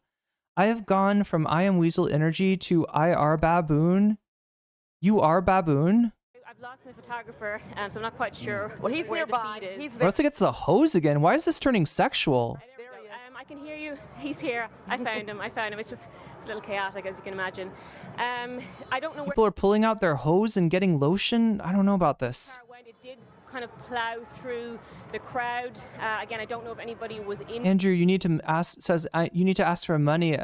Wait, what? injured in that. It did seem like people were rushing to get out of the way. It almost seemed like it sped up to get through the crowd. It did seem to come east this direction, and police did seem to go after it. So I don't know if that person has been apprehended or not. But certainly a very a chaotic scene. Yeah, we're hearing that the person by that incident in itself. Just embrace the cards you're dealt as an American. Okay, I can do that, Mac. That's good advice. I'm hearing from people that they say the person driving the car got out of the car, Welsh accent is also underrated. got back in the car and started driving. I personally couldn't see that from my perspective. It's a little harder to see these things on the ground. Yeah, there's definitely some hose in this house, Schmegley. I think you're right. What feed caught that, but that could well be the case. But the car definitely left the area and came east, I believe. Well, Sophia Martinez says, when I say Irish, I mean Irish with a full-blown accent. Obviously glad that you're okay, Braun. I understand it's alarming, troubling there. Would you? Oh, thank you, Narwhal. At this point, does it feel confrontational? Are the protesters shouting things at police officers? Is it getting tense where that's concerned? You know, it's hard to tell. The crowd has grown significantly since all of this started. When we were over in Federal Plaza at 5:30, I would say there was probably several hundred people. It certainly seems like it has swelled to a greater number than that at the moment. I think it's still moving east towards the lake at the moment. But yeah, I don't... Timothy Hardesty says, I'm Irish and I was in a hospital in America and the nurses were coming in just to talk to me and hear my accent. Oh my gosh, that's got to be so weird. I don't know how to answer that question, because I would say at times it has certainly been more tense than others. There definitely have been like confrontations to a degree. But I think, I mean, overall it seems like things are quite peaceful. And that is certainly what people told us. See, even when there's some asshole trying to run down protesters in a car, it's like, well, the protest was peaceful. Like, did the nature of the protesters change? Did these people just change from bad people to good, from good people to bad people, just because somebody tried to fucking run over them? Like, it's so weird. Anything that happens within the vicinity of a protest becomes the fault of the protesters. It's like they did it. Talking to them that they wanted this to remain peaceful, that they didn't want things to get out of hand and to look like they're currently looking in Los Angeles. Brona, we got a live shot from Skycam now. Oh, Luis says, U.S. politics are just a big shit show. Why are the liberals not pushing for inauguration when you have a criminal as a president doing all he can to dismantle democracy, democratic institutions in the U.S.? Hey, Luis, good question, first of all. Second of all, inauguration is what happens when you hold a ceremony for the new president going into office. You're thinking of impeachment. That's the word for when, let's see, a majority of the House of Representatives votes on articles of impeachment. So right now, the House of Representatives, unfortunately, is just ever so slightly tipped towards the Republicans. And the Republicans are gutless, right? Why doesn't the U.S. House draft articles of impeachment and pass them? Because there's not one brave Republican in the entire House. They're all afraid of Trump, and up until recently, they were all afraid of Elon. We'll see if things change at some point, right? You are having some people starting to have buyer's remorse, at least voters having buyer's remorse about Trump. We'll see what happens with the House, right? So that would be the first step. The second step is in the U.S. Senate. And that requires, is it 60 votes or 67, Chad? I think it's 67. I think it's a ridiculous amount of the Senate has to vote to remove the president from office, right? So that's what happens in the Senate. Now, that's never really happened, at least in the modern era. The closest we came was with Richard Nixon, who was an absolute crook. And everybody knew it, and even the Republicans admitted it, and they would have removed him from office, except for the fact that he was he resigned. He handed the presidency to Gerald Ford, who subsequently lost in the next election to Jimmy Carter, who ushered in the age of neoliberalism, and we're all suffering for that, right? We're all suffering from the deindustrialization and the abandonment of Keynesian economics, which, while it's not the economics that I think are great, I tend to be a fan of Karl Marx when it comes to questions of economics. But, John Maynard Keynes, at least, that is capitalism with a soft glove, so to speak. And they abandoned that. They abandoned the working class, absolutely. And the Democrats have had trouble getting elected ever since. And their only answer has been like, you know what we should do? Since we're losing to the Republicans, hey, what if we were more like the Republicans? What if we would just be more conservative? If they like Republicans, maybe they'll like a nice conservative Democrat. And that's what gets you bullshit like Bill Clinton's supposed welfare reform, right? Hurting the working class again. See, they're taking the wrong message. The American people want a political party. Working people in America want a political party that's on their fucking side. And, the Democrats, I guess, in the 40s kind of got bullied into passing the New Deal. FDR even wanted a workers' bill of rights. That didn't end up getting passed, but it would have been great. And for a while, people had just, the New Deal was defining not just the Democratic Party, but the Republican Party as well. And yeah, things changed in the 70s. And ever since, right? Ever since, people have been getting more and more miserable. What you have essentially is, if you look at the production, which is how much you, as an average worker, how much value you create for your boss, for your company, right? The literal value of your contribution, that's your production, right? If you look at average production and you put it on a graph along with average pay, between the 40s and let's say the late 70s, you saw that graph, you saw them both go up at the same time. So, right, like both lines are going up. They're going up, up, up, up, up. You get to the late 70s, and what happens is production, the amount of value produced per worker, inflation adjusted, continues to increase. You know what that means, chat? That kind of means that you're doing not only your own job, but you're doing the job of your coworker that just got fired, right? That they're laying people off, that they're firing people, and they're taking the workers that they have left and they're asking them to do more work, right? But what hasn't gone up since the 70s is the median rate of pay. Inflation adjusted, it's been pretty fucking flat, right? And yeah, people are pissed. People are pissed, and the Democrats aren't giving them a remedy for that malaise, and until they decide to do that, or until a new, maybe further to the left party rises up in its place, shit's gonna keep on sucking in America. Shit is going to keep on sucking. And we can see when you were there, I know you're at Michigan Avenue, but now it has spilled over onto I don't know if this is just DuSable Lakeshore Drive or Columbus. But I think it might be DuSable Lakeshore Drive. But anyway, it's going towards Monroe. Several people still walking. We still don't have a lot of information about that car. Only what people are saying and reporting, and I'm getting some emails from folks who are saying what other people have seen happen. But from what we're looking at, it still looks very peaceful. But we do know that people have been taken into custody already. I believe at least my photographer said he saw 2 people being arrested at State and Monroe. I saw another 2 people being detained myself, but the intersection is failing me at the moment. So at least 4, I would say, at this point that we're aware of, but who knows how many more will be detained before the end of the day. Yeah, and I wonder, that's got to be gridlocked down there right now as far as rush hour is concerned, because we see the police officers cutting everything off, and we do hear them now speaking loudly on their bullhorns. But now they seem to be turning back down Monroe. We've got your shot up right there. We see the Art Institute, and we see the police officers down there.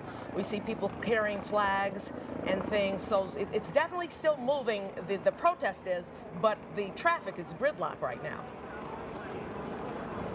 Absolutely. I mean, police have done a very good job in kind of cordoning roads off as the crowd has moved and blocking path of Daisy England says, "Girl, do you sleep? Listen, I'm halfway across the world.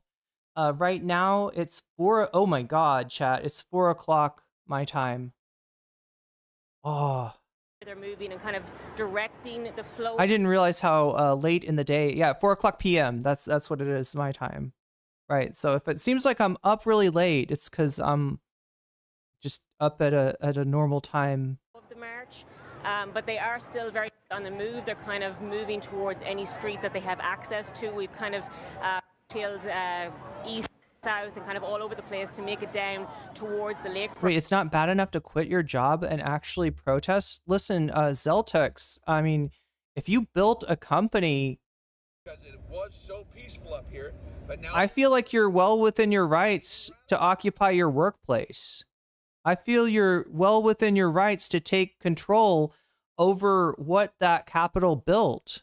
I feel like you're well within your rights to seize the means of production for yourself. Front here, and we're standing right in the middle of the intersection of Michigan and I think it's Jackson at the moment, and they seem to be moving away from us. They seem to be moving east towards the water. Yeah, they're turning on Monroe. How big the crowd is at this point. Yeah, they're turning west on Monroe. They're kind of going around. Jesse Grant says, y'all are some crazy theories. The Mexican flag shouldn't even be there. This is the United States. The funny thing about it, Jesse Grant, is before this was the United States, this was Mexico.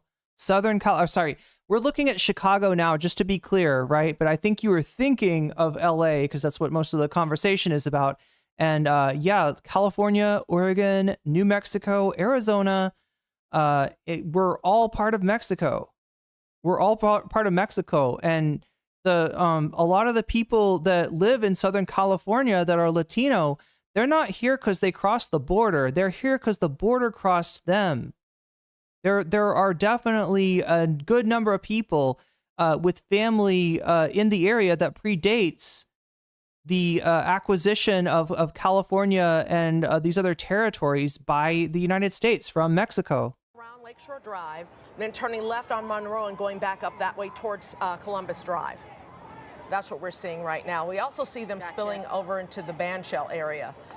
So they're kind of all over the place. Rona, let me ask you, are the police officers there, are they telling people to disperse at this point? Are they trying to guide them into a certain place, or is it just they're going wherever they want and police are just trying to make sure that there's no violence that's happening to the people that are there demonstrating? You think that matters now? Look, it matters because there's people that are being seized by ICE that are American citizens. Do you know why they're being seized? Why would I seize an American citizen, right? Why would they do that?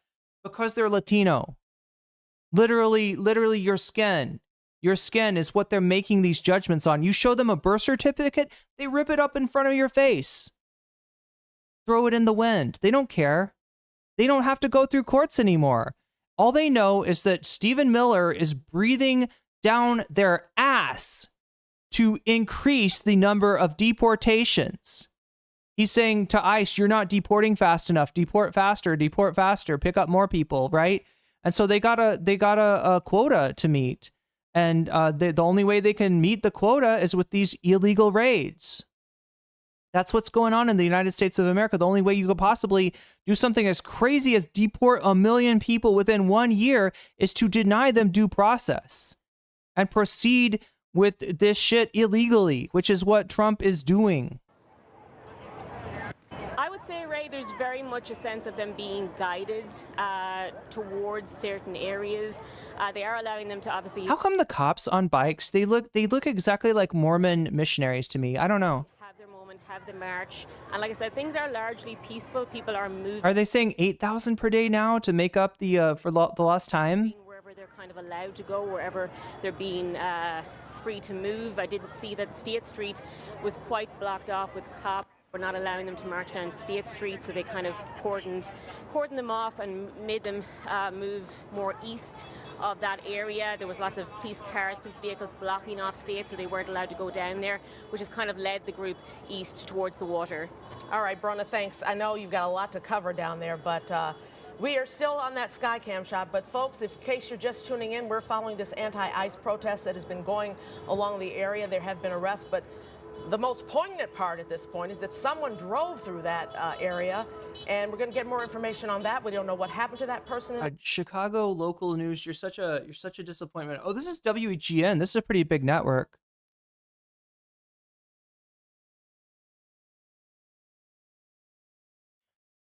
All right, so look, we watched a pretty lengthy timeline earlier from Internet Today. Now I want to take a look at a more concise timeline. This is from ABC News. How ICE raids sparked Los Angeles protests. I'm curious what they've got. Tensions are escalating in Los Angeles after protests against immigration and customs enforcement gripped the city. As protesters clashed with law enforcement officers, blocking roads after protest against... I don't know, ABC. Tensions are escalating in Los Angeles after protest against... This is the problem with these protests, right? Is that the exact images that are selling Trump's narrative are the images that are most likely to go viral. Like I said, we watched a protest yesterday from, just kind of scrolled through the AP's like 8-hour video of it. And for the most part, it was pretty boring. It was pretty boring. There wasn't a lot going on. There was no illegal acts going on unless you count the sick dance moves that some of the protesters were doing when they got in a circle and did a little bit of a dance off, right? There just wasn't anything super interesting, right? But a dude with a shirt off, with his shirt wrapped over his head, waving a flag on top of a burning car, that's pretty interesting. But that's also the exact bullshit narrative that Trump and his minions are trying to spin here. So, yeah, I don't know how much of this is the perverse incentives of the algorithm and, trying to get as many clicks as possible, and how much of it is just complacency. ABC News, if you don't know, their parent corporation, I believe, is Paramount. They were sued by the Trump administration over an interview they did with Kamala Harris. Trump did not like the way that they conducted their interview with Kamala Harris, and he sued them. Now, this is the kind of case that judges regularly throw the fuck out of court. And yet, before it could even get to court, ABC News's parent company settled, surrendered, right? You want to know why? Because they're trying to do a merger, and Trump could stop that merger. So here you got straight up corruption. This is the effect of Trump. He corrupts everything that he touches. If you look at his career, chat, ever since he was a real estate guy in New York City in the 80s, everything this man has touched has turned to shit. And if you look at the country since 2016, I think you could make the same argument. Customs enforcement gripped the city. As protesters clashed with law enforcement officers, blocking roads, vandalizing, and setting cars on fire, President Donald Trump deployed National Guard troops despite California Governor Gavin Newsom's objections. You have violent people, and we're not going to let them get away with it. Here's what we know so far about how the chaos unraveled. June 6, Friday. U.S. Immigration and Customs Enforcement agents were carrying out a series of immigration sweeps across Southern California. Reports of federal agents running after people in a parking lot of a Home Depot in Westlake started circulating. Around 3 p.m. local time, a crowd of dozens gathered in the Fashion District near downtown Los Angeles after ICE agents appeared at an apparel manufacturer there. Video shows what appears to be ICE agents loading at least 2 white, unmarked vehicles with people in handcuffs. Crowds gather around the vehicles. Some are seen even standing in front trying to stop the vehicle from going further. Later in the afternoon, hundreds of protesters gathered outside the Los Angeles Federal Building, calling for an end to immigration raids in the city. Footage shows protesters vandalizing the building and heckling law enforcement. Police with riot gear were seen confronting the protesters with batons and what appeared to be tear gas rifles. The Los Angeles Police Department posts on X saying there is an unlawful assembly in the area of Aliso Street in downtown LA and advises demonstrators and others to leave the area. The next day, around 10:15 a.m., the Los Angeles Sheriff's Department responded to reports of a large crowd gathering in Paramount, a small city about 20 miles south of downtown Los Angeles. amid false rumors of immigration agents planning a raid on a Home Depot in the area. Officers warned the protesters. Look, as they're saying false rumors, right? It's impossible to know because the federal government now lies regularly, right? So they're saying that their government source, contradicted those rumors. Anyway, we don't know what we don't know, but this is ABC News very much keeping their head down, very much kissing the ring of the Trump administration. And it's kind of sad to see. Didn't they just fire somebody too, chat? I mean, like I was telling you about the settlement that they did with Trump over a ridiculous court case. For comparison, chat, Fox News did a interview with Donald Trump around the same time during the election, in which case they asked him if he would release, a number of records that people, controversial historical cases like JFK. And they're like, you're going to release the JFK files? He says, yes. You're going to release the alien files? He says, yes. You're going to release this file? Finally, they ask him, are you going to release the Epstein files, right? And if you watched the interview on Fox, you saw Trump say yes. And then there was a cut. Why is there a cut? What's in between? Well, when you look online on online, Fox has the whole interview, and what was in the cut was Trump backing off of that statement of yes, I will release the Epstein files, and saying, well, there's a lot of fake stuff in that world, so maybe not. Maybe not. I wouldn't want any innocent people to get hurt because that's a bunch of fake stuff. That Epstein stuff, it's all fake stuff. And yeah, Elon Musk has even acknowledged this, right? That Trump looks guilty as a fuck when it comes to his involvement with Epstein. That is the same kind of thing. That is Fox News cutting out a section of an interview to make Trump look like he is not a pedophile. When for all we know, he very well may be one. He may be one, chat. He was definitely a good friend of Jeffrey Epstein. He's definitely got some weird quotes talking about underage women and Epstein, and it's just just a complete double standard. And then he turns around and sues ABC because they didn't show all of Kamala Harris's interview, and there was a section in there that looked bad for her or something. Same kind of shit, but for it's bad when ABC News does it with Kamala. It's not bad when Fox does it. For when Fox wipes Trump's fucking ass, when Fox cleans his fucking dirty diaper up for him, so to keep him from looking like a pedophile, which is what he was sounding like when he says, I don't know if I will release the Epstein files because there's a lot of fake stuff in there. There's a lot of fake stuff. I wouldn't want anyone innocent to be smeared by that. Like, that's almost him saying that there's shit about him in the Epstein files, and that's why, which is exactly what Elon said. Exactly what Elon said. Anyway. Protesters to disperse as intensity grew. Another protest occurred in Compton, with some protesters starting a series of vandalization, including setting a car on fire. Around 6 p.m., President Donald Trump signed a memo ordering 2,000 National Guard troops to LA. Protesters were seen throwing rocks, glass bottles, and fireworks at officers throughout the night as officers fired flashbang grenades and less lethal projectiles. Members of the California National Guard arrived in downtown Los Angeles shortly before 4 a.m. on June 8th. The deployment is the first time in decades that a state's National Guard had been activated without a request from its governor. 22 Democratic governors called Trump's deployment of the National Guard in California, quote, an alarming abuse of power. Protesters started marching downtown Los Angeles, chanting and holding signs that read, "Fight Trump." The LAPD went on, quote, tactical alert, and the use of less lethal munitions has been authorized by police. With the LAPD and National Guard present on the scene. So the thing they're not telling you is that at first the LAPD was not using tear gas, all right? And look, I hate the LAPD.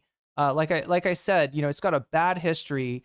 The reason that OJ was set free was because one of the cops that was on the case of investigating OJ, one of the cops turned out to be a white supremacist, turned out to be a literal Aryan Nation dude.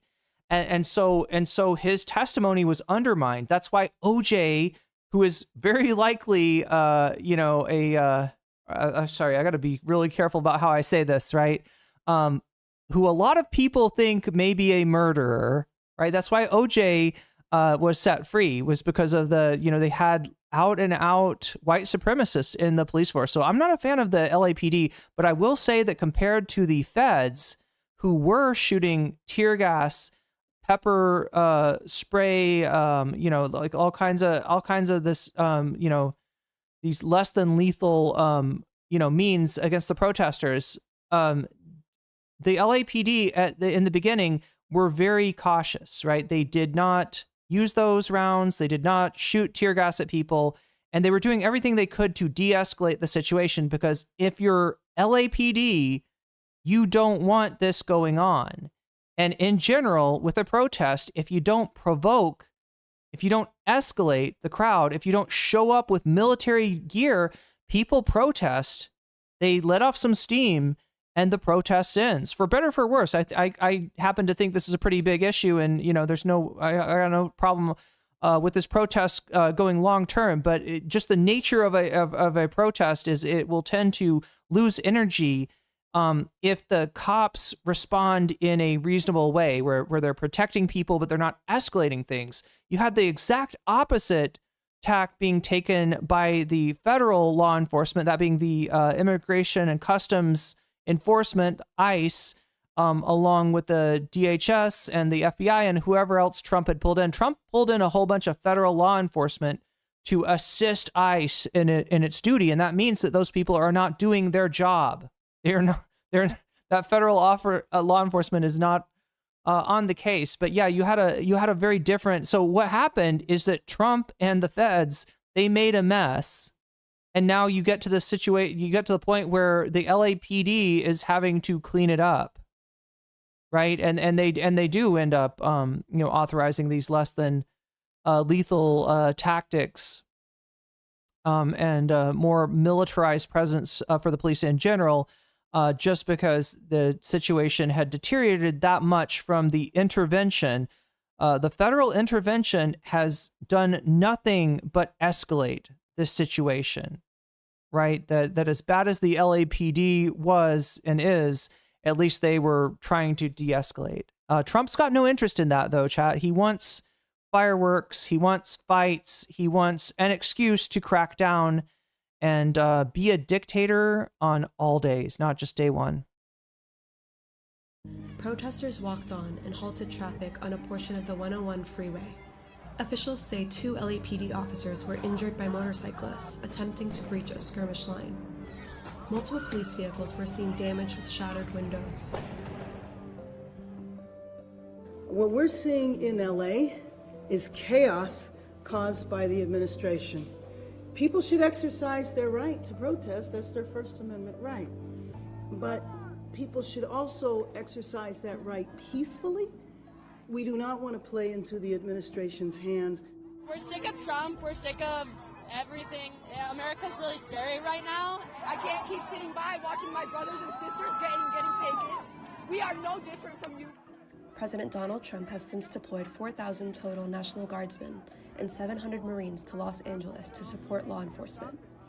California Governor Gavin Newsom and California Attorney General. Okay, so we just watched, this is Karen Bass here. Let's see if I can find her. Where's Karen Bass? Here. This is Karen Bass, mayor of LA. Right, the Onion did a little satire, right, of what Karen Bass said here. Protesters urged not to give the Trump administration pretext for what it is already doing. Los Angeles, responding to escalating clashes between civilian activists and militarized immigration authorities, Los Angeles Mayor Karen Bass publicly urged protesters Monday not to give the Trump administration any pretext for what they're already doing, and will keep doing no matter what. Angelenos, she said, don't engage in violence and give the administration an excuse to inflict all the damage they have been inflicting carte blanche for months and months on end, said Bass, adding that Trump and his team are just looking for a reason to respond with violence, and they would have done whether or not that any of this had happened. Don't fan the flame that has been fanned behind the scenes at the White House since day one of Trump's term in office. You don't want them to start abducting people in broad daylight and deporting people, would you? No. Let's not become scapegoats for the horrific violations of civil liberties that would have eventually landed at your doorstep regardless. At press time, Bass warned that Trump was using the action of the protesters to justify sending the National Guard that had been pre-deployed to the conflict days before it even began. So there we go. Onion is roasting Karen Bass here. And rightly so, I would say. All right, we got one more thing. Wait, do we have one more thing to look at?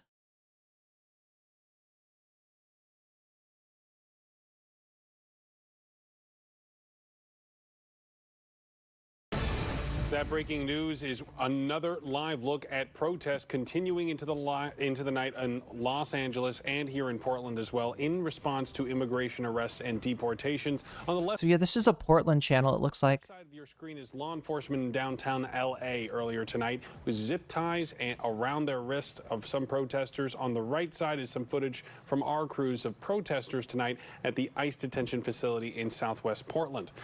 And tonight we are taking a deep dive at both of those protests as they unfold. Thanks for joining us at 11. I'm Barry Mangold. Barry Mangold? I don't know. What is up with that name? Barry Mangold. Is this the left's new Joe Rogan, chat? He's a Portland broadcaster. I mean, that doesn't mean that he's left-wing, right? Plenty of the Kasperian effect going down on up and down the West Coast, right? In terms of wealthy liberals that are going right-wing. But Mangold, right? I mean, that seems like that's what the Democratic Party is looking for. Somebody who can talk to the man, talk to the men, talk about men stuff with the men, reach out to men. He's the gold. He's Mangold. We've struck gold here, chat, with Barry Mangold. Let's give him a chance. Now, on the fourth day of protests in Los Angeles, roughly 700 Marines are now responding to the city, in addition to thousands of California National Guard troops. Here in Portland, it's a different situation. Our Tanvi Verma was covering a protest outside the ICE facility near the South Waterfront off of I-5. But Tanvi, in just the last 30 or 40 minutes, you and your photographer decided to get some distance from the protest. Tell us why. Yeah, so Barry, in the last 30-ish minutes or so, a mob of about 30 people charged at us with a bat and sticks. And moments before that, they were yelling racial slurs at my colleague and I. Luckily, we had security and they ushered us out of the situation, and we're totally okay. And we're here to do our job and tell you about how things were. Anybody want to tell me about this station? Any Oregonians in chat? I believe we had some Oregonians earlier. This is News 5 WCYB. I am not clear who chased her, right? They're yelling racial slurs, so I can guess it kind of sounds like some counter protesters, but she's not telling us that. Before all of that transpired, and while they were passionate, they were certainly peaceful. So now she's not talking about the people that chased her, obviously, right? She's talking about the protesters, right? Tell us why. Yeah, so Barry, in the last 30-ish minutes or so, a mob of about 30 people charged at us with a bat and sticks. And moments before that, they were yelling racial slurs at my colleague and I. Luckily, we had security and they ushered us out of the situation, and we're totally okay. And we're here to do our job and tell you about how things were before all of that transpired. And while they were passionate, they were certainly peaceful. This is so useless. It sounds like she's talking about the people with bats yelling racial slurs. Obviously, that's not what she means, right? But look, here's the deal. Like, what I'd like is for her to give me an idea of what faction it was that did that, right? And I think I already know, but she was there and I'd love to hear from her. But yeah, I don't know. This is just confused gobbledygook, right? I think she means that the protests were passionate, but they were peaceful before that. And then, and again, right wing, like Patriot Prayer weirdos. I mean, this is Oregon, right? Or Proud Boys or whoever the fuck was in the city to counter the protests, right? Chasing her down does not mean that the protests were peaceful and now they're violent. Like the people that she saw is, ostensibly were peaceful. And then she ran into some other people with bats and yelling racial slurs, which, not too uncommon for Portland to get invaded by right-wing thugs. It's something that the people of Portland are pretty used to at this point. It's been multiple days since some started camping outside the ICE building in South Portland. Many fired up about deportation. Got to show that American flag. My father is an immigrant, and he has been taken from my family by ICE multiple times. It has destroyed us, and he is one of the most hardworking people I know. Portland Police Chief Bob Day confirming 2 protesters were arrested over the weekend. This is an unusual step. We traditionally do not clear the driveway. We did take that initial step on. Again, context. I think he's talking about a driveway outside of the police station, or I guess it could be some federal building where maybe people are being taken. We don't know because they cut the clip too tight. Saturday night, Sunday morning, which I am in agreement with. I believe it was an appropriate action by our members to de-escalate a potentially tense situation. No troops on our streets! No troops on our streets! Over in downtown Vancouver, a similar sentiment. Defend due process! Defend due process! I live across the street from a farm, berry farm, and I watch the immigrants every day go out and work their butts off to provide us food. Others, like this veteran, unhappy with President Donald Trump's decision to bring the National Guard into protests against ICE in Los Angeles. The National Guard should not be there. Let the local police handle it. And if he actually sends in the Marines, they shouldn't be there either. They're not supposed to be there. A lot to break down there in terms of the metro area. Now, we do have the extended press conference with Chief Bob Day to talk about how they plan to go about protests in the future. More on that on our website at katu.com. Barry? All right, Dunvi Verma, thank you. And a lot going on in the metro area. You can go to our website to see an extended version of our interview with Police Chief Bob Day in Portland and his conversation with the press on how to handle upcoming protests. And in response to the protests, a spokesperson for ICE said this tonight: U.S. Immigration and Customs Enforcement fully respects the constitutional rights of all people to peace. Of course they do. Fully express their opinions. That being said, ICE... And I'm sure that the people in chat cheering on a curfew also really respect First Amendment rights as well. As long as you're using your First Amendment rights to smash cars over your sports team winning the national championship, and it's not to say that the illegal actions of ICE and the Trump administration are actually illegal, right? As long as you use your First Amendment rights responsibly, as long as you use it for stuff like that. Remains committed to performing its immigration enforcement mission consistent with federal law and agency policy.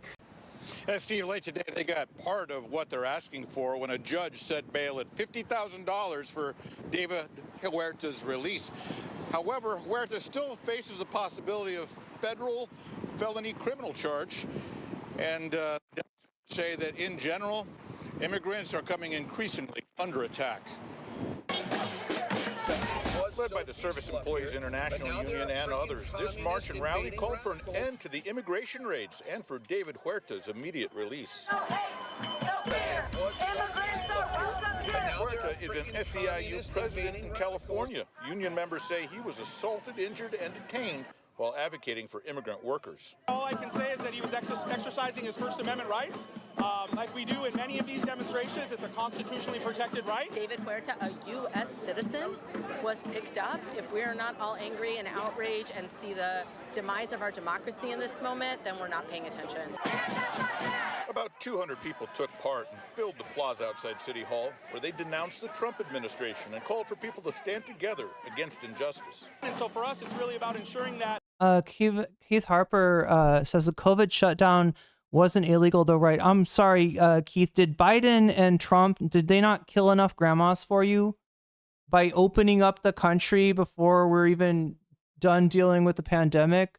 That was your capitalist overlords telling your ass to get back to work.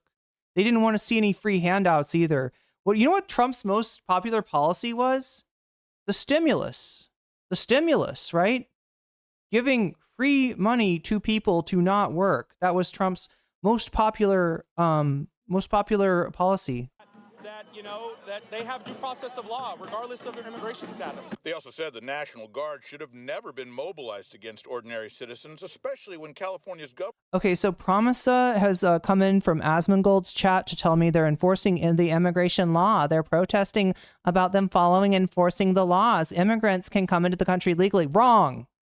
That's the problem. That's what you're missing, Promisa, and you're not the only one. You're missing that the immigration in this country is broken, and it hasn't been fixed by the Republicans, and it hasn't been fixed by the Democrats. It hasn't been fixed by Trump, and it hasn't been fixed by Biden, right? You know, Trump's policy remain in Mexico, even if you are running from a government that's like trying to kill you, right? Even if you can't physically afford to stay in Mexico. Biden's policy was you can come into the United States and get on an app, and maybe in 4 years we'll have a trial. We'll see if your asylum claim is valid, right? And neither of these are good. What they need is judges to look at the asylum claims and say, you know, which ones are real and which ones are fake, right? Because what we've had is a disaster predicated on American foreign policy. In no small part, Trump's actions in countries like Venezuela have resulted in lots of Venezuelans being displaced and coming to the United States for asylum. So Trump causes the problem, and then he bitches about the people that have to leave their country because of this, right? Get it through your head. There's no pathway to citizenship. It's broken. It's broken. That's why people come in illegally. Because they can't come in illegally. That's what needs to be fixed. That's what needs to be addressed. Governor didn't want a military force deployed. Our fight for David Huerta is symbolic. Seattle Mayor Bruce Harrell made a brief appearance at the rally and voiced his support for David. The asylum claims just need a judge to look into them, right? Some of the asylum claims are good. Some of the asylum claims are bad. But like, look at it this way, right? If you're being persecuted by a fucked up government, or worse yet, if you're being targeted by gangs in your country, I want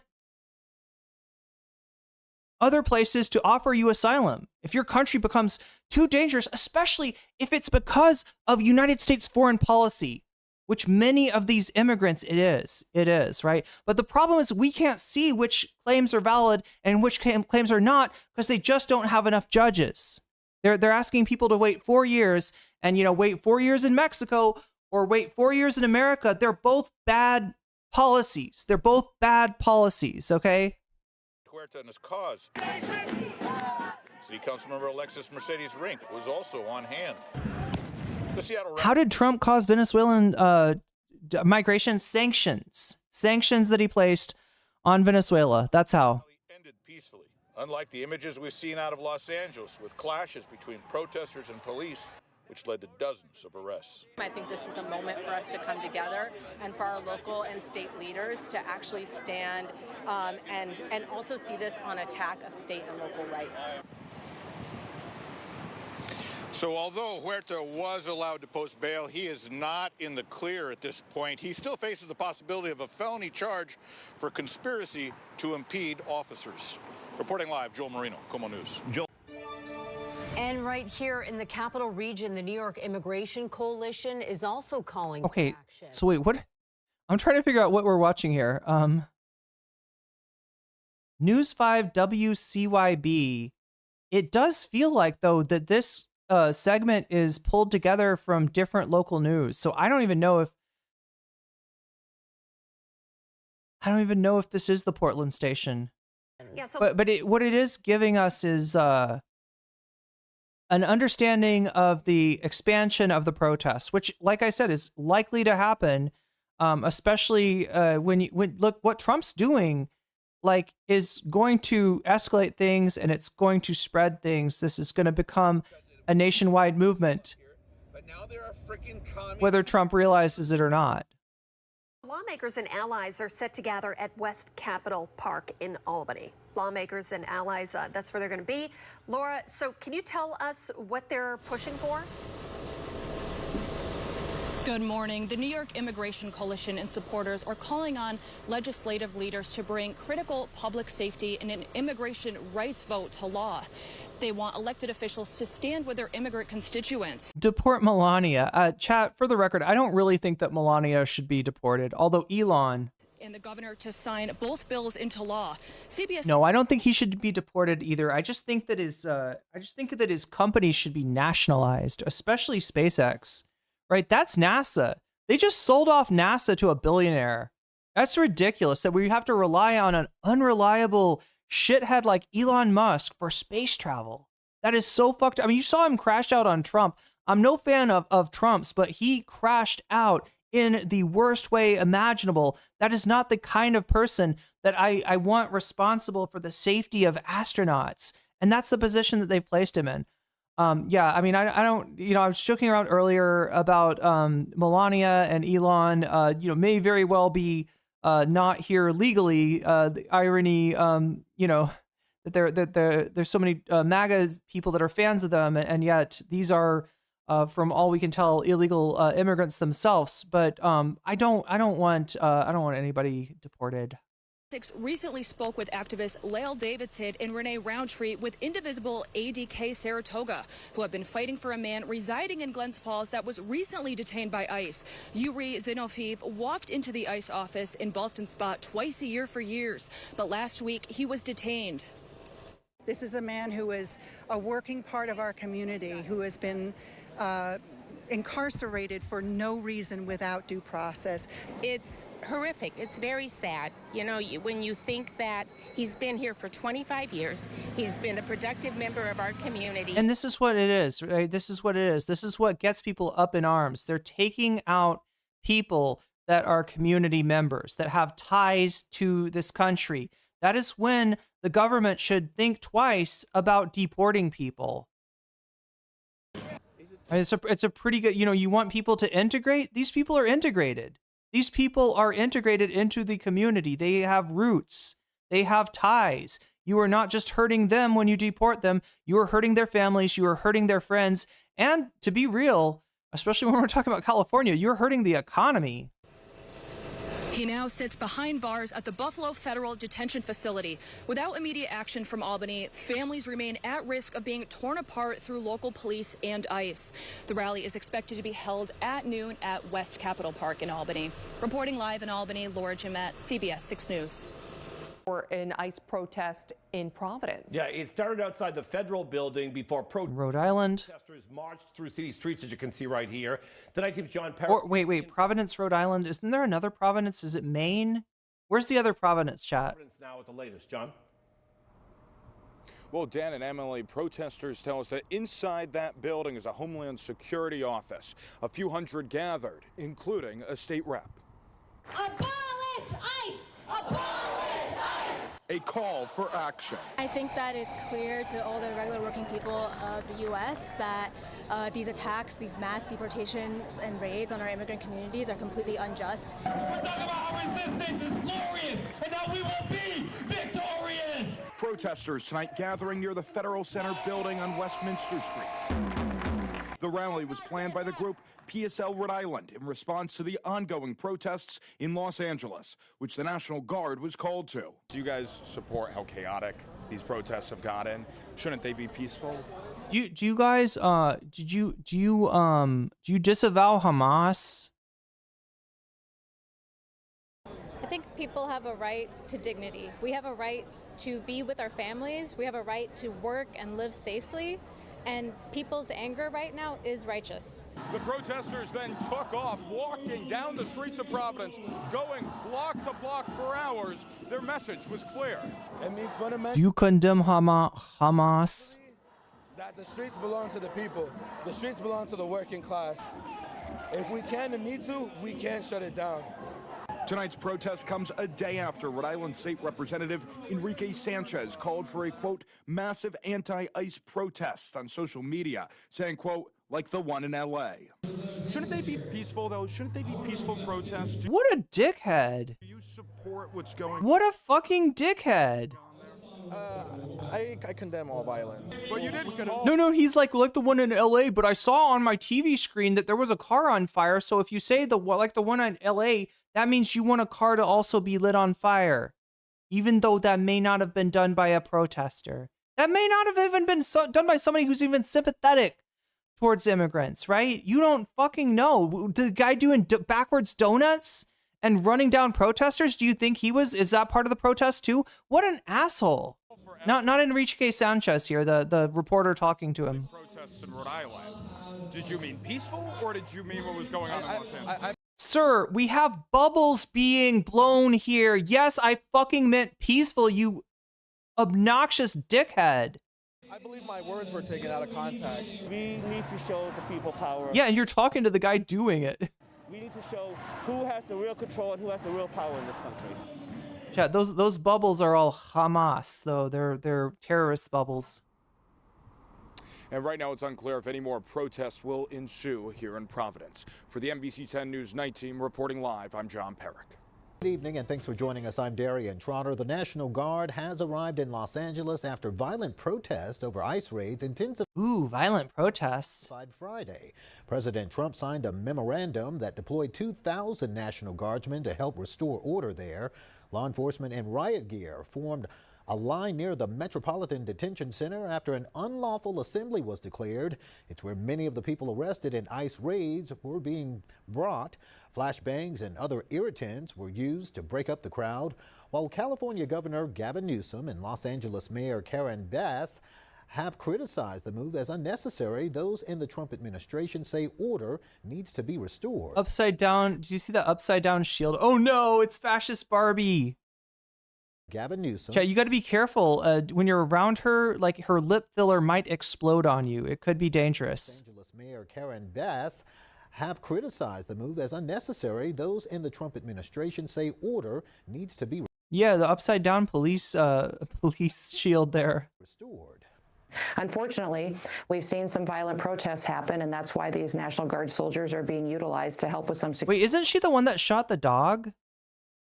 security in some areas. This is the dog murderer. Yes, they're there at the direction of the president in order to keep. She thinks that if she puts enough filler in her lips and does enough cosplay as like a ICE agent, that maybe we'll forget that she's a dog murderer, but I haven't forgotten. Peace and allow people to be able to protest, but also to keep law and order.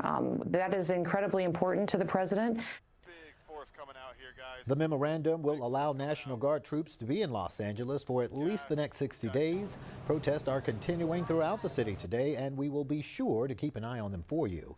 All eyes have been on Los Angeles, but other anti-ICE demonstrations are happening across the nation. San Antonio had its own protest this morning, calling for a stop to national ICE raids. News 4 San Antonio's Phil Sterling joins us now live from downtown, where it happened. Phil. Darian, first and foremost, this protest was nothing like you've been seeing in Los Angeles. It was a peaceful protest where people... Yeah, ours was peaceful, and LA's was not. And the LA protesters are bad, but the San Antonio protesters are good because there was nobody took a picture of somebody up here, but now there are torching a Waymo here because it's San Antonio and we don't have Waymos out here. Spoke out against. We don't even have recycling bins out here. No, wait, San Antonio's New Mexico. They probably do have recycling bins. Going on across the country. They lined up on these steps to have their voices heard. The name of the protest, ICE out of San Antonio. People were holding up signs saying things like abolish ICE and immigrants make America great again. There were even chants saying from Palestine to Mexico, all the walls have got to go. NBC News reports on Thursday, ICE said it had detained more than 2,200 people, the most in a single day ever. Some of those who were in San Antonio with immigrants, some of those who were here in San Antonio with immigrants going to immigration court only had their cases dismissed, and then they were put into custody after they went to those cases. We're tired of seeing those horrific scenes that we have been seeing all over the country, where families are being... You see what they're doing, chat? They're dismissing immigration cases. So in other words, if you want to deport these people, you know, there's legal means that you could use. They're showing up for their court date. But what they're doing instead is they're dropping the case as if, okay, you're free to go. You know, right? And then they catch him in the hallway or they catch him outside the court, right? You know, they raid the fucking courtroom to disappear these people, and then they don't actually get their due process. They don't even get, you know, anything. Right in front of a justice institution where we're supposed to be seeing due process. The protest organizers say it's important to hold protests like this to strengthen the community behind one message. I reached out to officials with the city to see if they had a statement on this protest, and I also reached out to SAPD to see if there are any concerns with any future protests possibly turning violent like some of those in Los Angeles. Phil Sterling reporting live, or well, they didn't get back to me, but Phil Sterling reporting live, News 4 San Antonio. Ooh, it's his first day on the job. Go easy on him. I don't know. He looks like he's new at the gig. I can't tell. Anyway, chat, that's gonna do it for us today. If you are liking what you're seeing, make sure to leave me subscribe so you can find the channel again. Make sure to leave me a like because it does help me out a lot. Thank you for all the support during the stream. I really do appreciate it. It keeps me going and it keeps me able to keep on bringing this to you day after day. I think we're gonna do the bonus content because we do have bonus content. We're at 100 out of 200, right? But we did get to 100, so that's good for one bonus content. Now, the one thing that I've realized though is that how governments spy on protesters, which may be in the lead, I think that's wired. And I will probably get copyright claimed if I do. I didn't realize that, chat. I thought it was just a video essay. I was like, "Ooh, cool, a video essay? Look, if I was Hassan and I was just watching this on Twitch, it would be fine." But regardless, chat, I am going to end the stream on Shorts. You are welcome to come along with us. I'm still streaming on Twitch and on YouTube in the horizontal format, but I'm going to end this... Gonna end the lovely short stream. It's been lovely meeting you all, interacting with you, arguing with some of you, learning from others of you. We laughed, we cried, we had an amazing time. But yeah, we gotta go back to the regular stream and watch some bonus content. So I hope you're all having a good day. And yeah, salute to the mods. Thank you, mods, for keeping us safe in the stream. Again, chat, if you're finding yourself banned, if you're finding your chats getting deleted, don't act like a bot, because there are an awful lot of those in chat, and you should be fine. Anyway, bye-bye to short stream. Let me end this and raid you all into the regular stream, if you so choose. Oh yeah, we were up to around 700 today. Okay, so, wow.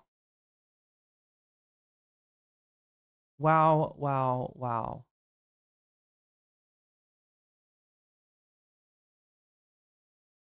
What are we going to do about the bonus content? It is also... Ooh. Is it really almost 5 o'clock my time? God damn, I've stayed on way too long.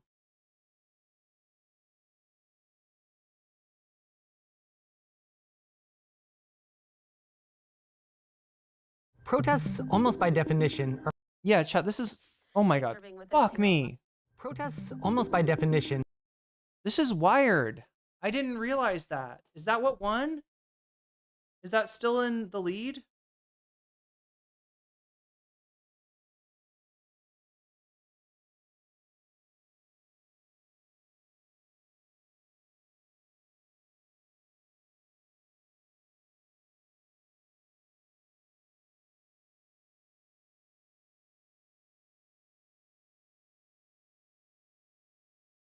My neighbor's frying fish and I can barely handle it. It smells like old sweaty mackerel. That's rough.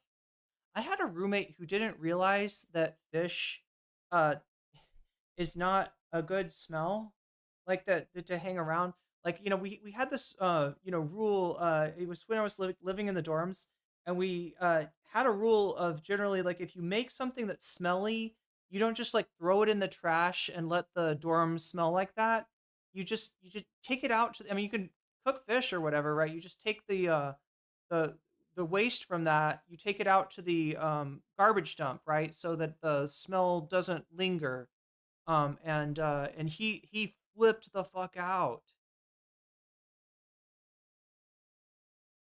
Down for this, it's 49 plus for me. Down for what? What is this? down for the government spying on protesters. That's what I'm saying, Narwhal. That's the problem.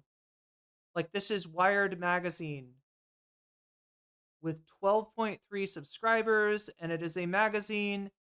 This is one of the most likely pieces of content that I could get copyright claimed for.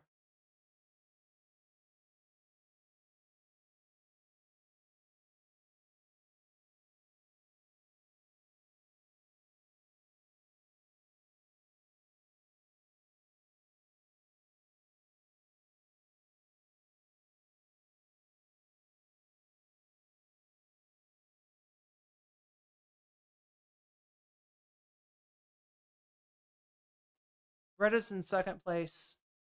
I don't know. It feels dirty to disqualify this. Narwhal says Palantir. Okay. All right. So this is about a guy that worked for Palantir. Let's check this out. This is from More Perfect Union, who I don't think copyright claims.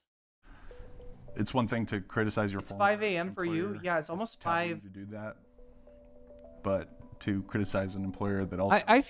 I feel bad about this. I feel bad about this because I'm the one who put it on the I was like, yeah, we should watch this. This looks great. Extremely lethal technologies and surveillance technologies that are highly invasive. It's like Vice, Wired, anything like this. They tend to Jubilee won't even let me watch their shit for a half second. And used in war zones is something else entirely. It's 2025. We're all kind of used to government surveillance. The idea that we're all being watched all the time and don't own our own personal data has become normalized. We're also used to the military spending vast amounts of our money on just a few giant defense contractors. But one tech company wants to change both of those things and become the ultimate military contractor and the ultimate arbiter of all of our data. Palantir is here to disrupt and make the institutions we partner with the very best in the world, and when it's necessary to scare this guy right here, chat. This guy right here. Their enemies and on occasion kill them. So yeah, Peter Thiel is the name that you associate mostly with Palantir. Their co-founder and I guess current CEO, Alex Karp, this guy's a Democrat. This guy's a Democrat and he's still, selling himself as a liberal. Check out Palantir shares surging 22% after the company cited a boom in demand for its AI software from the U.S. government. We're doing it. We're doing it. And I'm sure you're enjoying this as much as I am. Palantir, a tech company. Is there a law in tech that you got to be like the cringest people rise to the top? What the fuck is this? Here in Denver claims they can revolutionize government systems with their data analysis software newly powered by artificial intelligence. They've been hired by the Department of Defense, the FBI, local police departments, and even the IRS and Wendy's to take in the information those organizations collect even more information, and use that data to draw conclusions. It can be used to completely reconfigure organizations' ontology, its reality, what systems matter, what information matters, what processes matter, how they are structured, what biases are introduced at each of those stages. We talked to a former Palantir employee, dug into decades of research, and listened to hours of Alex Karp's own words to unwrap the layers of Palantir's carefully cultivated sales pitch, how they capitalize on fear, uncertainty, and unrest. I don't think in win-lose, I think in domination. This is a company built for bad times. Bad times mean strong finances internally. Bad times are very good for Palantir because we build products that are robust, that are built for danger. Let's rewind a little. Palantir's story starts with one of the most effective things a company can have for sales: fear. After the September 11th attacks, the United States government began expanding surveillance both at home and abroad. It's what you know, not what you look like. Well, look, I'm not saying he should be kept out of it. I'm just wondering, why do I don't know. It's probably something about culture. It's probably something about culture within the industry that, is the reason that you get somebody with the presentation of Elon Musk. And again, Elon's presentation or his drug use or a lot of these things, that's not the problem with Elon Musk. Elon Musk's problem is that he's fucking evil. I'm just kind of curious how this industry's culture and like what's acceptable there is kind of like night and day from the rest of the rest of the world, it seems like. This was, of course, a boon for the defense industry at large. Simultaneously, the Silicon Valley tech industry was growing fast and making people in a once obscure industry very, very rich, very, very quickly. Like the founders and executives at PayPal, known as the PayPal Mafia. God damn. I mean, chat. Wait, is that Peter Thiel in front? I can't tell. Yeah, that's Peter Thiel. I can tell by his eyebrows are the giveaway. Is Musk there somewhere? I know Musk was a member. Is Musk like is that Musk with like the Beavis and Butthead haircut? Or sorry, hairline? Oh my god, chat. Elon Musk, Reid Hoffman, the LinkedIn guy. Wait, did they show Elon Musk? Very, very quick. I want to know which one was Musk. And executives at PayPal, known as the PayPal Mafia. Elon Musk. They're not identifying which one he is in the picture. Reid Hoffman, the LinkedIn guy, and Peter Thiel. When PayPal was I recognized him. Thiel had millions of dollars burning a hole in his pocket and an idea. PayPal. I don't think Elon was in that picture. Developed systems for detecting fraud and crimes on the platform. What if they could use similar thinking to analyze the world at large? So Thiel pulled from his network to build out a new company. One of the first hires was Thiel's Stanford Law School roommate, Alex. He wasn't in the picture because he was evicted. Oh, that was after he got kicked out.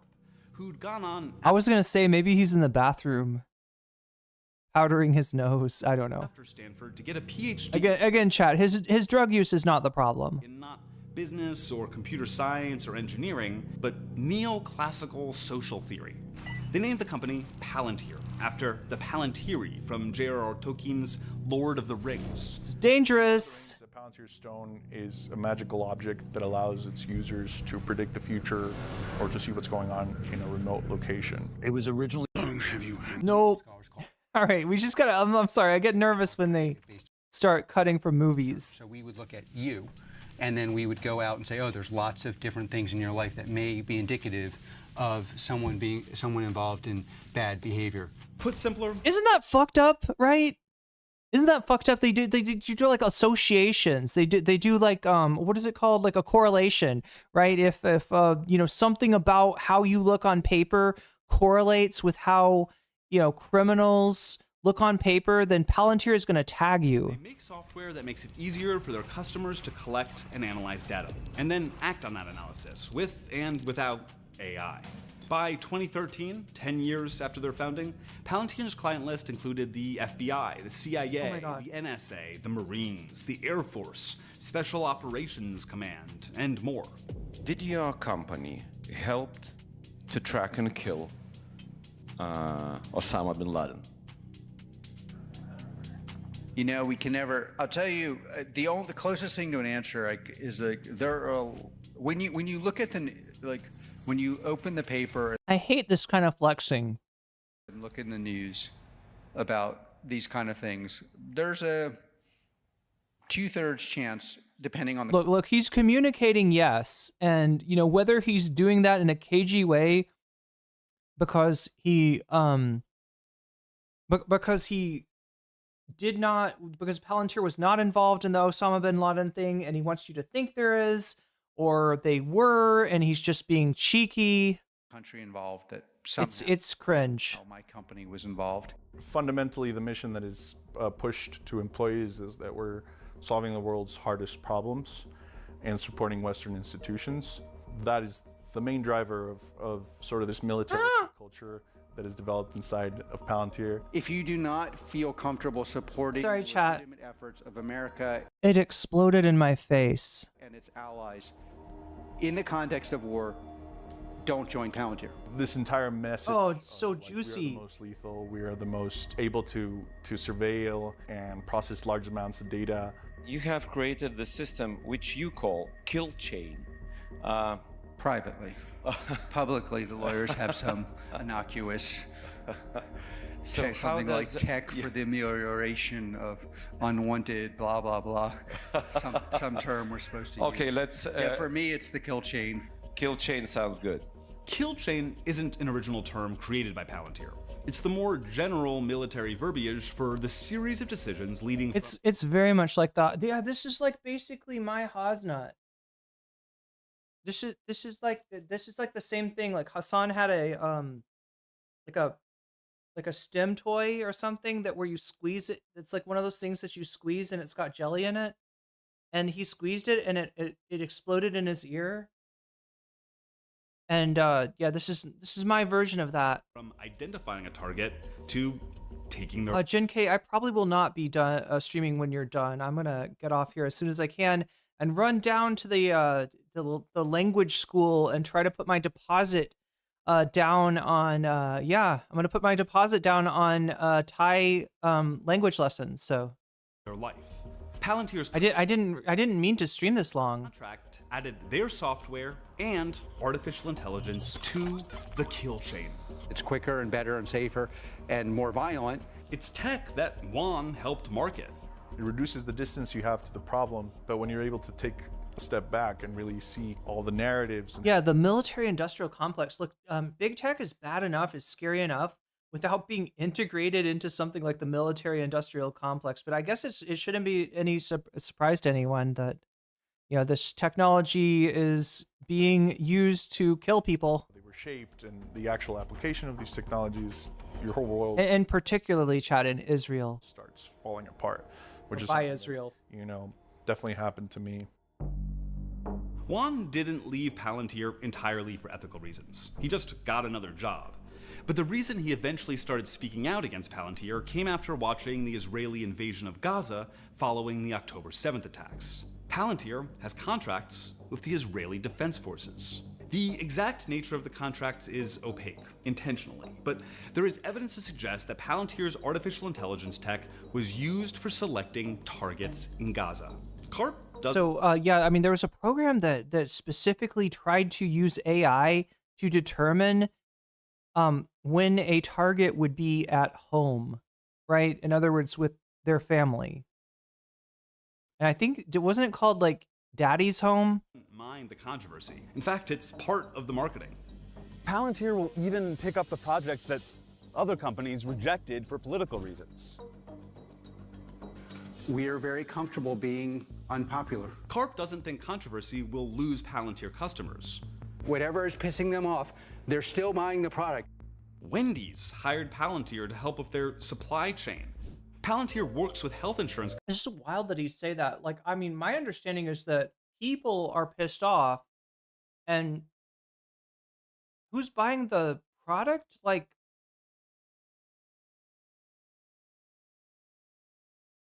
the military and the corporate world, right? What? Companies to build AI for denials management to protect revenue. Do you want Palantir's AI making decisions about what care is covered for you and your loved ones? They also do business with for-profit hospitals, major investment banks, and even other defense contractors. In 2024, Palantir brought in nearly $2.9 billion in revenue, 55% of which came from government sources, with the vast majority being American. So let's look at their pitch to the American government. Last year, Palantir CTO Chok D to you too, monogamy VODs. put out a presentation and white paper called The Defense Reformation. He cites The Last Supper, which was a secretive 1993 meeting between defense industry executives and the Deputy Secretary of Defense. Over a dozen companies walked in, and only a few walked out. That dinner is often cited as the origin of our consolidated military-industrial complex. Okay, with the caveat that the word military-industrial complex came from a speech by Dwight Eisenhower, you know, circa the Korean War. And to me, I think this was the definitive moment that kicked off the financialization of defense. From that point forward, it became all about buybacks in dividends and leverage ratios. Criticizing the financialization of the defense industry, calling out stock buybacks, that doesn't sound like a defense executive. That sounds more like the exact argument about the defense industry that we have made before. I think what's interesting to me about Palantir is how they co-opt the language of revolution. But Sankar's argument did work on somebody, Uncle Sam. The Defense Innovation Board, an advisory group within the Department of Defense, cited Sankar's presentation multiple times in their 2024 report on why the DoD needs to divert more of their budget to emerging technology. That's giving money to Palantir.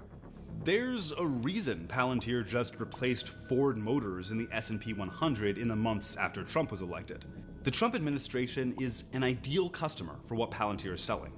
First, there are many former Palantir employees sprinkled across the Trump administration, from inside DOGE to foreign policy advisors to high-level technology appointees.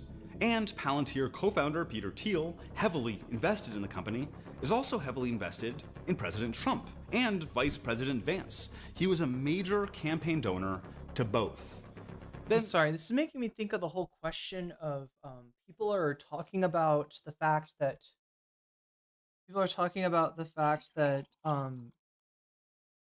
Trump is moving to get rid of some of the people in his administration that had connections to Elon.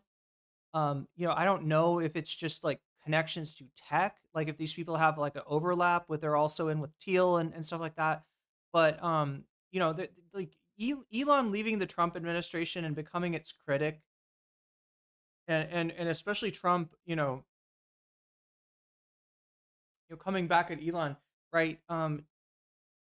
That makes me think that that Elon's gonna and people like him in the tech world are maybe gonna go in a different direction than Trump in the future. But what would that be? What would that actually look like? Now Elon put up a poll saying like, let's start a party for the 80% in the middle.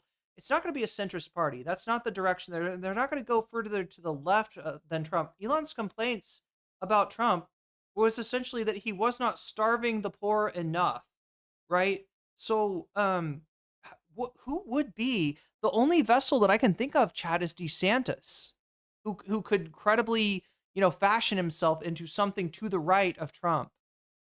The state and that's scary. The goal of DOGE is to streamline and combine government data, which is exactly what Palantir does.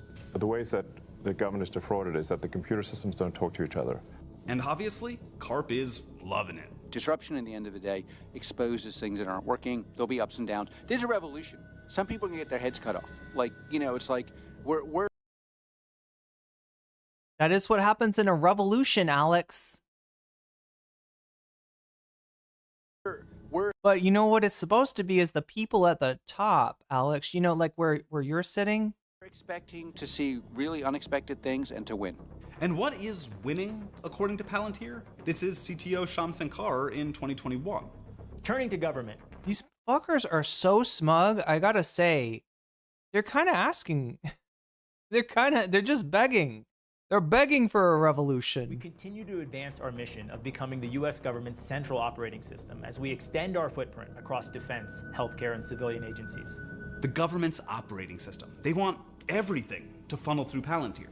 Palantir already has contracts with the IRS, going through taxpayer data to save auditors time by finding the easiest audits to pursue. That's so gross that's how they do it. Instead of like the, and you know what that's going to be? That's going to be poor people. They don't need an algorithm to figure out that rich people have lawyers and accountants and poor people do not. God damn. Now, Wired reports, DOGE will likely hire Palantir to create unified software for the entire IRS, a mega API that would allow anyone with access to view and possibly alter all IRS data in one place. That's all of your financial information. And they have multiple contracts with the Department of Health and Human Services, including nearly $100 million to support HHS's core administrative data and applications, to manage, ingest, and access data securely across business domains. HHS's core responsibility is Medicare and Medicaid.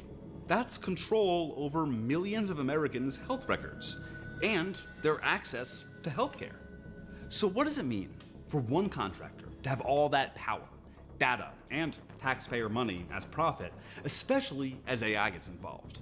As we kind of increasingly live in a simulated world, we lose touch with reality and the human decisions that matter, and we move closer towards governance by algorithm. Not only made by decisions of automated artificial intelligence systems, which is a problem, but more importantly, subject to decisions made by the people who are influencing these AI systems and creating them in order to fulfill an agenda for whatever their profit-seeking or control-seeking objectives are. And when I see DOGE kind of going into every agency and addressing the IT department first, I see it as an opportunity to try to change reality itself. But so what? Why am I telling you all of this? Palantir has no problem being seen as Big Brother, as all-powerful, as lethal even. We're at the brink of using these technologies potentially to run our government, to run our battlefields and our personal lives. Using artificial intelligence as a sort of panacea solution across our federal departments, and especially when they're, again, maybe not really, says can confirm and poor damn. Wielded by people with a very distinct agenda, puts everyone at risk. It almost feels like that's been the plan all along. Here's co-founder Peter Thiel in 2010 at Libertopia, a libertarian conference, speaking about tech companies and government. The basic idea was that we could never win an election on getting certain things because we were in such a small minority. But maybe you could actually unilaterally change the world without having to constantly convince people and beg people and plead with people who are never going to agree with you through technological means. And this is where I think technology is this incredible alternative to politics.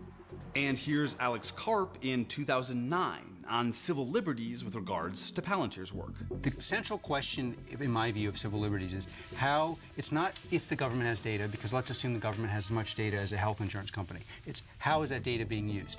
Is it being used in a way that's lawful? Meaning, do they have the right to use it? And is it being migrated into places it's not allowed to be used?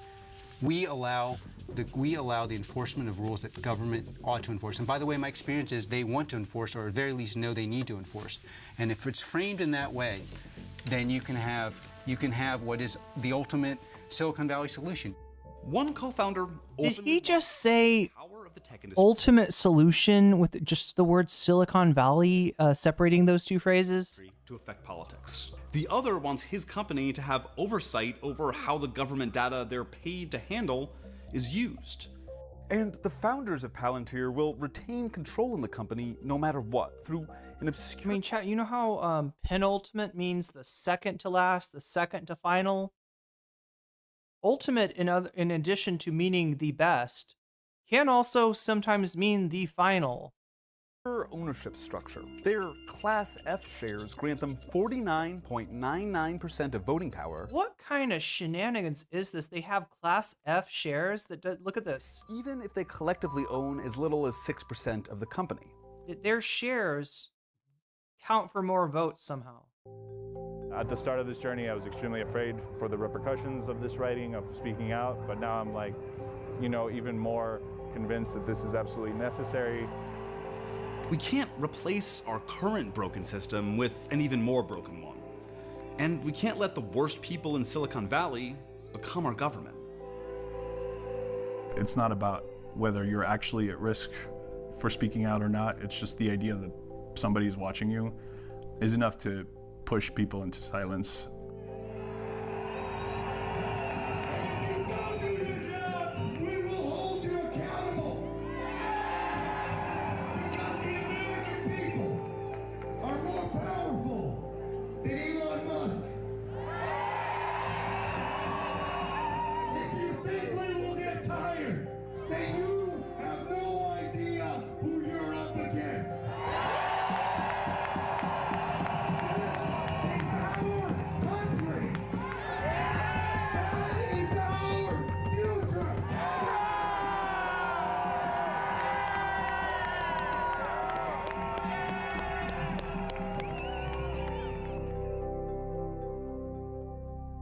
Thank you so much for watching. If you want to support more nonprofit reporting into corporate greed, don't forget. And thank you so much for watching, chat. Thank you for liking the stream. That helps me out a lot, especially on Nights Light Tonight when I'm streaming in news and politics, which you can see what the effect is that on the numbers, right? YouTube absolutely is not, pushing my stream out. I think there's probably going to be a number of people that were like, "You were streaming tonight?" Yeah, I was. But thank you for liking the stream. That helps out a lot. Thank you, mods. You did like some amazing work tonight and some very difficult work over there in Shorts chat. Thank you for doing that. Thank you everybody for being here. I'm going to raid you into USA Hole over on Twitch if you're watching. And I'm going to get out of here and I'm going to try to get to the school before it closes so that I can pay my deposit and get my educational visa started. So much love, everybody. I'm going to get the fuck out of here. I'll probably see you again tomorrow. If not, I will see you on Thursday, but probably tomorrow. Anyway, much love, everyone. Thank you.